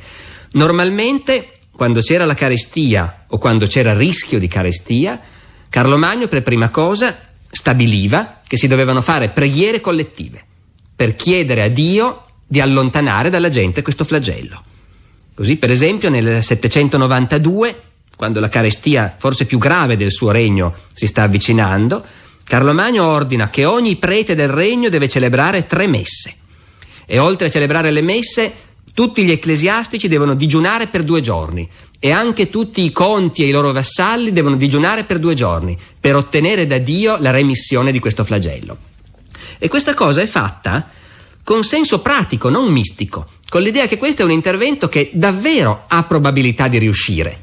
Tanto che in un'altra occasione Carlo Magno manda in giro una circolare dicendo: guardate che quando c'è rischio di epidemia non bisogna aspettare l'ordine del re, ognuno deve cominciare a pregare per conto suo. Rimboccatevi le maniche, datevi da fare, fate qualcosa di concreto, senza aspettare che sia sempre io a dirvelo.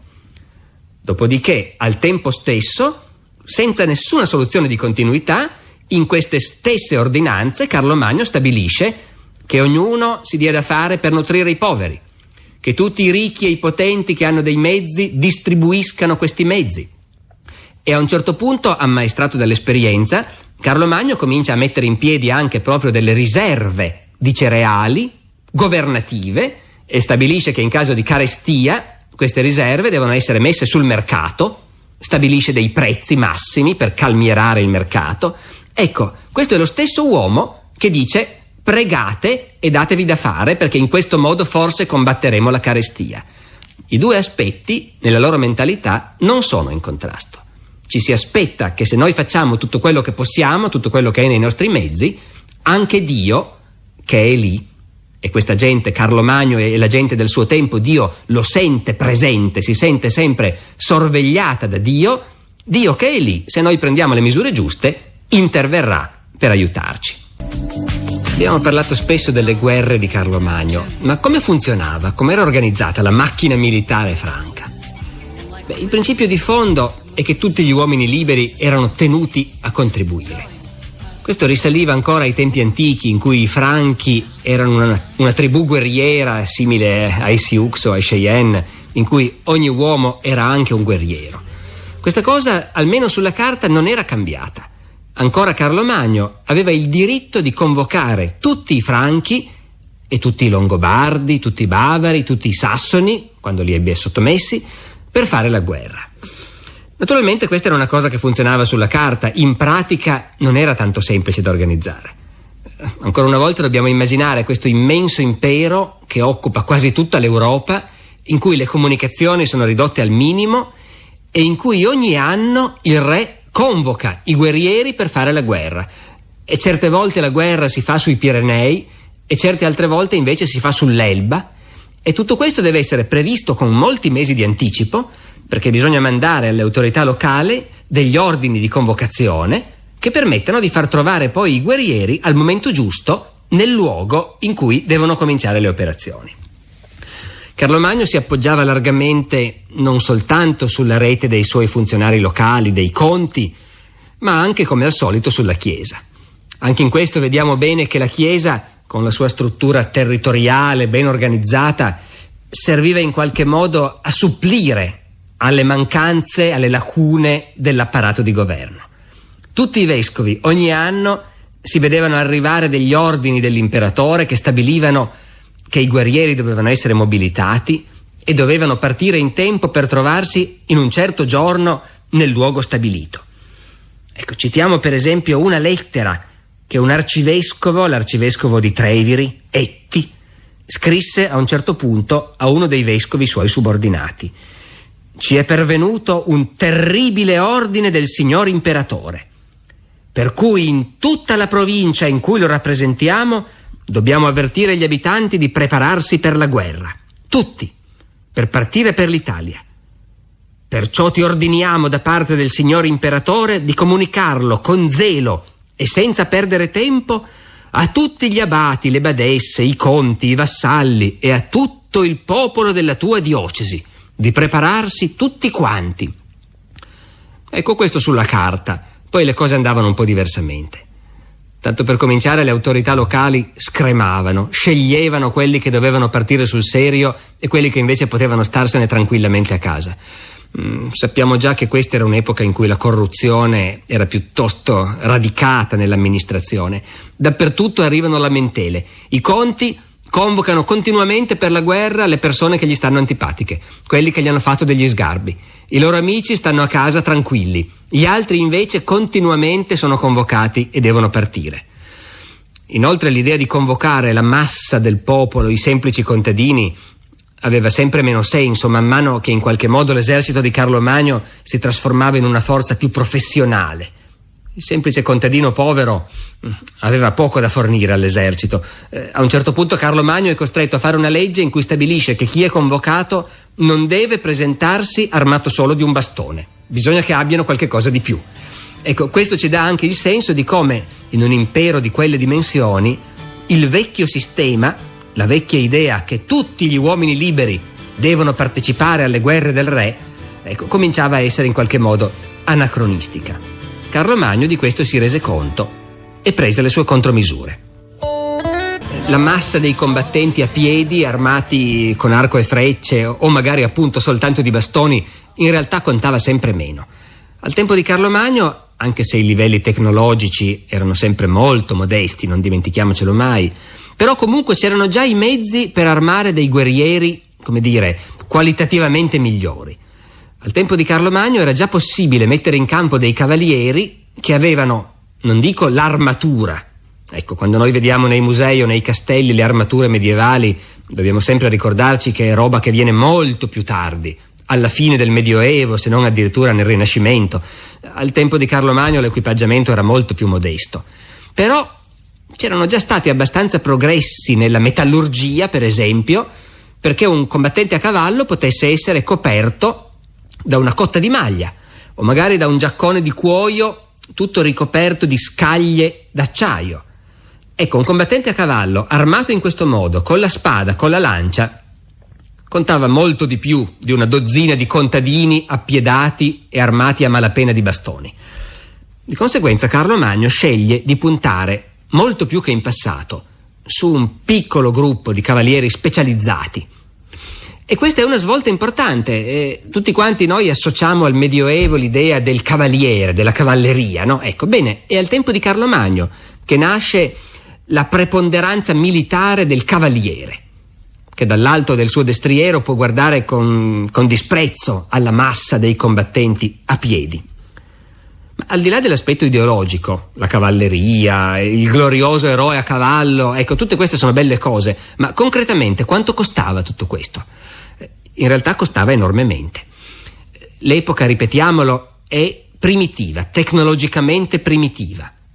Già un cavallo da guerra è una cosa che costa, secondo le leggi dell'epoca possiamo più o meno ricostruire questi preziari, un cavallo da guerra costa come 3 o 4 buoi, costa come 7 mucche. È un possedimento, cioè, considerevole. La corazza, la cotta di maglia, anch'essa costa quasi come un cavallo.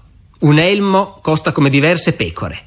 In altre parole, per armare un cavaliere ci vuole il lavoro di un sacco di contadini che zappano la terra e che con quel poco surplus che riescono a produrre possono armare il cavaliere.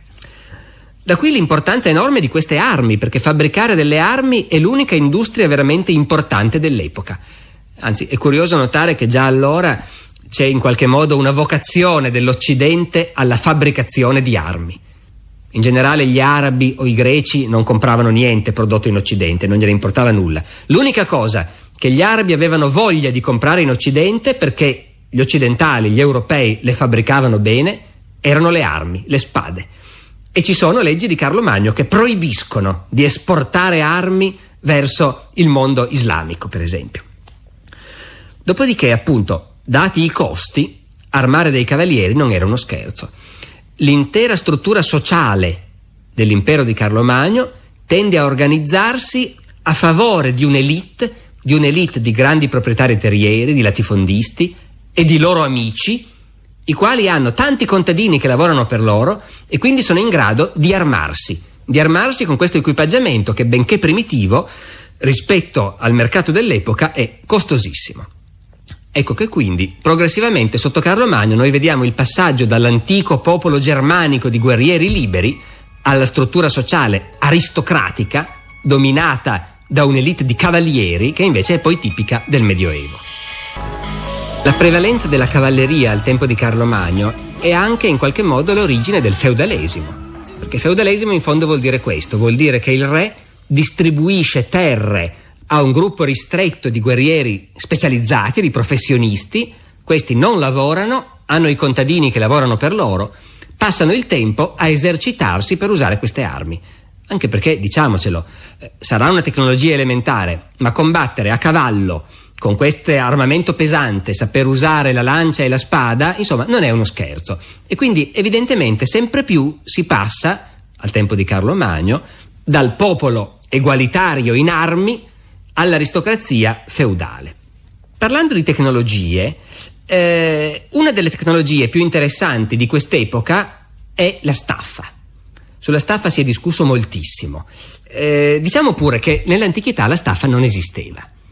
Può sembrare strano, ma è un'invenzione tardiva, è un'invenzione medievale. Sono i popoli delle steppe, gli Unni, i Mongoli, che inventano questo genere di attrezzo. Allora il problema è questo: non sarà che magari proprio l'introduzione della staffa ha permesso a Carlo Magno di costruire un esercito di cavalieri in grado di sconfiggere tutti i loro nemici? Questa è un'idea che è stata portata avanti seriamente dalla storiografia. A un certo punto, negli anni 60, uno storico americano che si chiamava Lynn White ha scritto un intero grosso libro appunto per dimostrare che in pratica dall'invenzione della staffa era venuto fuori l'impero di Carlo Magno, la cavalleria, il feudalesimo. In definitiva, tutta la storia dell'Europa medievale era il frutto di questa invenzione della staffa. Ecco, era un'idea forse un po' all'americana. Oggi tutto sommato siamo più diffidenti rispetto a queste spiegazioni che a partire da un unico elemento tecnologico ti costruiscono tutta la storia dell'umanità. E poi soprattutto oggi noi abbiamo il forte sospetto che al tempo di Carlo Magno la staffa praticamente non si usasse ancora. Siamo andati a vedere le miniature dell'epoca, per esempio, le raffigurazioni di guerrieri. In qualche raro caso, in epoca in cui Carlo Magno era molto vecchio o magari dopo la sua morte, ci sono dei cavalieri franchi che sono raffigurati con le staffe. Nella grande maggioranza delle illustrazioni sono senza. E poi ci sono piccole indicazioni nei racconti della gente che ha conosciuto Carlo Magno, che ci fanno pensare che forse tutto sommato la staffa non c'era. Per esempio, c'è la storia di quando Carlo Magno a un certo punto annunciò a un giovane ecclesiastico della sua cappella che intendeva nominarlo vescovo. Il giovane ecclesiastico, entusiasta, corre fuori dal palazzo, esce dal cancello, salta a cavallo. E il monaco che ci racconta questa storia dice: saltò a cavallo, era talmente felice di essere stato nominato vescovo che non rimase ad aspettare che arrivasse il servo con lo sgabello per montare in sella, come si fa di solito. Ci mise le mani sopra e saltò. Purtroppo per lui Carlo Magno era alla finestra, stava a guardare, lo richiamò subito indietro e disse: senti, uno atletico come te secondo me è sprecato a fare il vescovo, resta con me, accompagnami in guerra perché preferisco averti tra i miei guerrieri piuttosto che nominarti a fare il vescovo. Al di là di questo rimane il fatto che aneddoti di questo genere ci fanno pensare che effettivamente la staffa al tempo di Carlo Magno non si usasse ancora, e ciò nonostante Carlo Magno era in grado di mettere in campo eserciti di cavalieri pesantemente armati e professionali, ed è questo, non è solo l'abilità strategica di Carlo, che pure c'era, è la forza di questo materiale che spiega le sue incessanti vittorie contro tutti i suoi nemici. Parlando di tecnologie, ci sono molti casi in cui noi siamo colpiti dal divario fra le concezioni che Carlo Magno poteva avere, che spesso erano molto avanzate, e la povertà dei mezzi tecnici che aveva a disposizione. Per esempio, guerreggiando contro gli Avari, che erano un popolo asiatico stanziato più o meno nell'Ungheria attuale, sul Danubio in sostanza, Carlo Magno aveva preso molto seriamente il problema di, portare i rifornimenti ai suoi eserciti che combattevano in questa zona. Aveva organizzato convogli di chiatte lungo il Danubio, e però alla lunga anche questo non era bastato. Tenete conto che sul Danubio non c'erano ponti. Ecco, uno dei grandi esempi dell'arretratezza tecnologica di quest'epoca è che sui grandi fiumi i ponti non c'erano. I cronisti ricordano come una delle grandi imprese di Carlo Magno il fatto che fece costruire un ponte di legno sul Reno, che poi bruciò a un certo punto, e Carlo Magno, dice Ginardo, aveva progettato di farlo rifare di pietra, ma non ci riuscì mai. Ecco, questo di nuovo ci dà il senso impressionante del divario fra la potenza dell'uomo e la scarsità dei mezzi dell'epoca. Sul Danubio ponti non ce n'erano. Carlo Magno a un certo punto, per queste sue guerre contro gli Avari, fa costruire un ponte di barche sul Danubio, e questa cosa è già guardata quasi come un prodigio. Ecco, in questo contesto fa ancora più impressione scoprire che a un certo momento Carlo Magno, proprio perché sta pianificando queste sue spedizioni offensive contro gli Avari, quindi lungo il corso del Danubio, bene, a un certo punto Carlo Magno comincia seriamente a prevedere di scavare un canale fra il Reno e il Danubio. Un canale che quindi gli permette di collegare lungo la via d'acqua la sua base di operazioni sul Reno, dove c'è il cuore del suo impero, dove ci sono le città, i possedimenti fondiari, le scorte di alimentari, e il Danubio. Per quasi un anno Carlo Magno rimane impegnato a far scavare da un'enorme quantità di operai questo canale, che è passato alla storia come la Fossa Carolina, lo scavo di Carlo, questo canale che doveva unire il bacino del Reno a quello del Danubio. E anche qui vediamo che appunto, l'arditezza delle concezioni non era poi, paragonabile ai mezzi a disposizione.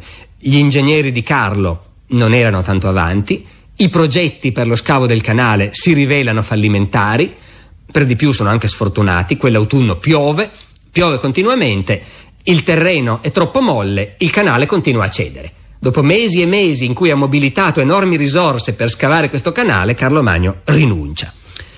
Un altro esempio della pochezza di mezzi tecnici di quest'epoca, che è impressionante se si pensa comunque al fatto che la gente non era diversa da noi. Era gente intelligente, sveglia. Carlo Magno era un grande politico, ma doveva fare i conti con la povertà dei mezzi. Sono le macchine d'assedio. Quando Carlo Magno o uno dei suoi eserciti deve assediare una città, è una tragedia, perché non hanno macchine in grado di sopraffare le mura di una città. E c'è un aneddoto interessante di un cronista che racconta di quando il figlio di Carlo, Ludovico il Pio, combatteva in Spagna, assediava, non so più se Saragozza o un'altra città araba, e non riusciva a prenderla, e a un certo punto per la rabbia sale a cavallo con la lancia in pugno, cavalca sotto le mura e scaglia la lancia contro queste mura, in un gesto che è al tempo stesso appunto di sfida e di rabbia impotente. Ecco, si vede qui appunto il divario di nuovo fra la potenza militare di Carlo e la debolezza dei mezzi che non gli permetteva nemmeno di prendere d'assalto una città murata. Conosciamo Carlo Magno come un uomo sanguigno, carnale, spesso anche violento e volgare, e al tempo stesso come un grande politico. Ecco, era anche un intellettuale. Sembra strano dirlo per un personaggio di questo genere, ma Carlo Magno aveva delle passioni intellettuali spiccatissime, di cui tutti ci hanno parlato. Vabbè, ovviamente bisogna anche farci un pochino la tara, perché i contemporanei lo adulavano volentieri. Però abbiamo troppe informazioni che vanno tutte in questo senso. Che studi aveva fatto? Beh, naturalmente, come figlio di un sovrano, non è che andasse a scuola. Avrà studiato da principio qualche cosa a casa, ma bisogna anche pensare che per l'epoca gli studi elementari volevano già dire imparare il latino, perché praticamente a quell'epoca non si poteva scrivere o leggere se non in latino. E quindi o non si andava a scuola per niente e si era allegramente analfabeti come la grande maggioranza della gente, ma se si andava a scuola a 5, 6 o 7 anni si doveva imparare il latino, da quello si cominciava. E certamente Carlo Magno imparò da bambino a leggere e scrivere in latino. O meglio, leggere e scrivere non proprio, ma di questo parleremo più avanti. Era già adulto quando decise che voleva fare degli studi un po' più approfonditi. Quegli studi che oggi chiameremmo, diciamo, di livello liceale e che a quell'epoca si chiamavano del trivio e del quadrivio. Sono espressioni, come dire, sofisticate, ma in pratica vogliono dire imparare la retorica, la grammatica, la dialettica, quindi la capacità di parlare in pubblico, per esempio, cosa che per un politico evidentemente conta. Mentre invece il quadrivio erano gli studi scientifici, la musica, la matematica, la geometria, l'astronomia. Ecco, l'astronomia in particolare era importante. Noi sappiamo che Carlo Magno era appassionato di astronomia e studiava con grande curiosità il corso delle stelle. E anche qui dobbiamo stare attenti prima di, come dire, sorridere e dire ecco la superstizione medievale. Non era proprio così. Questa gente era convinta che niente succede per caso. Erano convinti che l'universo Dio l'ha creato con un progetto preciso e quindi il cielo, con i movimenti dei pianeti e delle stelle, è un messaggio che Dio ci manda.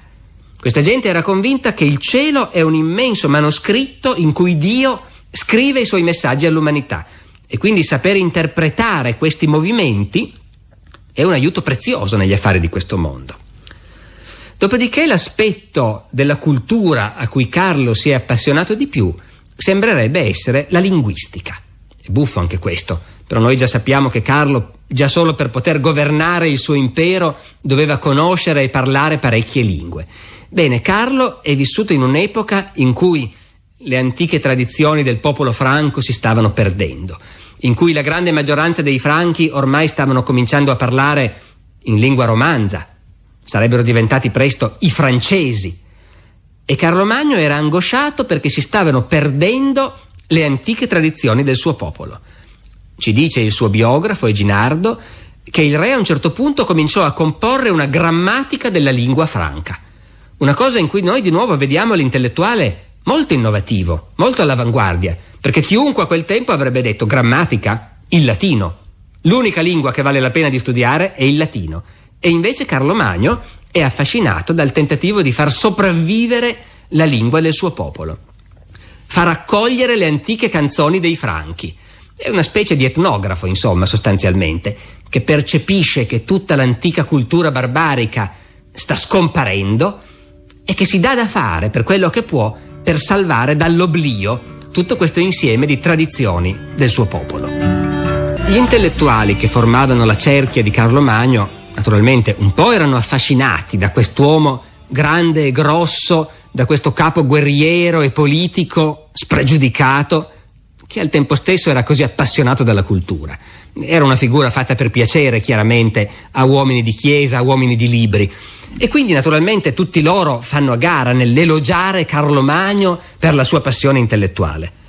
Poi si capisce che, insomma, non si rischiava di esagerare. Gli elogi non erano mai abbastanza. Carlo Magno era uno a cui piaceva essere adulato.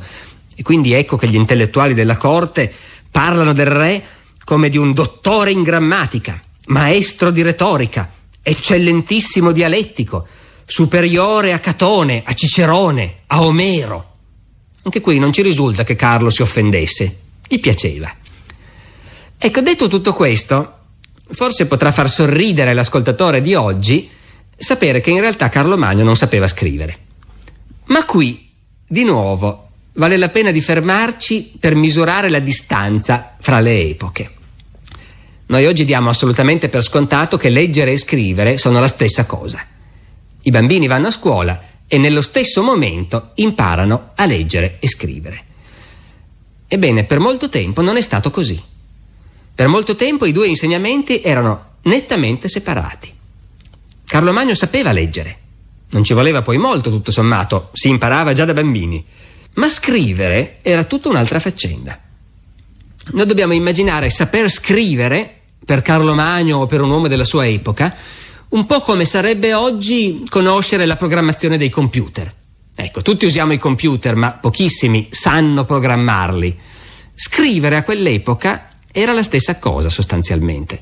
Nessuno scriveva nella vita quotidiana, anche perché, non dimentichiamocelo, la carta non l'avevano ancora inventata e scrivere sulla pergamena non era uno scherzo, non si prendevano appunti da buttar via sulla pergamena, che costava carissima. Quindi nella vita quotidiana nessuno scriveva. Scrivere era, come dire, una tecnica complessa e anche molto faticosa, perché parti un po' dalla pergamena, dalla penna d'oca, il raschietto, la sabbia. Ci vuole tutta un'attrezzatura che bisogna saper padroneggiare. Allora, chiaramente un re deve produrre documenti scritti, ma mica li scrive lui. Sarebbe ridicolo che dovesse preoccuparsi di questo aspetto banalmente tecnico. Un re è circondato di collaboratori, alcuni fra questi sanno scrivere e a loro viene demandato questo incarico.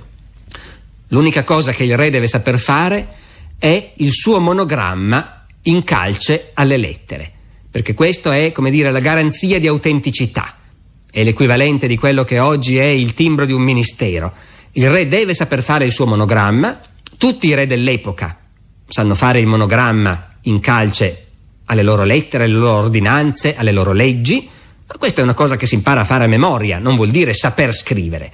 Per il resto, Carlo Magno, appunto, era questa cosa che a noi oggi può sembrare strana e che allora invece era normale. Sapeva leggere in latino e non sapeva scrivere. Detto questo, è ancora più interessante scoprire che a un certo punto Carlo Magno, già anziano, ha deciso che questa cosa gli interessava. Ha voluto provare anche a imparare a scrivere, che è davvero come se oggi un uomo di governo volesse imparare a programmare i computer. Ci si è messo e, ci dice Eginardo, si dava da fare sul serio. Si teneva la pergamena e la penna sotto il cuscino, di notte si svegliava, provava a allenarsi. Ma era già troppo anziano, alla fine non c'è mai riuscito veramente. Al di là della sua cultura personale, Carlo Magno, come uomo di governo, ha fatto un grosso investimento nella scuola e nell'insegnamento. Però anche qui, naturalmente, dobbiamo stare attenti a non fare confusione con la nostra epoca. La scuola non voleva dire la scuola per tutti. Non c'era nessun bisogno che la gente sapesse leggere, non ce n'era bisogno per i contadini e non ce n'era bisogno neanche per i nobili e per i governanti, in fondo. Bastava che ci fosse qualche tecnico che sapeva fare queste cose. Ma c'era una categoria di persone nell'impero di Carlo Magno che dovevano saper leggere e scrivere e dovevano capire quello che leggevano, perché da questo dipendeva la prosperità dell'impero. Erano gli ecclesiastici, naturalmente. Di nuovo, caliamoci nella mentalità di questa gente, cerchiamo di pensare come pensavano loro. La liturgia ecclesiastica è una specie di assicurazione sulla vita. Il mondo va avanti, il regno prospera, il re vince finché Dio è contento. E Dio è contento se sa che sulla terra la Chiesa gestisce la liturgia in modo corretto. Carlo Magno ha l'angoscia che in qualche provincia sperduta del suo impero magari i preti sono troppo ignoranti, non sanno leggere bene il Vangelo. Quando dicono messa sbagliano le parole. Guai, perché se nella messa si sbagliano le parole il rito non vale. Se si battezza un bambino e si sbagliano le parole, quel bambino non andrà in paradiso. Se si prega per la vittoria del re e si confondono le citazioni dal Vangelo, Dio non sarà contento. Ecco che quindi diventa necessario per quell'uomo di governo che è Carlo garantire che l'apparato ecclesiastico sia servito da personale qualificato. Carlo Magno fa un grossissimo investimento nella scuola. Nei libri scolastici dei ragazzini francesi, fino a non molto tempo fa, non so se ancora adesso, Carlo Magno aveva un suo ruolo importante. Era addirittura presentato come l'inventore della scuola, cosa che naturalmente lo ha fatto odiare da generazioni di scolaretti francesi. E nei libri scolastici francesi si ripeteva questo aneddoto di Carlo Magno che a palazzo tiene una scuola e che va a visitare questa scuola e interroga i ragazzini. E scopre che i figli dei nobili, siccome si danno molte arie e sono abituati comunque a avere la strada aperta e la pappa fatta, non studiano. E invece i figli dei servi studiano, e come? Perché quello è l'unico modo per sottrarsi alla loro condizione. E appunto il vecchio aneddoto racconta che Carlo Magno sgrida severamente i figli dei nobili e promette che li metterà sul lastrico e che tutti i posti saranno dati ai ragazzini che studiano, anche se non sono figli di famiglie importanti.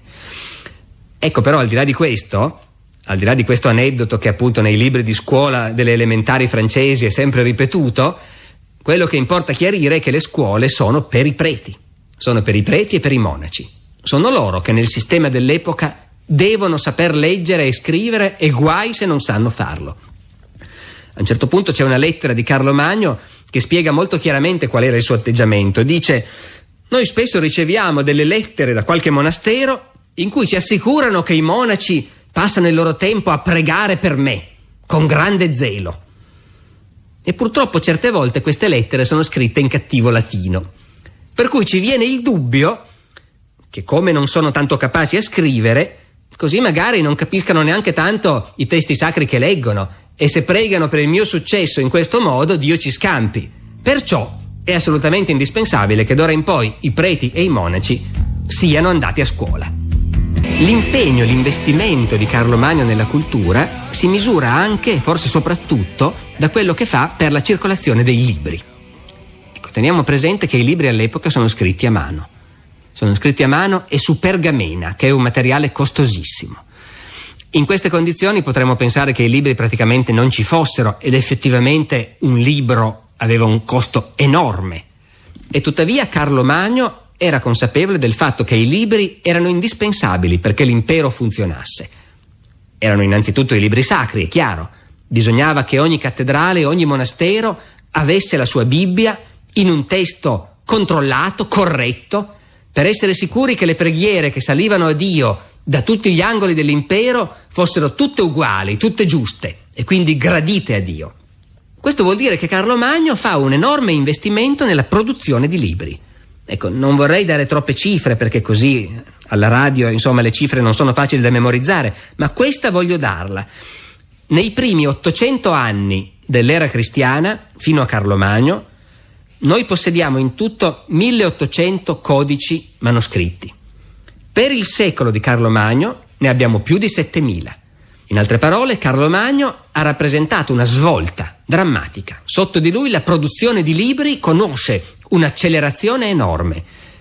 E va anche detto che gran parte degli autori classici che noi studiamo li conosciamo perché al tempo di Carlo Magno, in qualche scuola, in qualche monastero, qualcuno si è preso la briga di copiarli.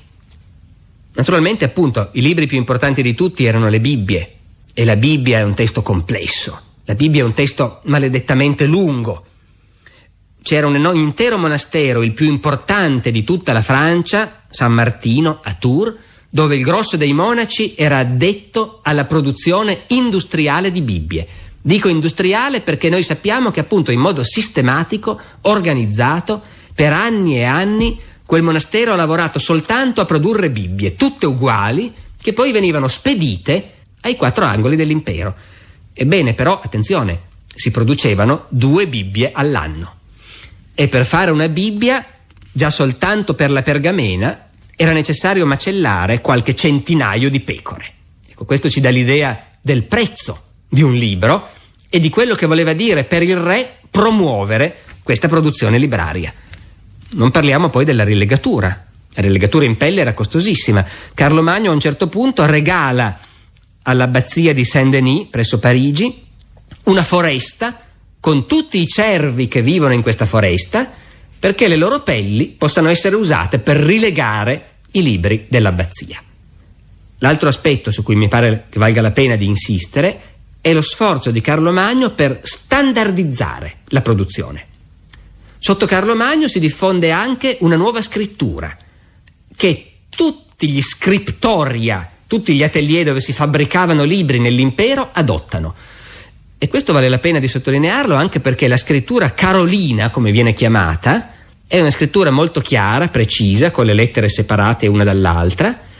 Quando i primi tipografi nel 400, appena inventata la stampa, devono scegliere i caratteri di stampa, si ispirano alla minuscola carolina, che è ancora quella in cui noi oggi stampiamo i nostri libri. In altre parole, i libri nostri sono stampati con caratteri che sono sostanzialmente quelli che sotto Carlo Magno si sono imposti come la scrittura standardizzata di tutta l'Europa cristiana. Nei suoi ultimi anni di vita, Carlo Magno sembra preso da un affanno crescente, come se sentisse che il tempo gli sta mancando e che non ha fatto in tempo a fare tutto. Negli interventi, nelle leggi emanate negli ultimi anni, si vede molto vistosamente questa preoccupazione del fatto che la Chiesa franca non funziona ancora bene, che il clero non è ancora abbastanza preparato, che la gente continua a essere ignorante, superstiziosa, ed è come se Carlo Magno disperatamente negli ultimi anni cercasse ancora di tamponare tutto quello che non ha potuto tamponare prima. C'è una preoccupazione crescente di sorvegliare l'ortodossia, per esempio, di evitare che si diffondano idee sbagliate, disastrose. Anche questo, peraltro, va collocato nel suo contesto. Quando noi parliamo in ambito medievale di lotta contro l'eresia, di repressione, è facile che ci facciamo un quadro impressionante. Al tempo di Carlo Magno le cose non andavano proprio così. Un esempio concreto. A un certo momento viene fuori che certi vescovi spagnoli hanno elaborato una nuova teoria sulla natura di Gesù Cristo, per cui sostengono che Gesù Cristo è sì il figlio di Dio Padre, ma è un figlio adottivo. Ecco, questa cosa oggi può sembrare, incomprensibile, ma dobbiamo pensare che all'inizio del Medioevo la gente era seriamente preoccupata perché faticava a capire il significato della figura di Cristo, contemporaneamente Dio e uomo, figlio ma uguale al padre. Ecco, su questo si discuteva moltissimo. La teoria dell'adozione era una proposta astuta per aggirare certi problemi. Carlo Magno sente parlare di questa teoria, si preoccupa, consulta i teologi, decide che questa teoria è sballata e che questi vescovi spagnoli vanno convocati e gli si deve spiegare che si sbagliano. E questo è quello che succede. E ci sono alcuni aspetti abbastanza sbalorditivi di questa vicenda. Primo, se ci pensiamo, il fatto che questi vescovi spagnoli operavano nella Spagna musulmana, dove tranquillamente facevano il loro mestiere di vescovi cristiani, insegnavano, scrivevano. E se vogliamo, altrettanto sbalorditivo è il fatto che quando vengono convocati tranquillamente possono uscire dalla Spagna islamica, andare da Carlo Magno e poi tornare in patria. Ma la cosa veramente stupefacente di questa vicenda è che è Carlo Magno in persona che si preoccupa di combattere l'eresia, di combattere gli insegnamenti sbagliati. Non è il Papa, non esiste un qualche santo uffizio incaricato di reprimere queste forme di devianza. È il governo, è l'imperatore che lo fa. O se vogliamo, il santo uffizio c'è, ma è a palazzo. È a palazzo alla presenza dell'imperatore che i vescovi sono invitati a presentarsi per spiegare le loro teorie. Dopodiché, l'ultimo aspetto sorprendente della vicenda è che questi vescovi spagnoli si presentano a Carlo Magno, spiegano la loro teoria di Cristo come figlio adottivo del padre, gli viene detto che l'idea è sbagliata e che guai a loro se continuano a dire cose del genere, dopodiché li lasciano andare e questi se ne tornano tranquillamente in Spagna, dove peraltro continuano poi a predicare le stesse cose e a scrivere trattati su questo. Ecco, rispetto agli standard di repressione che l'Inquisizione invece avrà nel tardo Medioevo e nell'epoca moderna, naturalmente, qui evidentemente siamo veramente in un altro mondo. La preoccupazione di Carlo Magno di evitare che si diffondano fra i fedeli idee perniciose non ha comunque niente a che fare con quell'atteggiamento di repressione cupa, sanguinaria, che invece sarà caratteristica non di quel medioevo rozzo e barbarico, ma di altri momenti molto più civilizzati della storia d'Europa. Negli ultimi anni di vita di Carlo Magno la preoccupazione di educare la gente, di educare il popolo, diventa un vero chiodo fisso, diventa quasi un'angoscia da parte del vecchio imperatore. Si moltiplicano le leggi, per esempio, contro la superstizione, leggi che per noi sono preziosissime perché ci fanno capire quali erano gli atteggiamenti e le idee della gente comune. Da queste leggi noi impariamo, certe cose sembrano abbastanza innocue, si apriva il Vangelo a caso per indovinare il futuro, per ricavare un auspicio, ma questo è un uso improprio e Carlo Magno lo proibisce. Si leggeva il futuro nello sterco dei buoi o dei cavalli, si battezzavano le campane, per scongiurare la grandine si appendevano ai pali delle carte con degli incantesimi. Ecco, di tutte queste cose Carlo Magno si spaventa e con insistenza, non con ferocia, perché non si parla di processi e condanne, è piuttosto un atteggiamento pedagogico quello del vecchio imperatore, come se appunto sentisse che in quel poco tempo che gli rimane deve ancora cercare di fare questo.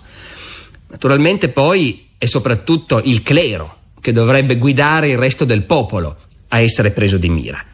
Ci sono interventi di Carlo Magno nei confronti del clero radunato in assemblea feroci per il sarcasmo con cui appunto il vecchio si rivolge ai suoi vescovi e dice: ma voi credete di stare facendo il vostro lavoro? Credete che sia davvero dare il buon esempio il modo in cui vivete? Spiegateci un po'. Sappiamo di assemblee che sono convocate con all'ordine del giorno proprio questo tipo di problemi. Abbiamo a volte gli appunti dettati da Carlo Magno per queste assemblee. Ai vescovi bisogna chiedere: è possibile che uno che è diventato prete continui a arricchirsi o non dovrebbe essere povero per dare il buon esempio? Che ce lo dicano, ecco. Gli storici sono rimasti abbastanza colpiti da questo atteggiamento insistente di Carlo Magno vecchio e in genere lo hanno giudicato anche abbastanza negativamente, perché in fondo è come se in qualche modo rincorresse un'utopia l'imperatore, è come se andasse dietro a un suo sogno che non aveva niente di concretamente realizzabile. Si è detto, in fondo, il vecchio si era rammollito, evidentemente.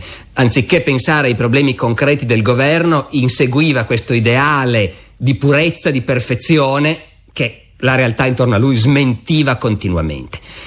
Ed è vero che nelle ultime leggi di Carlo Magno c'è questo tono per cui non sono solo provvedimenti concreti, ma sono proprio esortazioni morali. È un programma di vita quello che lui ossessivamente vorrebbe proporre alla gente. Ci vuole la concordia, i cristiani devono vivere in pace fra loro, ci vuole la carità. Ecco, utopia. Molto probabilmente sì, utopia. Tutto quello che sappiamo sulla vita concreta di questa gente ci dice che non era fatta per realizzare un programma cristiano di questo tipo. E però al tempo stesso io credo che prima di parlare della debolezza e del rammollimento del vecchio imperatore dobbiamo anche pensare al senso profondo che lui aveva sempre avuto della sua missione e che adesso che non era più solo il re, ma era l'imperatore cristiano, si era ancora accentuato.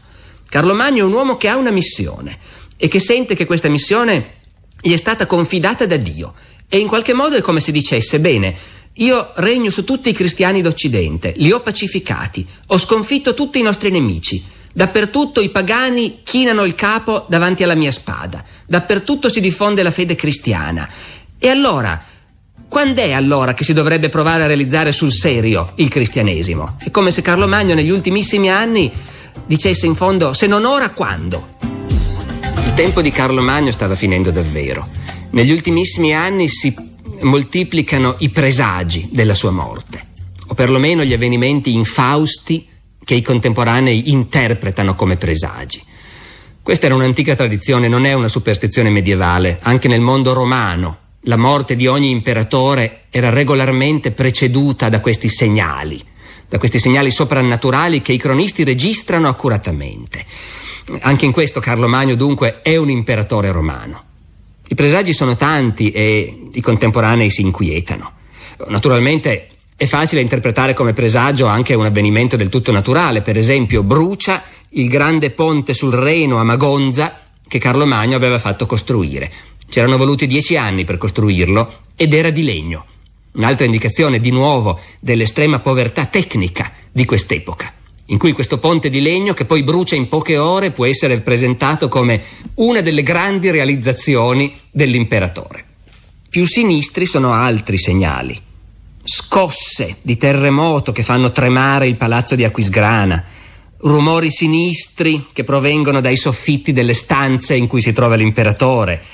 Certo, noi possiamo pensare che probabilmente il palazzo fosse costruito con materiali scadenti, e però, appunto, il senso inquietante di questi segnali per i contemporanei era evidente. Poi ci sono episodi che invece sono sicuramente di cattivo augurio, su questo non c'è discussione. In particolare durante l'ultima campagna militare di Carlo Magno, nell'810 contro i danesi. Bisogna pensare che Carlo Magno, che a quel punto andava per i 70 anni, da diversi anni non combatteva più di persona.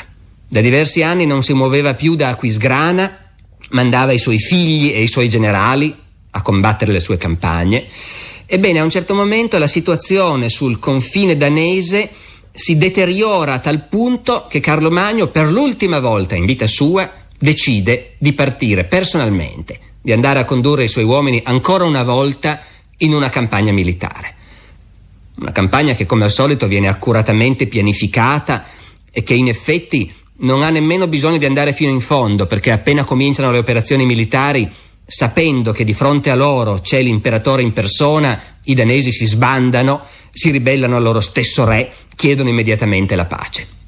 Quindi l'ultima campagna militare di Carlo Magno non conosce grandi episodi militari in senso stretto, è certamente un successo dal punto di vista politico, ma i contemporanei sono più colpiti dai cattivi presagi che anche in questo momento si addensano. Durante la spedizione Carlo Magno è a cavallo in mezzo ai suoi uomini. A un certo punto appare in cielo una torcia fiammeggiante. Il cavallo si spaventa, inciampa, cade e Carlo Magno cade con lui. Di nuovo, è un vecchio, ha quasi 70 anni, niente di innaturale. Ma i contemporanei non ragionano come noi. Durante la stessa campagna succede un'altra cosa che, oltre a dispiacere a tutti, è interpretato come un presagio. Muore all'improvviso l'elefante Abul Abbas, il regalo del califfo di Baghdad, che da 10 anni Carlo Magno si portava sempre dietro. E anche in questo caso la morte improvvisa di questo elefante, in cui si concentravano così tante connotazioni simboliche, questa bestia straordinaria, mai vista, il regalo del favoloso Oriente, il regalo del califfo, un simbolo in qualche modo dell'eccezionalità di Carlo Magno. Ecco, la morte dell'elefante, evidentemente, anche quella, non è fatta per fare un'impressione favorevole alla gente. L'ultimo atto politico di Carlo Magno, pochi mesi prima della sua morte, nell'813, è di associarsi nell'impero il figlio Ludovico. L'ultimo figlio che gli è rimasto, perché gli altri maschi legittimi sono morti tutti negli ultimi anni. Ludovico, che sarà poi Ludovico il Pio, viene ufficialmente incoronato imperatore insieme al padre. Anche questa è un'usanza che era già degli antichi imperatori romani, che serve a garantire una successione indiscussa, non contrastata. Ecco, saremmo tentati di pensare, visto che Carlo muore pochi mesi dopo, che in qualche modo con l'incoronazione del figlio Carlo Magno abbia sentito che la sua opera era conclusa e si sia lasciato morire. Peraltro questa interpretazione romantica è contraddetta dalle fonti, perché risulta che immediatamente dopo aver incoronato Ludovico, Carlo Magno lo rispedì verso il confine dei Pirenei, dove doveva governare quella zona, e se ne andò a caccia nella foresta delle Ardenne, come faceva tutti gli anni. Era l'autunno dell'813, la stagione ideale per la caccia, e Carlo Magno, che ricordiamocelo era anche un grande amante della selvaggina, alla sua stagione di caccia non era disposto a rinunciare. Ma la caccia prese freddo e dovette tornare a Aquisgrana e mettersi a letto. Si tenne a digiuno, pensando che così la febbre se ne sarebbe andata. Dicono i cronisti che già altre volte era stato malato e, siccome i medici li sopportava poco, volevano metterlo a dieta, preferiva fare di testa sua qualche giorno di digiuno integrale e poi di nuovo in piedi ricominciare a mangiare arrosti e spiedini. E però questa volta non andò come era andata tutte le altre volte. Era a letto, gli viene un dolore al fianco, certamente una polmonite, e alla fine il fisico non regge. Morì il 28 gennaio 814, alle 9 del mattino, dopo aver chiamato il prete e ricevuto l'Eucaristia. Il corpo rimase lì e non si sapeva bene che cosa farne, perché non c'erano disposizioni su come seppellirlo. A occuparsene furono le donne. Carlo Magno negli ultimi anni si era sempre circondato delle sue figlie e delle sue nipotine. Aveva fatto venire a corte anche le bambine dei suoi figli morti. Era sempre circondato di donne e di donne giovani. Furono loro a occuparsene. Non c'erano istruzioni. Il nuovo imperatore Ludovico il Pio era lontano. Ci vollero settimane perché gli arrivasse la notizia, e altre settimane perché a sprombattuto arrivasse anche lui ad Aquisgrana. Nel frattempo Carlo Magno era stato già sepolto, e anche molto in fretta. All'epoca si usava fare le sepolture subito. Le donne, le figlie, le nipotine lavarono il corpo, e poi venne deciso che, anche se non c'erano disposizioni in proposito, lo si sarebbe seppellito nella Cappella Palatina di Aquisgrana, quella che ancora oggi esiste, in gran parte immutata rispetto all'epoca. Perciò si aprì il pavimento della Cappella Palatina, il corpo venne lavato e preparato secondo le usanze e venne sepolto lì, in un sarcofago di marmo antico che Carlo Magno aveva fatto venire da Roma già da molto tempo, nella previsione di usarlo per la sua sepoltura. E poi con il tempo sulla tomba venne apposta un'iscrizione latina con l'avviso che lì giaceva il corpo di Carlo, grande e ortodosso imperatore. E così Carlo Magno era morto, dopo aver regnato per 46 anni. Ma il personaggio Carlo Magno non era morto, anzi cominciava in quel momento una nuova vita, attraverso la storia e attraverso la leggenda, attraverso la propaganda, attraverso l'ideologia politica. La morte di Carlo Magno fa pensare alla morte di altri sovrani che in epoca più vicina a noi sono scomparsi dopo aver regnato per moltissimo tempo. Penso alla regina Vittoria o al Kaiser Francesco Giuseppe. Ecco, noi sappiamo che in questi casi la morte di un vecchio sovrano che ha regnato per mezzo secolo in genere lascia un senso di vuoto, di smarrimento fra la gente. Quando Carlo Magno muore, la stragrande maggioranza dei suoi sudditi non si ricordava di aver vissuto sotto un altro sovrano. E certamente questo spiega anche perché molto in fretta dopo la sua morte si sia creato il mito di Carlo Magno, per l'appunto, di un sovrano grandissimo il cui regno era stata un'età dell'oro, perché le cose cominciano abbastanza in fretta a andare peggio, e in questi casi naturalmente il rimpianto per come si stava prima diventa l'atteggiamento dominante. Però noi sappiamo anche che ci fu qualcuno che invece dalla morte di Carlo Magno non provò affatto smarrimento e costernazione, anzi, Ludovico il Pio per primo, che finalmente dopo tanti anni si trovava a governare lui l'impero. E Ludovico il Pio era un uomo abbastanza diverso da suo padre, tant'è vero che, a quanto sappiamo, non appena arrivò al palazzo, trovando naturalmente che era già tutto fatto, la sepoltura era già avvenuta da molte settimane, non appena arrivò al palazzo, Ludovico il Pio si preoccupò di spedire via tutta quella folla di donne che aveva circondato il vecchio fino all'ultimo, e i suoi cronisti lo elogiano per questo. Fa pulizia finalmente. Non era decoroso che ci fossero tutte queste donne e queste ragazze intorno al sovrano. Ludovico il Pio è fatto in un altro modo. Lui si circonderà di preti, non certo di ragazze. I cronisti di Ludovico il Pio dicono anche altre cose. Dicono che la gente fu entusiasta che finalmente ci fosse un uomo nuovo a governare. E anche in questo può darsi che qualcosa di vero ci sia. Certamente il vecchio al potere aveva mantenuto negli uffici i suoi uomini di fiducia. Certamente aveva un pochino perso il polso della situazione. Chissà in quante posizioni di potere c'erano uomini che erano stati messi lì tanto tempo prima da Carlo Magno e non erano più stati spostati. Chissà quanti giovani mordevano il freno intorno al principe ereditario, aspettando che arrivasse il loro momento. Quindi certamente ci fu anche questo. Certamente la morte di Carlo Magno, l'avvento di Ludovico, volle dire carriere che si sbloccavano, gente che finalmente aveva la sua occasione. Il sospiro di sollievo sembra quasi di sentirlo. Ecco, il vecchio finalmente è morto e adesso cambia tutto. Più difficile è stabilire se sia vero quello che dicono i cronisti di Ludovico, cioè che il nuovo imperatore trovò subito innumerevoli ingiustizie da correggere, torti da raddrizzare, trovò gente in prigione che non si sapeva più perché ci stava e la liberò immediatamente. Trovò gente a cui erano stati fatti dei torti sotto il vecchio Carlo e che aveva perso ormai la speranza di avere giustizia, e Ludovico fece giustizia. Ecco, se noi leggiamo i cronisti di Ludovico il Pio, è tutto un entusiasmo nei confronti di questa ventata di novità, nei confronti di questo nuovo regime che spazza via il vecchiume putrido degli ultimi anni di Carlo Magno.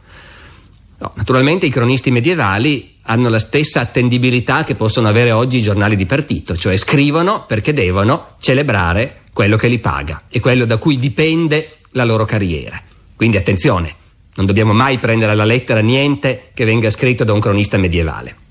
Quello che possiamo pensare, appunto, è che Ludovico all'inizio, come dire, rappresentasse i sentimenti di una nuova generazione che da un po' di tempo, pur con tutto il rispetto per la grandezza di Carlo Magno, aveva cominciato a dire certo che è vecchio, certo che sarebbe ora che si facesse da parte. La vita postuma di Carlo Magno è molto lunga ed è strettamente intrecciata alla politica. Possiamo dire che da quando è morto, dall'indomani della sua morte, fino a ieri, fino al tempo di Adolf Hitler, Carlo Magno è stato un simbolo che uomini politici di tutti i colori in certi momenti hanno usato e strumentalizzato. La cosa è cominciata già nel Medioevo. L'impero di Carlo Magno, come è noto, è andato abbastanza rapidamente in decadenza, ma nel corso del Medioevo più volte degli imperatori energici hanno cercato di rimettere in piedi un governo imperiale funzionante. E ogni volta che un imperatore medievale prendeva sul serio la sua posizione e cercava davvero di far rispettare la sua autorità, era inevitabile che guardandosi indietro vedesse il modello a cui ispirarsi, la figura con cui identificarsi, Carlo Magno. Il primo esempio molto vistoso di questo si ha nell'anno 1000, quando regna Ottone III.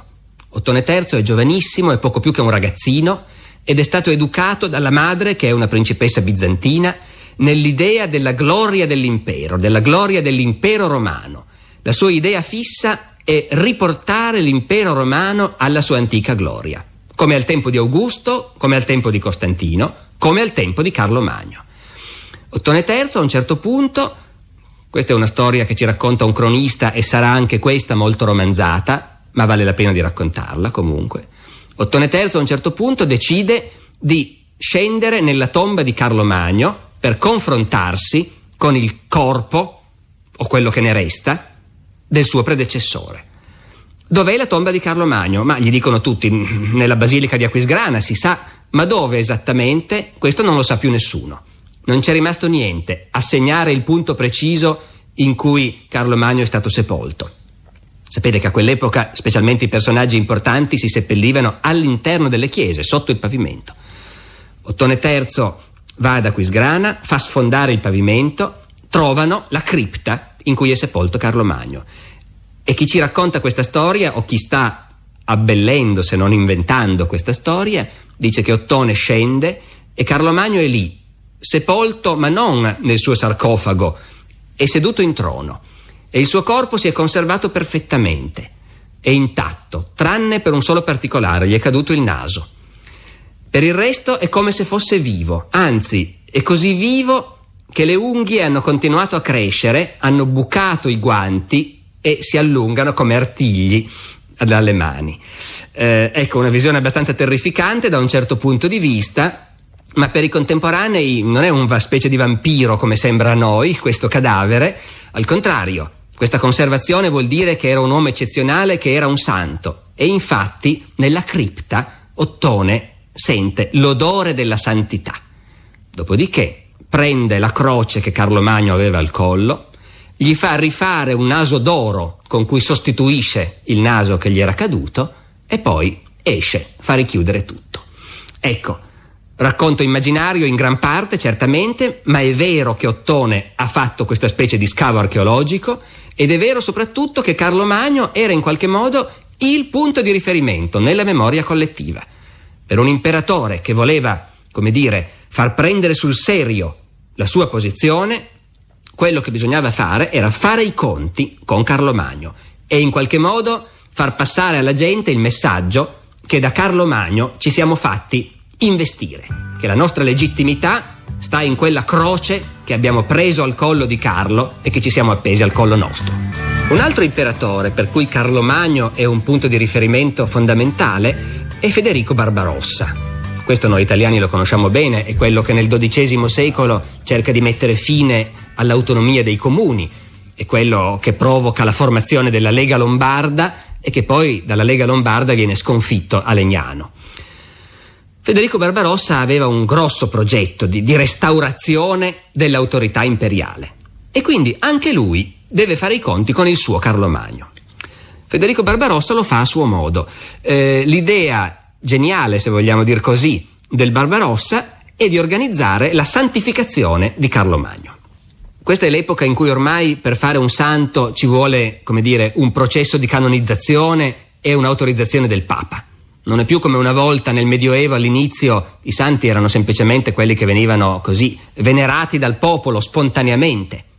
Al tempo di Barbarossa invece bisogna coinvolgere il Papa e il Barbarossa coinvolge il Papa, si rivolge a lui, spiega la situazione e il Papa, ben contento di venirgli incontro, organizza la santificazione di Carlo Magno.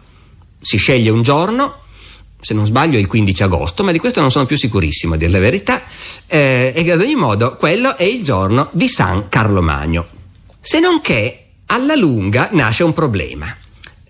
Questa era l'epoca in cui imperatori e papi litigavano facilmente e il Papa che santifica Carlo Magno era un Papa che era stato messo sul trono di Roma dal Barbarossa stesso, dopo aver cacciato via il Papa legittimo.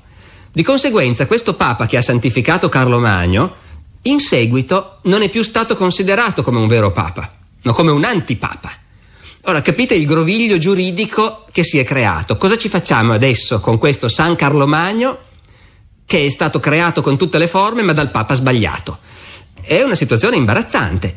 La Chiesa peraltro, come sappiamo, è abituata a gestire le situazioni imbarazzanti.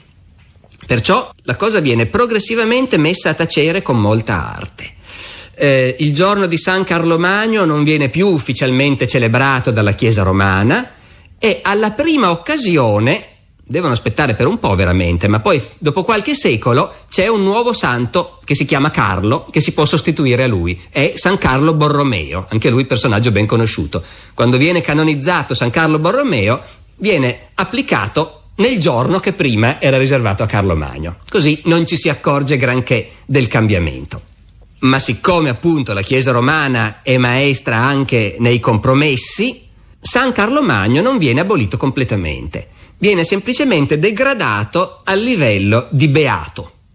Come sappiamo, o forse non sappiamo, perché anche se il nostro paese è sostanzialmente cattolico, poi queste cose non è detto che il singolo credente le sappia bene, il beato non è un santo vero e proprio, il cui culto è approvato in tutta la cristianità. Il beato è una specie di santo locale, il cui culto è autorizzato soltanto nei luoghi a cui era più direttamente collegato. Perciò ancora oggi il culto di Carlo Magno è praticato e autorizzato ad Aquisgrana e in poche altre città del Reno, nel paese dove Carlo Magno per tutta la vita si era trattenuto più volentieri.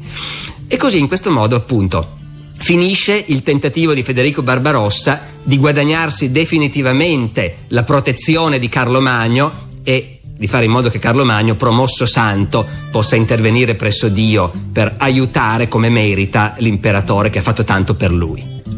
Passa molto tempo rispetto all'epoca di Ottone III e del Barbarossa. Un altro imperatore in Occidente decide che Carlo Magno per lui è un modello importante. È un imperatore molto più vicino a noi che conosciamo bene, Napoleone.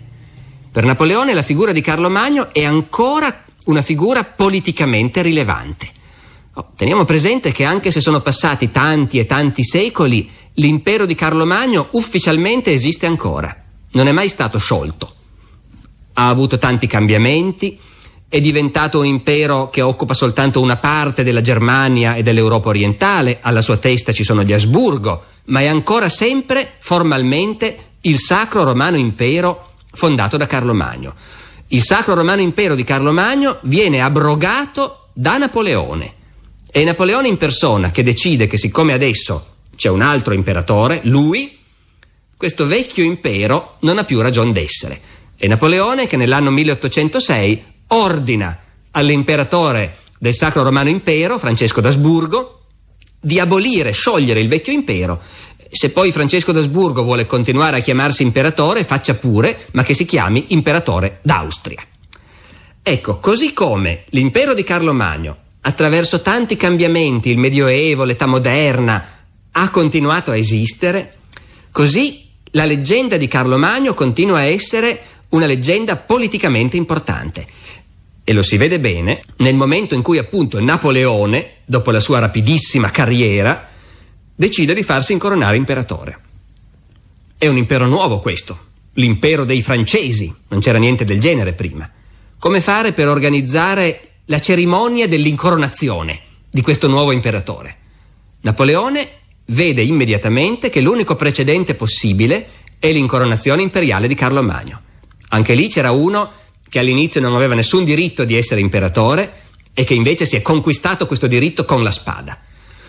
Perciò Napoleone fa organizzare la propria incoronazione studiando in dettaglio tutto quello che si sa dell'incoronazione di Carlo Magno nell'anno 800. Si fa fare l'abito imitando i ritrovamenti archeologici nelle tombe dei vecchi re franchi. Si fa fabbricare la spada e lo scettro imitando quelli che si conoscevano anche lì attraverso ritrovamenti archeologici dell'epoca di Carlo Magno. Ma soprattutto è affascinante la procedura che Napoleone decide di applicare.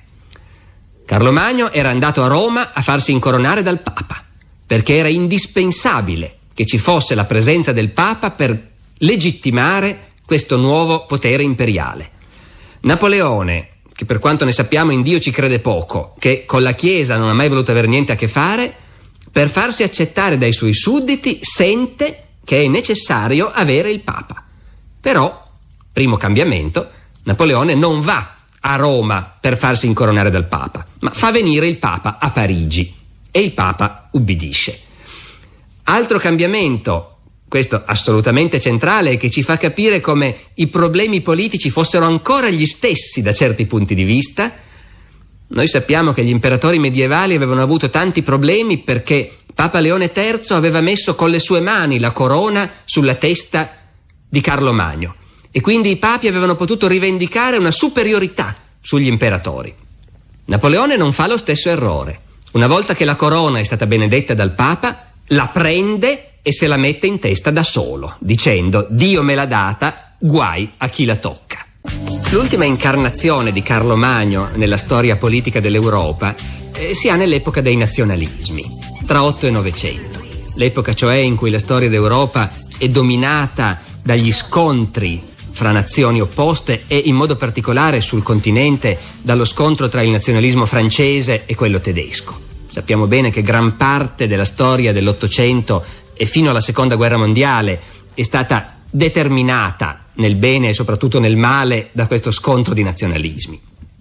Bene, era inevitabile, ne abbiamo anche forse già parlato in una puntata precedente, che i nazionalisti francesi e tedeschi nell'Ottocento cercassero di appropriarsi in qualche modo di Carlo Magno. È buffo constatare che a livello di cultura collettiva questa cosa è ancora viva. Il professor Werner, che dirigeva fino a pochi anni fa l'Istituto Storico Tedesco a Parigi, racconta che a un certo punto l'ambasciatore tedesco a Parigi doveva tenere un discorso sui grandi tedeschi della storia.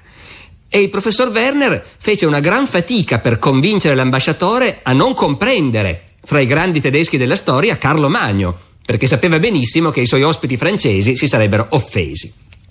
Effettivamente nell'Ottocento il dibattito che infuria sulle due sponde del Reno è: dobbiamo dire Charlemagne oppure dobbiamo dire Karl der Grosse? Era francese o era tedesco? Ed è anche interessante vedere come il dibattito fosse condizionato dalle vicende politiche e al tempo stesso dai progressi della scienza. Quando regna in Francia, per esempio, Napoleone III, gli storici francesi sono molto convinti che Carlo Magno era un francese e la politica ufficiale del governo francese è di annettersi Carlo Magno. Napoleone III, naturalmente, nipotino di Napoleone I, segue le orme dello zio e a un certo punto commissiona una grande statua a cavallo di Carlo Magno. Dopodiché cosa succede? Napoleone III viene sconfitto dai prussiani, l'impero cade, la Francia diventa repubblicana e già in questo contesto repubblicano celebrare antichi imperatori non è più una cosa che piaccia tanto. Ma quel che è peggio è che nel frattempo la scienza storica è dominata dai tedeschi. Alla fine dell'Ottocento c'è un grandissimo rinnovamento della storiografia. I tedeschi sono all'avanguardia, sono sicuramente i più bravi, sono i più conosciuti, e quindi questo vuol dire che riescono anche a imporre in qualche modo il loro punto di vista. Anche in Francia si comincia a pensare che forse dopo tutto hanno ragione loro e che dopo tutto questo Carlo Magno era davvero un germano e non una specie di antenato dei francesi. C'è però il problema della statua, che era stata commissionata da Napoleone III e che nel frattempo lo scultore ha finito. Panico dello scultore quando il governo rifiuta di pagare questa statua costosissima oltretutto.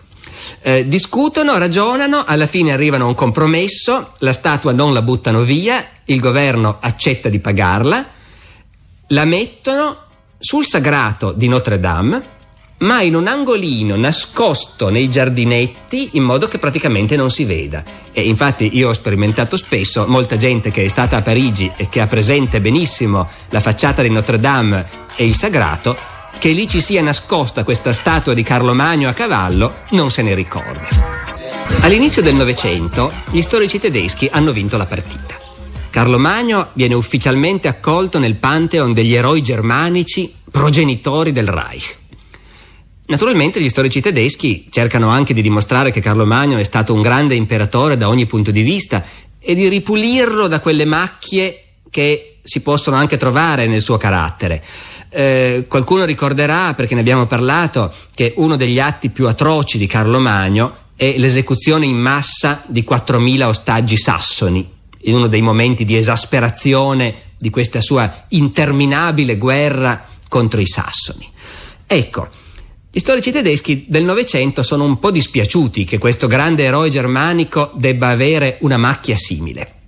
Specialmente gli storici cristiani, cattolici ma anche protestanti, sono molto dispiaciuti da questa cosa, perché Carlo Magno funziona così bene come grande eroe tedesco e cristiano al tempo stesso.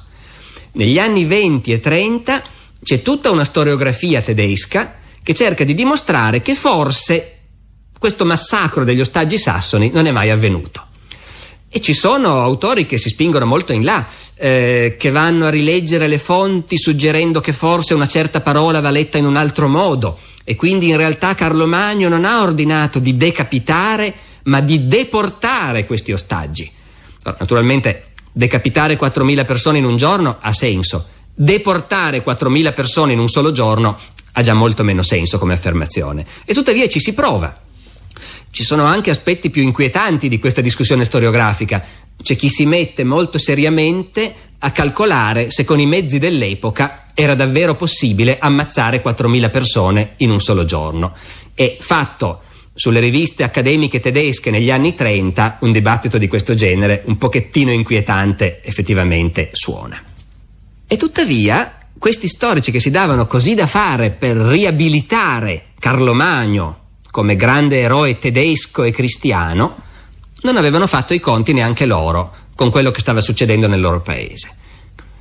La Germania degli anni 30 è la Germania in cui prende il potere Hitler, e con Hitler vanno al potere nell'accademia, nell'università, storici nuovi, storici giovani spesso, storici che non vedono l'ora di liberarsi dai vecchi maestri, dai vecchi padri padroni della storiografia. L'avvento di Hitler e l'arrivo nelle università tedesche di una nuova generazione di giovani storici nazisti rampanti e molto aggressivi cambia drasticamente anche il dibattito su Carlo Magno. Infatti cosa succede? Succede che i giovani storici nazisti, tutto sommato, non sono mica tanto convinti che Carlo Magno sia davvero un grande eroe germanico. Che razza di eroe germanico è questo che ha spinto il suo impero fino a Roma ed è andato a Roma a farsi incoronare imperatore dei Romani? Che razza di eroe germanico è questo che ha condotto una politica così sistematicamente cristiana, in strettissima alleanza con il Papa? Ecco, i giovani storici tedeschi degli anni 30 dicono: ma questo non è mica un vero germano, un vero eroe teutonico. Anzi, usano una parola che si usa ancora oggi in tedesco per designare in modo sprezzante i meridionali, i latini: Welsch. Ecco, negli scritti dei giovani storici tedeschi dell'epoca nazista, Carlo Magno non è un vero teutone, è un mezzo Welsh, è uno che si è fatto corrompere dal sud, dal mondo latino, dal cristianesimo, e quindi come eroe germanico non va bene per niente. Allora, se Carlo Magno nella Germania degli anni 30 non è più un puro eroe germanico, chi sono gli eroi? È facile trovarli, i sassoni. I sassoni, che erano germani sul serio loro e che hanno combattuto 30 anni proprio per non cristianizzarsi, per restare fedeli ai loro antichi dei della guerra, a Odino, a Thor. Questi sono gli eroi scelti dai giovani storici nazisti. E allora ecco che Carlo Magno è un massacratore di veri teutoni. I giovani storici nazisti non sono affatto d'accordo che bisogna cercare di dimostrare che forse il massacro degli ostaggi non è mai avvenuto. Anzi, i giovani storici tedeschi degli anni 30 sono convintissimi che Carlo ha fatto questo e peggio anche, come quel mezzo romano, mezzo italiano corrotto che era. La conseguenza è, mi scuso se qui mi inoltro nei dettagli di una controversia storiografica, ma è una controversia che ha dei risvolti abbastanza appassionanti, visto il momento storico in cui si colloca. Ecco. Possiamo immaginarci la costernazione dei vecchi dignitosi storici tedeschi che per tutta la vita avevano cercato di dimostrare che Carlo era un grande eroe e che non aveva massacrato davvero i sassoni. Possiamo immaginarci la loro costernazione quando cominciano a comparire articoli scientifici sulle riviste prestigiose delle università tedesche che dicono: basta con questo tentativo di riabilitare Carlo Magno, questa non è una storiografia nazionale, non è una storiografia popolare, völkisch, come piace a noi nazisti. Remano contro questi storici che cercano di riabilitare Carlo Magno. Questa è una storiografia degenerata. Ecco, i giovani storici nazisti che attaccano la vecchia generazione usano la stessa terminologia che il dottor Goebbels usava per attaccare l'arte contemporanea, degenerata. Di nuovo, sapendo che siamo in Germania nel pieno degli anni 30, sapendo cosa stava per succedere, c'è da sentirsi rizzare i capelli in testa a vedere usare questo tipo di linguaggio nella discussione storiografica. E il linguaggio è una cosa, ma le cose non si fermavano lì. Noi sappiamo di gente che ha avuto attacchi cardiaci ed è morta dopo essere stata attaccata in questo modo sulle riviste scientifiche. Sappiamo di storici che hanno perso il posto, sappiamo di storici che quando è scoppiata la guerra sono stati spediti al fronte perché erano rimasti indietro, non avevano capito che la moda non era più difendere Carlo Magno, ma che adesso la moda era attaccarlo. E però anche i giovani storici nazisti a un certo punto incontrano la loro nemesi. Anche loro a un certo punto battono la testa. Perché Hitler, che fino a un certo momento si era abbastanza disinteressato della controversia, a un bel momento decide di occuparsene. E Hitler, come forse potete immaginare, era uno a cui tutto sommato Carlo Magno piaceva. Perciò, alla fine, Hitler interviene in questa controversia scientifica e stabilisce che Carlo Magno sì, ha commesso degli errori, tutte queste guerre contro i sassoni, e però l'impero di Carlo Magno è stato un momento decisivo per l'unificazione del popolo tedesco. Anche gli errori e le atrocità che Carlo Magno può aver commesso vanno compresi, vanno perdonati.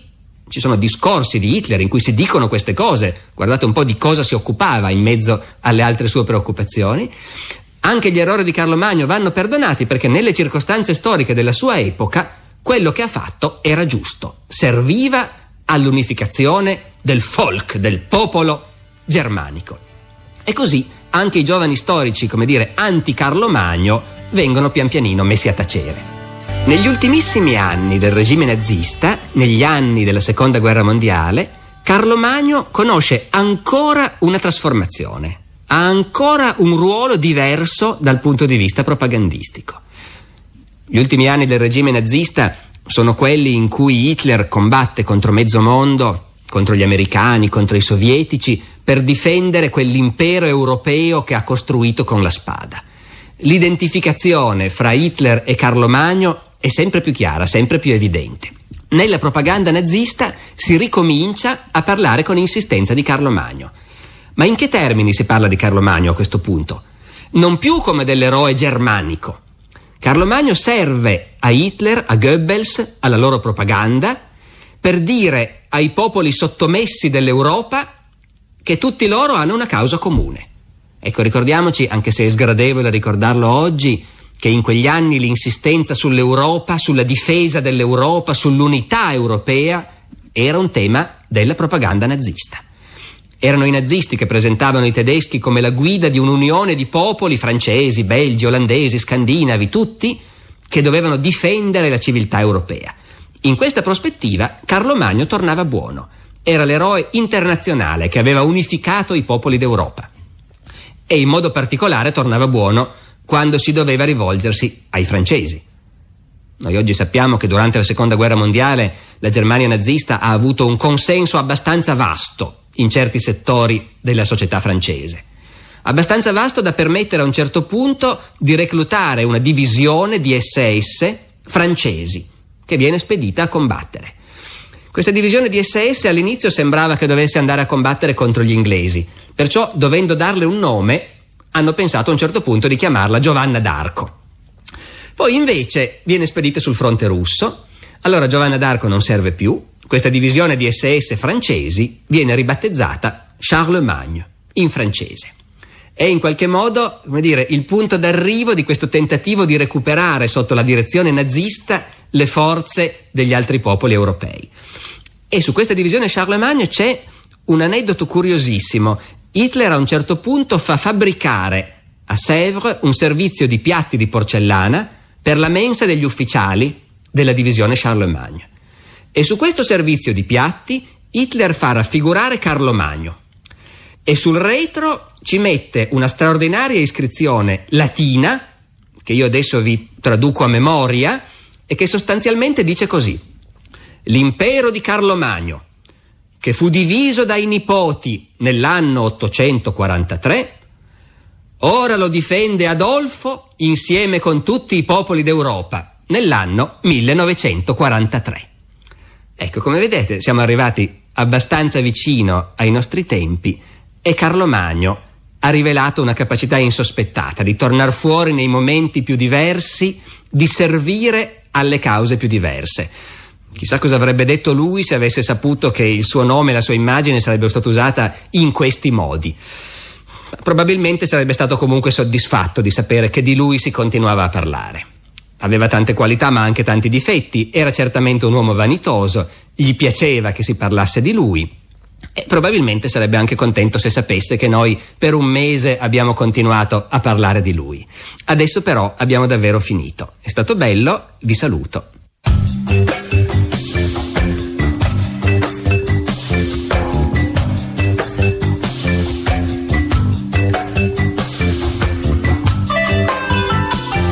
Abbiamo trasmesso alle 8 della sera Carlo Magno di Alessandro Barbero, regia di Vittorio Attamante.